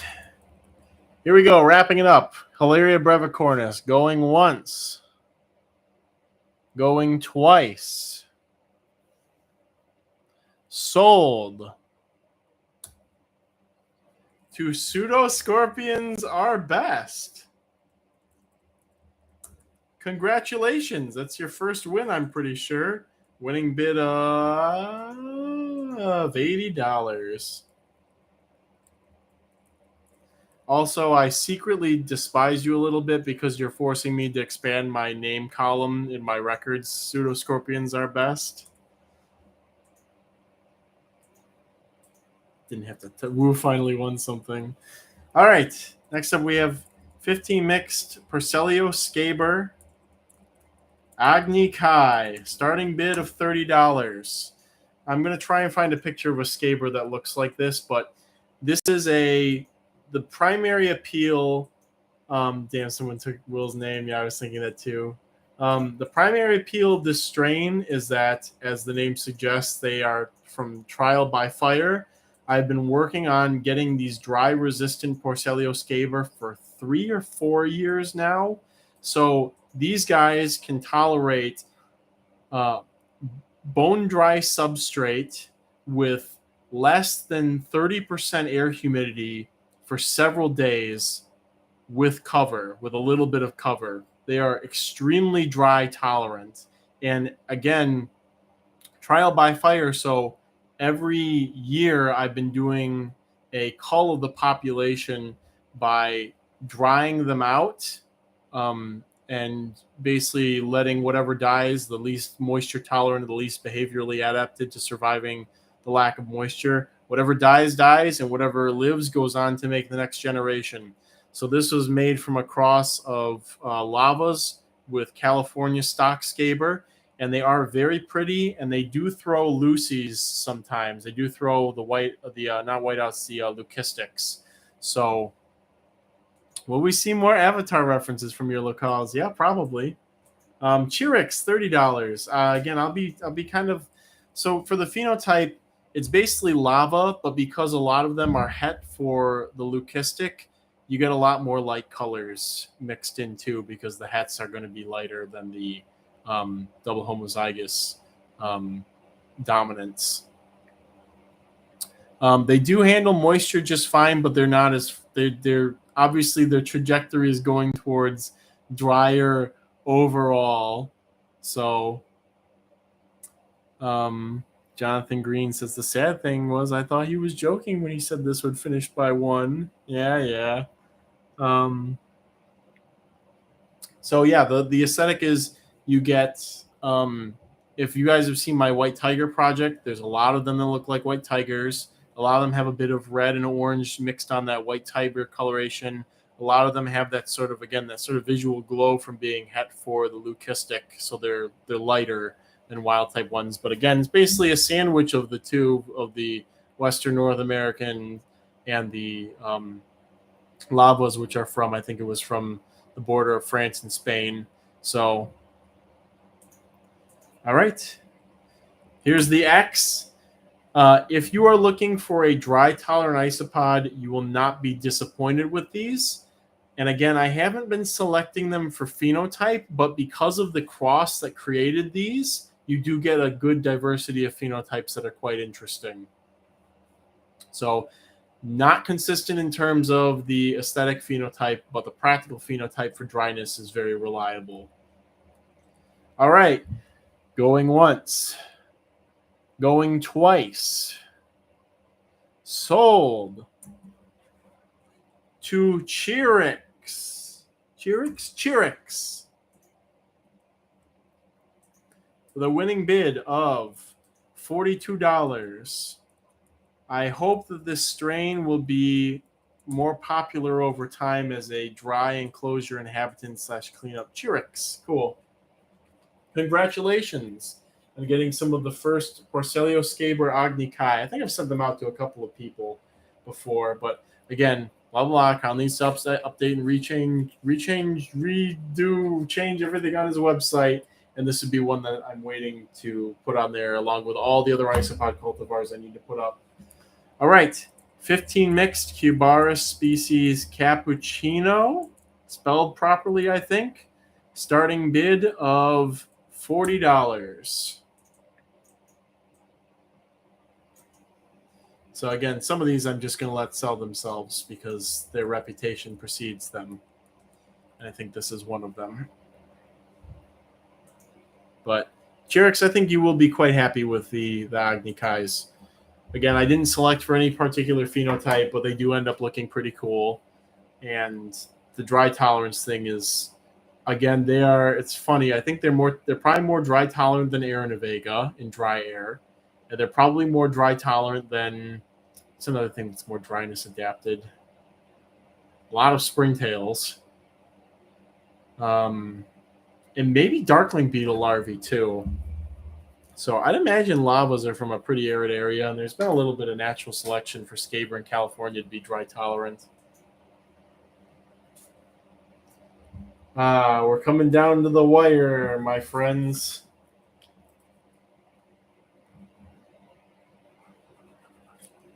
The last of the last.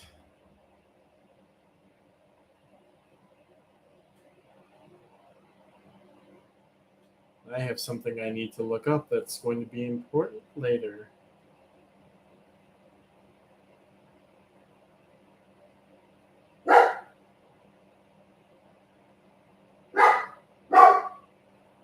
There we are. That's the thing that we need.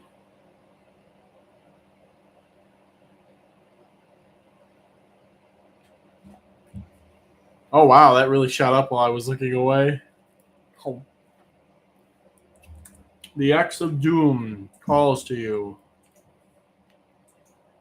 This is another crazy priced one.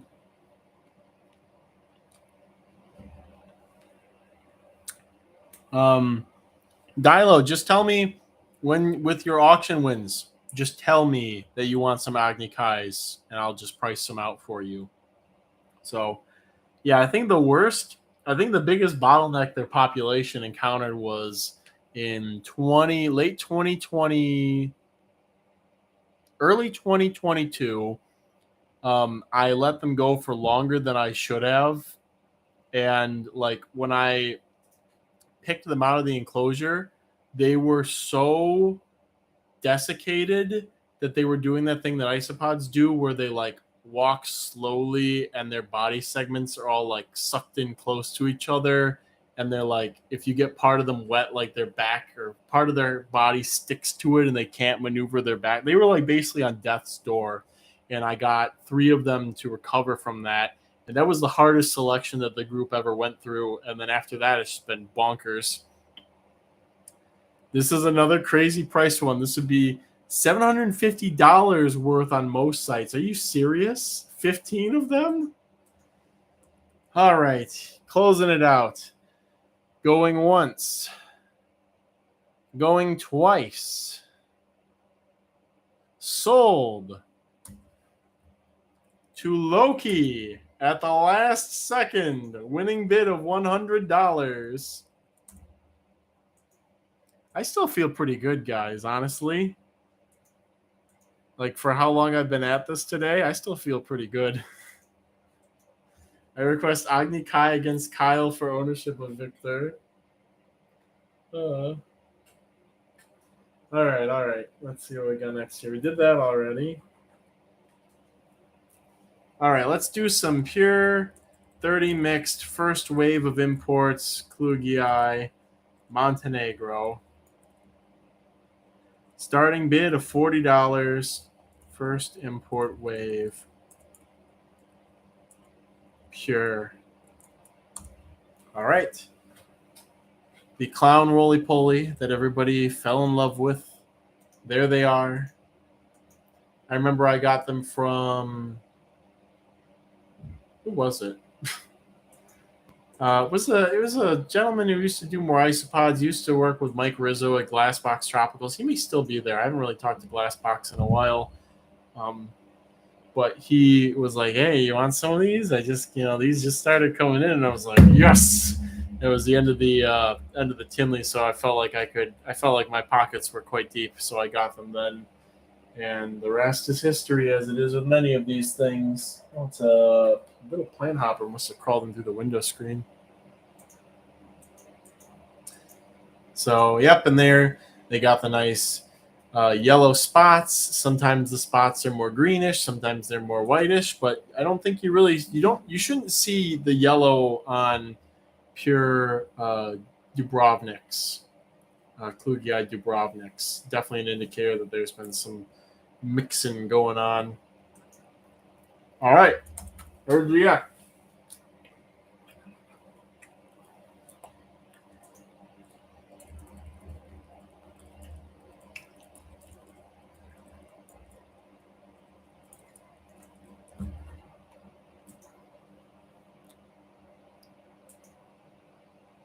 Let's see. Okay, going once for the Montenegro Klugii. Going twice. Sold to Keen the Snake. Again, Keen the Snake having a good old time today, huh?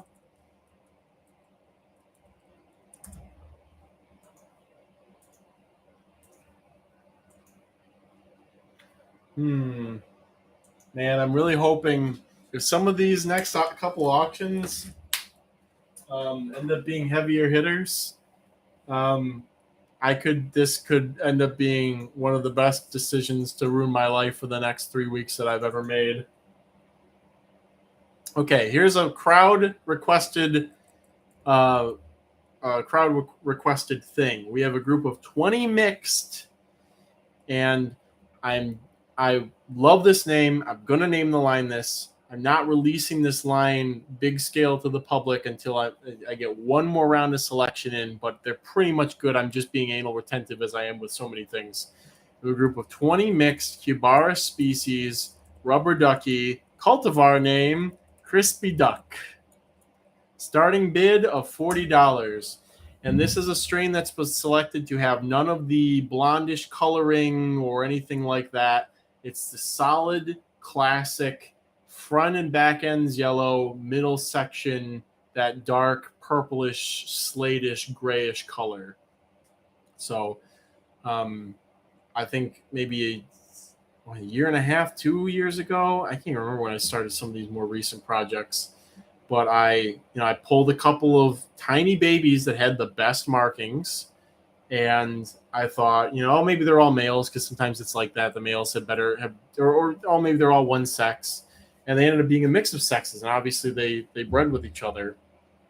But now it's very clean. I want to do one more selection, but it's consistent enough that I look in there and I don't see anything that I would actively call. So it's like, just release it, Come on. All right. Here's the X for crispy ducks. Oh, also, everybody, get excited because Brandon Maines is bringing me the first wave import of blonde duckies. So the ones that when I saw them at Tinley in 2018, they were like an inch long or maybe a little bit longer, fresh out of the wild, I presume, and that haven't been mixed with species rubber ducky. So maybe it's a different locality that just gets a little bigger, but they have none of the little gray imperfections or anything in them. I'm getting a group tomorrow. And maybe if I treat them very well, I'll have some for the auction in the fall. I'd be very happy about that. I'm going to give them a big enclosure. I'm going to treat them so nicely, and I don't want to ever lose them again. So, all right. Wrapping up the crispy ducks, Cubara species rubber ducky, cultivar, crispy duck. Going once. Going twice. Sold to Dr. Hemroyd. Man, there's a couple people here when they're like me if I were to go to an auction. When you want something, you want it. And you want to lay down the law and you want to get it. Crispy duck. I love that name. I forget who came up with that. I'm sorry, I have a goldfish memory, but whoever picked the name, I will get you some for helping with this very momentous occasion.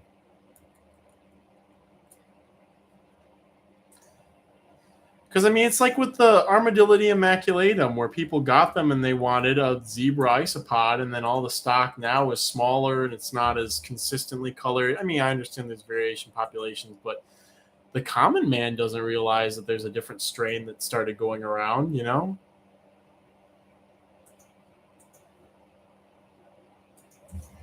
Love the memes, guys. Love the memes. Keep them coming. All right. 3 isopods left. Let's see how we're doing here. We are doing extremely well. All right. This is going to be fine. I named Crispy Duck. Forgotten. Loki, you are getting some crispy ducks. You are not forgotten. I've just had a lot of caffeine and I'm at my wit's end. So my hair is getting all disheveled. All right. Sorry guys, I lied. 4 isopods left. Next one is a group of Porcelio Scaber Excalibur. Oh. The Nazi pushed on the door or something. They must be playing. Group of 25 mixed Porcelio Scaber Excalibur. Starting bid of $30. I think this is Anthony Green's hard work that created this line. And they're phenomenal. They're what my skirt line, where I wanted my skirt line to be and where I almost had it. But these are just, it's so much better. It's more of a testament to, it doesn't matter if like there's Porcelio Scaber in Michigan and Wisconsin and all over the place. They've started to micro adapt to those places, and you get different pockets of micro adaptations, and you have no idea how that could affect a simple mutation that affects other parts of their phenotype. They are phenomenal, and I would even go. So I was tempted when I was packing some of the Loki. I think it was for your order. You got the Excalibur and the White Tigers. And I was almost tempted to recommend them over the White Tigers to people who want a new Scaber morph. But then having them in the cups next to each other, I was like, they're actually very different, because these Excalibur, that skirting is very clean, it's very prominent, but there isn't as much contrast between the individual segments or from the front to the back of the individual. And then you look at the White Tigers, and on a good number of them, there is a very high contrast front to back, and there is not as much differentiation between the body color and the skirt color as there is on the Excalibur. So that also made me think, okay, dummy, cross them and make something cool out of the both of them, and I'll do that eventually sometime. But they are both very strong morphs in their own rights, and you could take them and put them into projects. Like you could use these skirts to make like tricolored Scaber out of mixing them with lava and see how that goes. Or even like bicolors with multi-gene orange and lava. I'm going to have that magma strain released pretty soon. So a multi-gene orange, you could cross these into that, and then you could try and get it where the body is all orange and the skirt's white. So, all right, here's an X. I'll stop rambling. We'll get on with it.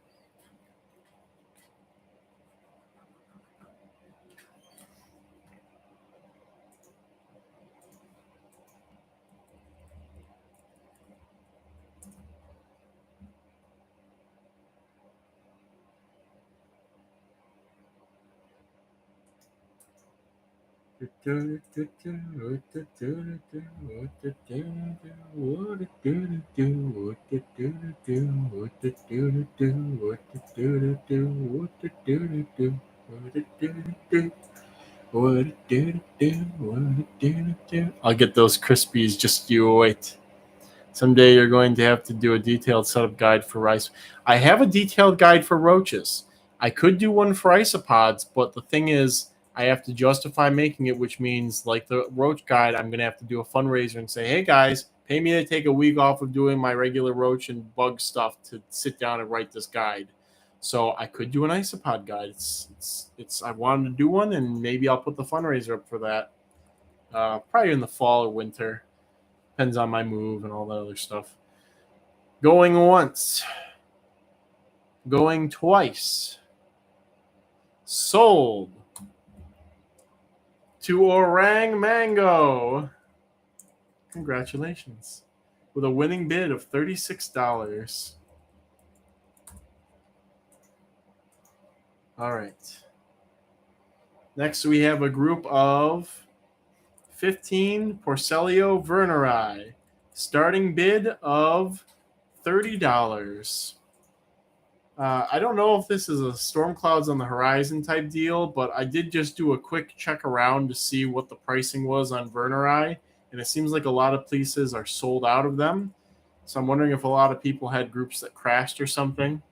Fire guide when? Braden, slap them in a 10-gallon tank. If the air is dry, put a polycarbonate lid on as well. Keep them like hot, like 100 plus degrees, and feed them marshmallows, fish flakes, and dog food. If the air is moist, just do a regular screen cage enclosure, and you can do sand, you can do cocoa fiber, you can do mulch, put some cotton balls and stuff in there for them to sort of, you could probably even use rags for them to, apparently they do something where they will make a little nest dance chamber underneath or in the cotton. It was an old thing that I read. I don't know if it actually works. I definitely don't need that for the sand brats or for the Nysenura from Hurricane Creek. But it's an old trip for the fire brats, I was told, and that's basically it. So quite a few people want the Verneri, the Porcelio Verneri. Good, good, good. This is another group that I was down to maybe 3 of them. The colony crashed at some point, and then sometimes you just hold on to your seat and you hope, okay, these 3 will just pull the whole colony out of this, and then you get one female to adulthood and she has a couple of litters, and the next thing you know, you're back up to like 200. Sometimes it do be like that. All right, the X. What does this say? I have a good one saved for last. Maybe I could have gone out with a better zinger, but I have a pretty good species saved for last, guys. All right, going once. Going twice. Sold to Aegis. Winning bid of $50. Maybe I'll do one last exciting thing after all this, because we are about to push over a certain number, which would be phenomenal.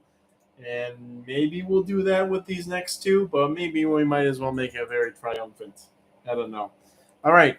Group of 40 mixed. Well, Tennyson's not here anymore, so he can't correct me, but Cubar species white pigeon. Starting bid of $40. Again, this quickly became another one of those species where I got it from Kai. Thank you, Kai, if you're listening. Thank you for all the isopods you gave me that you got from Carlos. Where I got them was like, oh, these are kind of dumb. And then over time, the colony grew, and I got more of them, and I saw how large and robust they got, and also how the variation in their very ivory colors. That photo does not do them any justice in person. But you get an idea. It's kind of like looking at, it's like clay or like ivory pieces. Yeah, Cubar species ivory would have actually been, I think, a good name for them. So they did grow on me a lot, and I do really like them. Anyone willing to split? So many people. I will. Okay, I will. Chris, I don't know if I told you, since you said something about you said pigeon stuff there. I got my first baby pigeons, and they're walking now. They're no longer disgusting blobs with dodo faces. They're now like actual birds. So I'm happy about that. I'm hoping they'll have another group of babies before the fall. I don't know if I should remove the ones that are in there once they appear fledged, or how that should work, but I really would like to get more than 2 pigeons out of this pair per year. And I know they probably will not lay eggs outdoors during the winter, which they definitely did not lay eggs last winter. They didn't even lay eggs until like March or something crazy like that. If they're walking, they're not babies anymore. Interesting. Josh, let's splitty. No, you yoinked the funny bug. All right, keep it to the line. I'm actually kind of okay with this. It's very amusing. We're on like the last things. I'm amused. All right, here's the X. Crab knife battle. Anybody watch that old Newgrounds animation? Crab battle! Yeah, their feathers are just like barely coming in, and they're still being fed by the parents, but the parents have not laid any more eggs. So, I mean, this might be one of those things where this is old wisdom, and I'll go out there tomorrow and they'll just lay like an egg. Who knows? All right, Kibara species white pigeon, wrapping it up. Several people are typing. Oh boy. Going once. Going twice. Sold to Loki for $50. Bree, you're so close.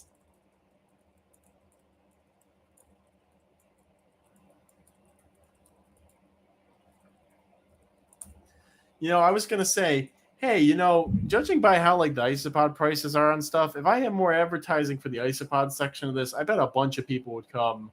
But then all of you guys will lose out on all these great deals, so it wouldn't be as good. Oh my god, it's still going. It said mini auction. I'm scared of a full size one. I hope you're all hydrating. I love people. Oh yeah, it lasts like 2.5, 3 days. Yeah, it's pretty crazy. Hey, Dilo, it's not wrapped up yet. We still got two more. We'll do two more things. We might go with something extreme at the end of all this. All right, group of 20 mixed Porcelio Bolivari. Starting bid $1. And I'm hoping that we will get to. I'm hoping this group will go for $49. Oh, wow. Okay. Well, there you go. All right. Mission accomplished, guys. I never had a chance. Man, I'm glad everybody's very interested in these. You know, I might have Porcelio succinctus babies, but I don't really feel comfortable selling those yet. So, well, hopefully for the fall, because I think you guys would really like those.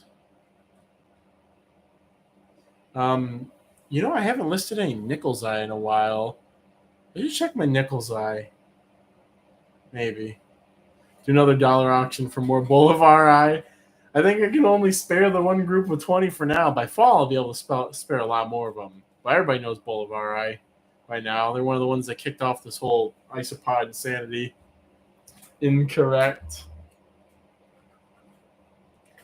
All right, here's the X. Dr. Hemorrhoid is currently in the lead. Do any of you dare to oppose him?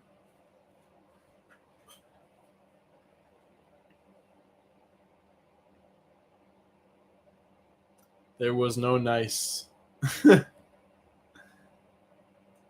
Yeah, there's a 79. There's no nice for the other number for the sake of nice. 69. Appreciated. Appreciated. All right. Here we go, guys. If someone wants it, I'll let it go. Going once. Going twice. Sold to Dr. Hemorrhoid.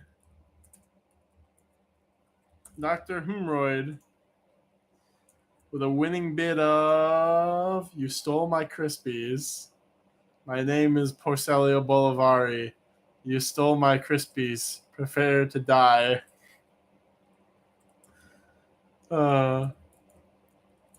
All right, but I'm going to refuse to let this die because, guys, we vastly exceeded any of my goals for this auction. Like we tripled the amount that I hope to make at this auction, and I am very grateful for that. So to show my gratitude, I'm going to throw some meat to the gompers, metaphorically, also literally tomorrow, but right now metaphorically to you guys, with this.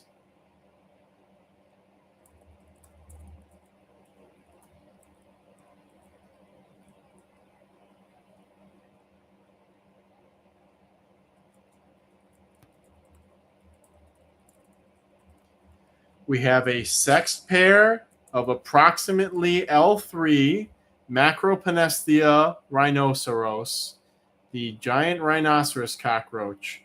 And for everybody being so good and helping me to hit my goals, vastly exceed them today, the starting bid is $1. The insanity ensues.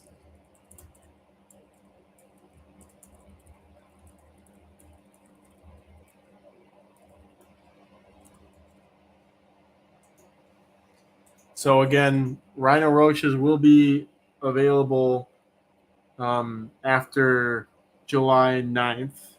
This is just a little something for you guys. Kyle, what have you done? No nice again, shaking my head. Maybe, for the fall auction, maybe what I'll do is we'll have a couple of competitions we'll give out prizes for at the end. like people who bid nice the most, most missed bids.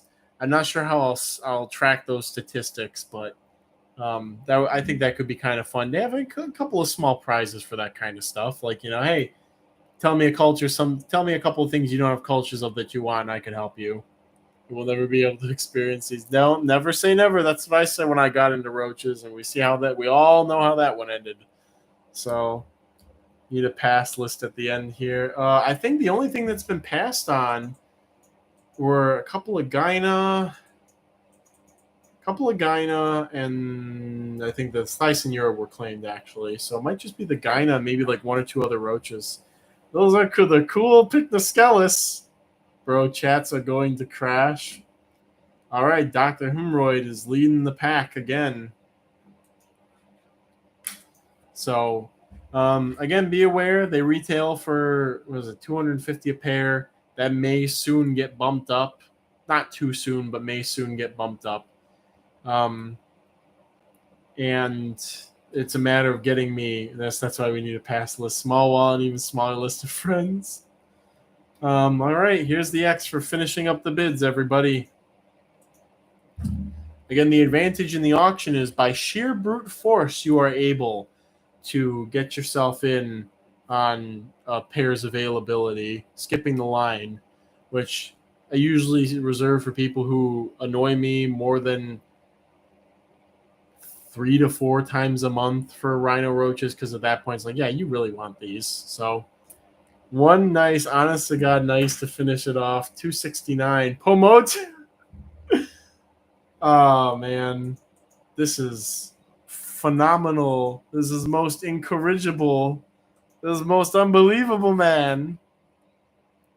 Yeah, lizard beans. I think people passed on the Javanica. So if you do the legwork of searching the bid central and find that they've been passed on and nobody claimed them, you're welcome to get them. So just go ahead and double check on that.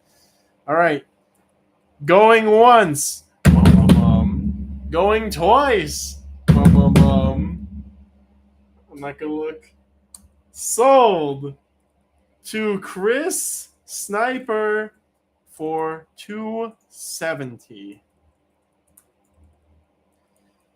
Thank you for a vigorous final round of bug bidding. Does anybody want me to do a couple of plants, maybe? Maybe want a couple of plants. It's not nothing too crazy. 13 passes. Thank you, Dilo, for looking at that statistic. Chiz.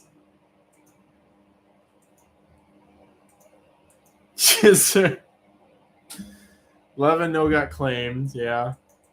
Thank you, everybody. Thank you, Chris. Thank you, Braden. Thank you, Pomotu, for the nice. Thank you, Dr. Hemorrhoid. Thank you, Taranchi. Thank you, Phil. Thank you, Bree. Braden, I think I said already. Aegis, Dilo. Can you list them in general? Yeah, Dilo, if you want to. Plants, yes. Yeah, maybe I will. Dancing with the Plants. I'm trying to think of what I actually have that people might want. But we actually have a more important auction. I think maybe I'll pass on the plants. We'll do it as a smaller side thing.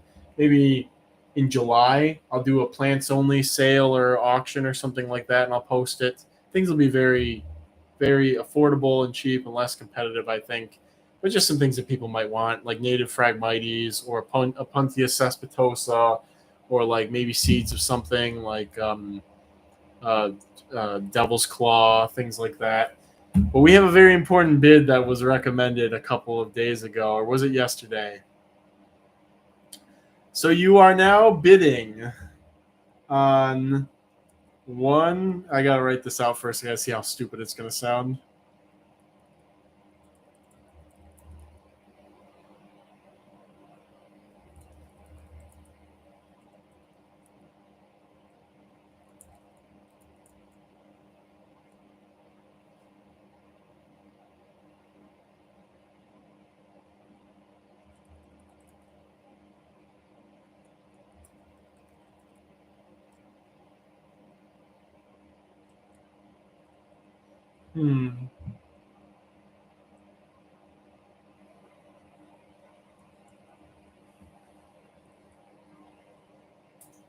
I gotta come up with this just right.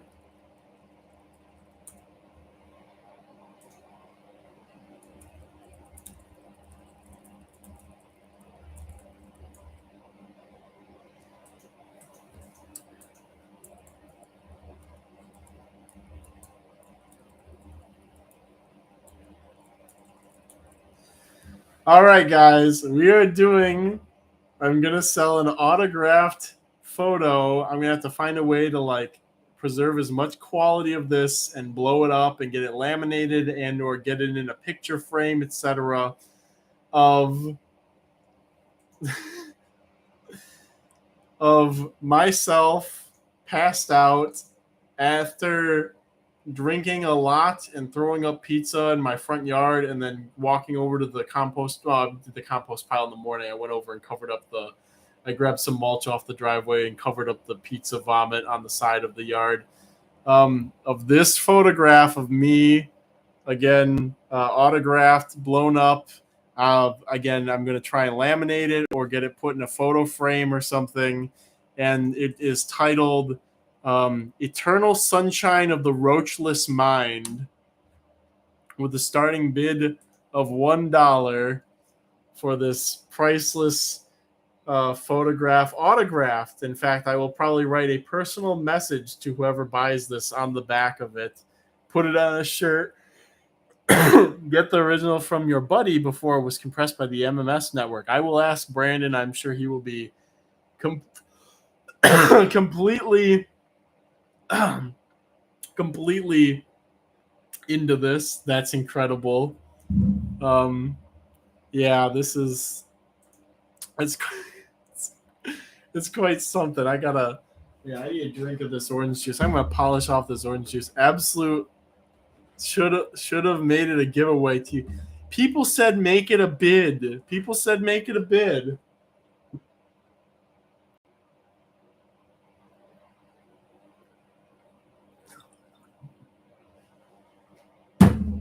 I'm gonna sleep like a baby until I have to drive to Kai's tomorrow.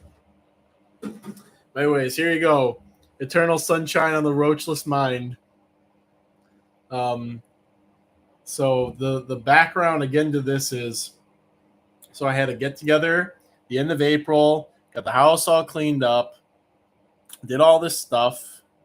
What is it reflecting there? Oh, that's my search tab bar. You guys can see my health insurance portal and my mortgage payment stuff.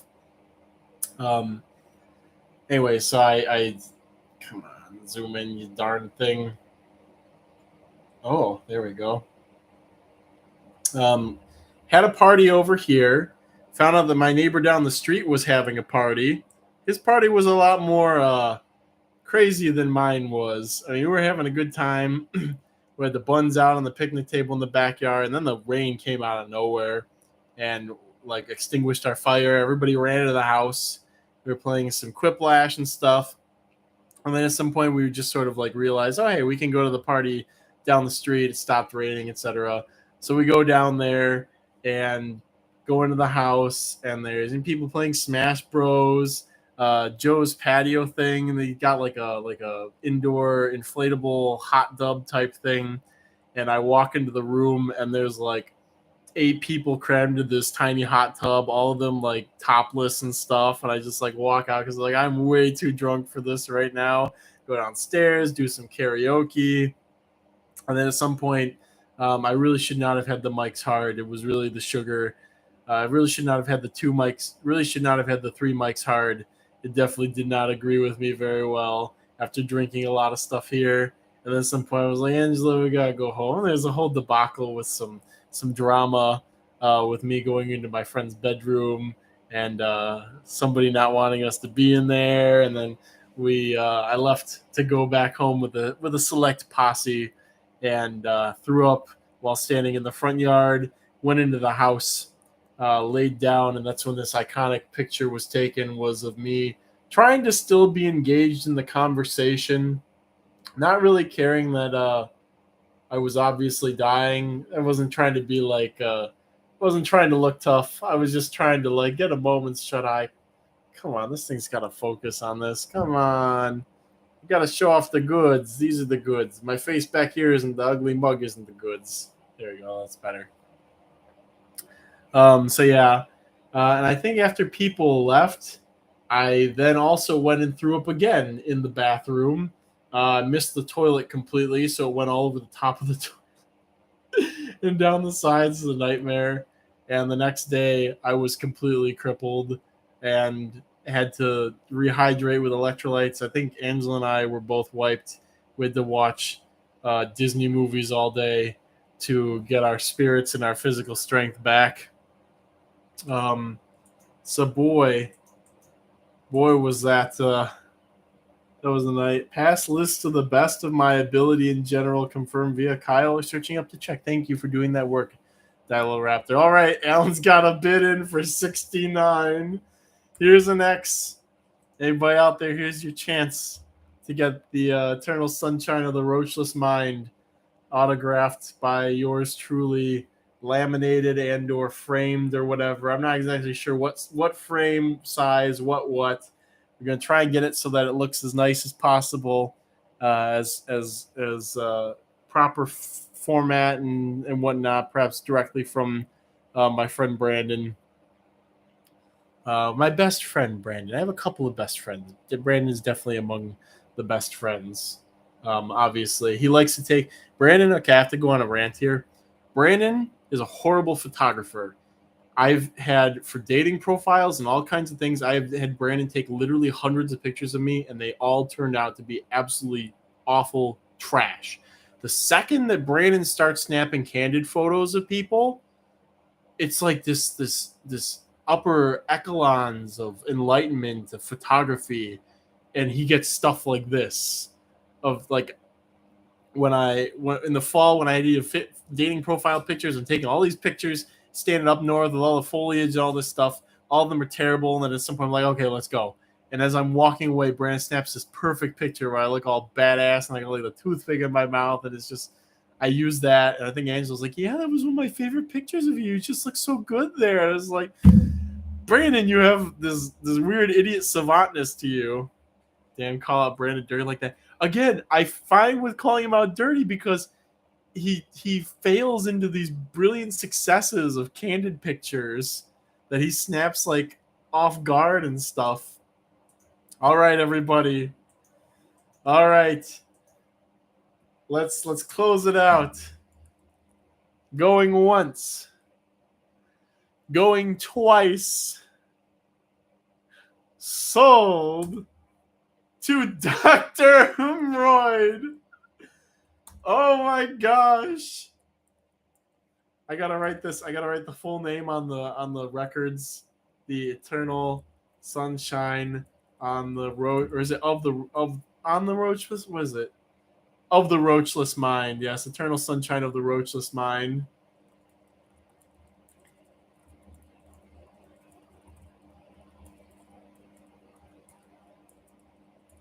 Winning bid of $80 for this priceless piece of art. Guys, should I stop selling roaches and go into selling art? Is that my real calling?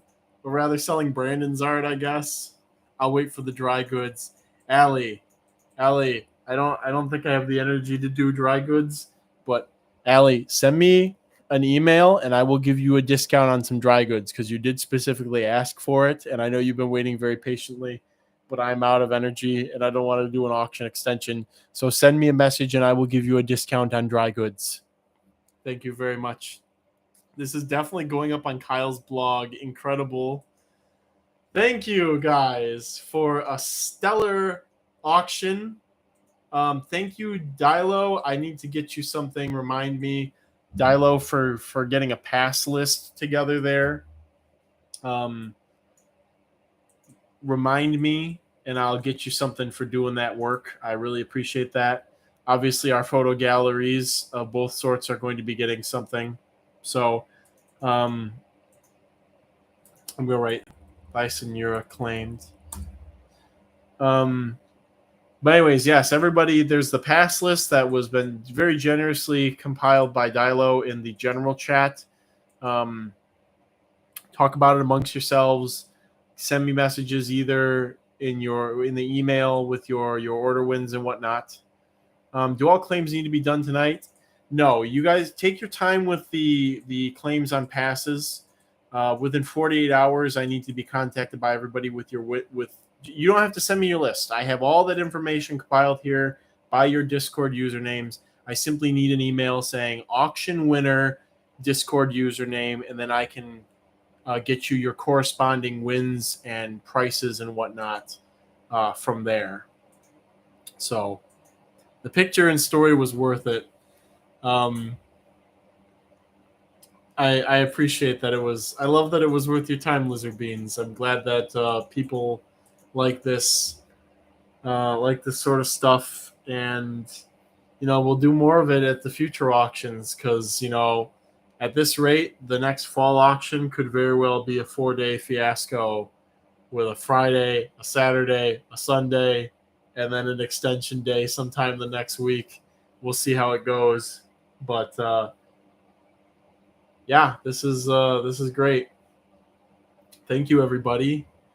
And it looks like if Kai's got an itinerary planned out, and he's able to pick me up at the airport and all that stuff, I can go to New Mexico and Fort Davis and get some cool things to bring back.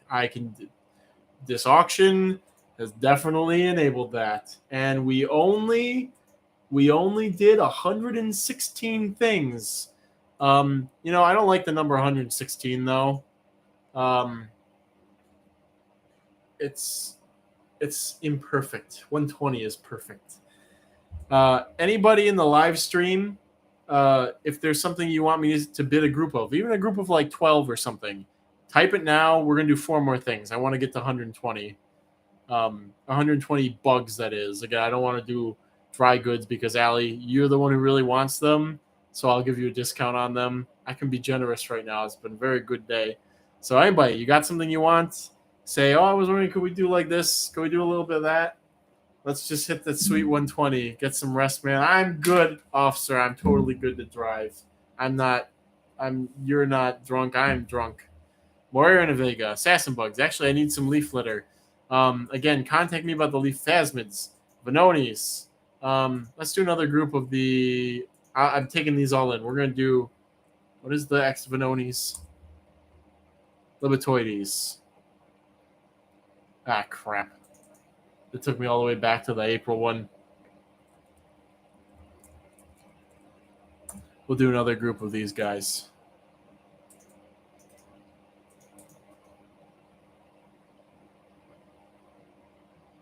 I should just hit the jump to present. Okay. We'll do a group of 6 Libetoides, say I, Bryceville, starting bid, 25. There we go. We'll go ahead and do that. Kyle feet picks now. Oh, God. Like 8 lava isopods. Yes, we could do some lavas. I do have some lavas. Common millies. Okay. Fair enough. All right. There's an X. We're wrapping it up. Chris Sniper's in the lead. Going once. Going twice. Sold to Braden. Winning bid, $33. 6.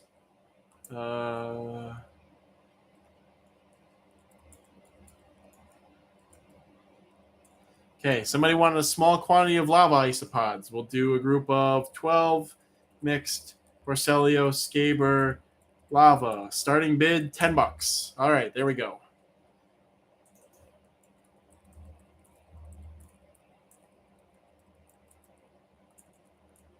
Nice, small, reasonable group. Please don't let this balloon up so much again. Richmond Heights Dice Square Group. Jojo, I can send you some of those anyways. I think they haven't rebounded just yet. I think I told you I've got the nymphs growing up. It's kind of like what happened with the Redlands ones, except instead of me selling too many, it's just they died for some reason. Common millipedes. Another group of Excalibur. All right, we'll put another group of Excalibur up after this. All right. The lavas, group of 10 or group of 12, starting bid of $10. Got the X there. We're going to start wrapping it up. Going once, going twice. Sold to Chirix. All right, winning bid of $25. Wow, can you guys imagine how fast we blow through things if I talk this fast normally? Well, we'd have less fun. That's the bad thing. All right, 12 mixed for Celio Scaber Excalibur. Starting bid, $10.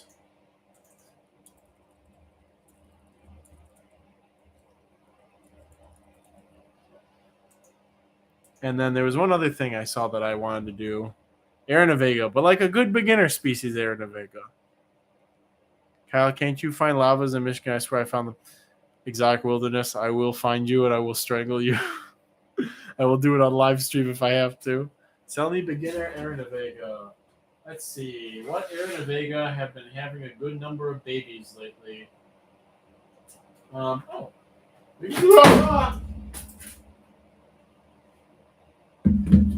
So I added some more substrate to a lot of the Aranavega. The last time I did husbandry on them, oh god, the males are worked up because it's nighttime and it's warm. The males are trying to fly. I've never really seen that before, but it makes sense. I added more sand to the bottoms, and so my muscle memory for picking up these containers is used to them being lighter, and so that's why when I grabbed it, I was like, ah! I didn't remember. I haven't gotten used to them being heavier yet. Was that husbandry I just... Well, yes, it was. I getting the sand re-leveled back out, and yeah, we'll do these last. This will be our last one to get us right there. All right, X. We're wrapping up the Excalibur, second set of Excalibur. Going once. Going twice. Sold. To Devin No Name. All right, I guess that's good. The person who wanted them the most really got them. If anybody else really wants them, I do have plenty to go around, although the numbers are going to continue to go down. That's what Kyle does after hours 24/7. Was that husbandry? I need to add that to the guide. All right, we're going to do some... Loki wants these, so we're going to put some up, and they are doing well, so I can be generous. We're going to do... Fuck that. We're not going to do 15 mixed. We're going to do 30 mixed. 30. Oh, and I'm typing it. My brain's so gone, I'm typing it in the YouTube. Aranavega, CF 10X, although I don't think TJ doesn't think they're 10X anymore. But we have the locality info, so you can find that out very easily. Animas, New Mexico, starting bid, $20. I will show off the colony from the side of my lovely Aranavega Navy 10X. They're species from Animas, New Mexico. There's, I think all the adult females that were on the surface like ran for the hills when I dropped it. I'm just glad it didn't spill over. Somebody's got to be out. We're gonna find somebody. Where's my body collection? Oh, I know I've shown this culture before on a live stream because I tilted it forward. And I said, look at how happy they are. And they didn't look as happy as they are now. They're very happy. This is like perfect Aranavega husbandry, by the way. I don't mean to toot my horn, but like the humidity level, the like density of the population, just the right amount of mold on the fish flakes where it's like it's still very palatable to them, but it's not overwhelming and discouraging them from getting too close to it. And who's this? Look, we have a male right there. Adult male. Ready to go and get some. Don't know what, but he's going to get some of it. Actually, that's a teneral male, or semi-teneral male in the back corner there. Can't really see it all that well, but looks like a subadult female or maybe an adult female. But these are definitely one of the Aranavega that's found in one of the most inhospitable places. The other ones being those CF investigata from Yuma. But it's just bakingly hot under those rocks and animos along the road. It's like old volcanic rock formations. Kyle is showing his true colors. Dropping them is perfect care. You learn after a while just how to handle things to be efficient but not hurt them. And that's one of those cases where that male Aranavega is almost lighter than air. Its brain cells are probably wired around doing two things: eating, which is a derivative of not desiccating, and having sex, and I guess flying, but flying is just the means of getting to having sex. So that's all it really cares about. And the females are just pleasantly plump. Damn. All right, here's the X on our last bid to round us up to that sweet 120 items where I definitely did not go overboard.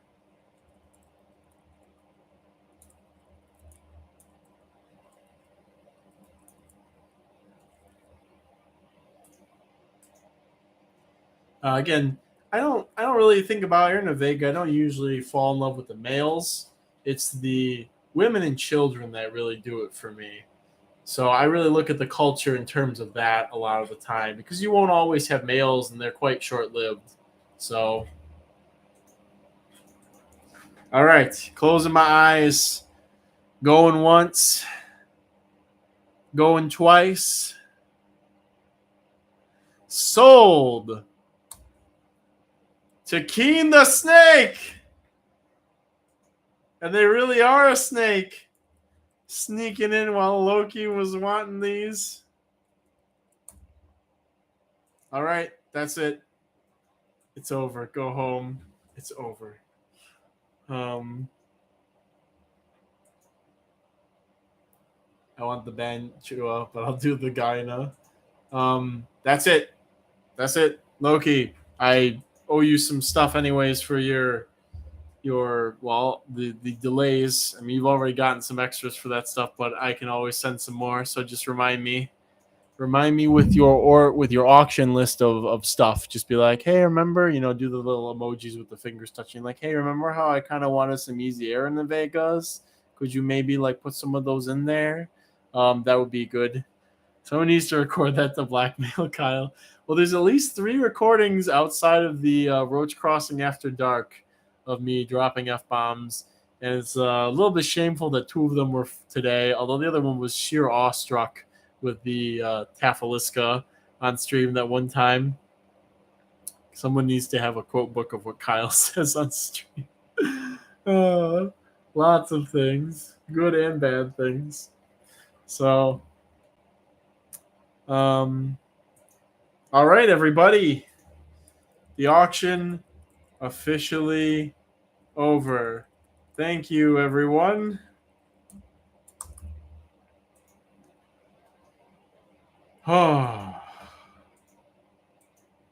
Thank you all for a delightful mini auction. Thank you for enabling the bugs and all bug derivatives.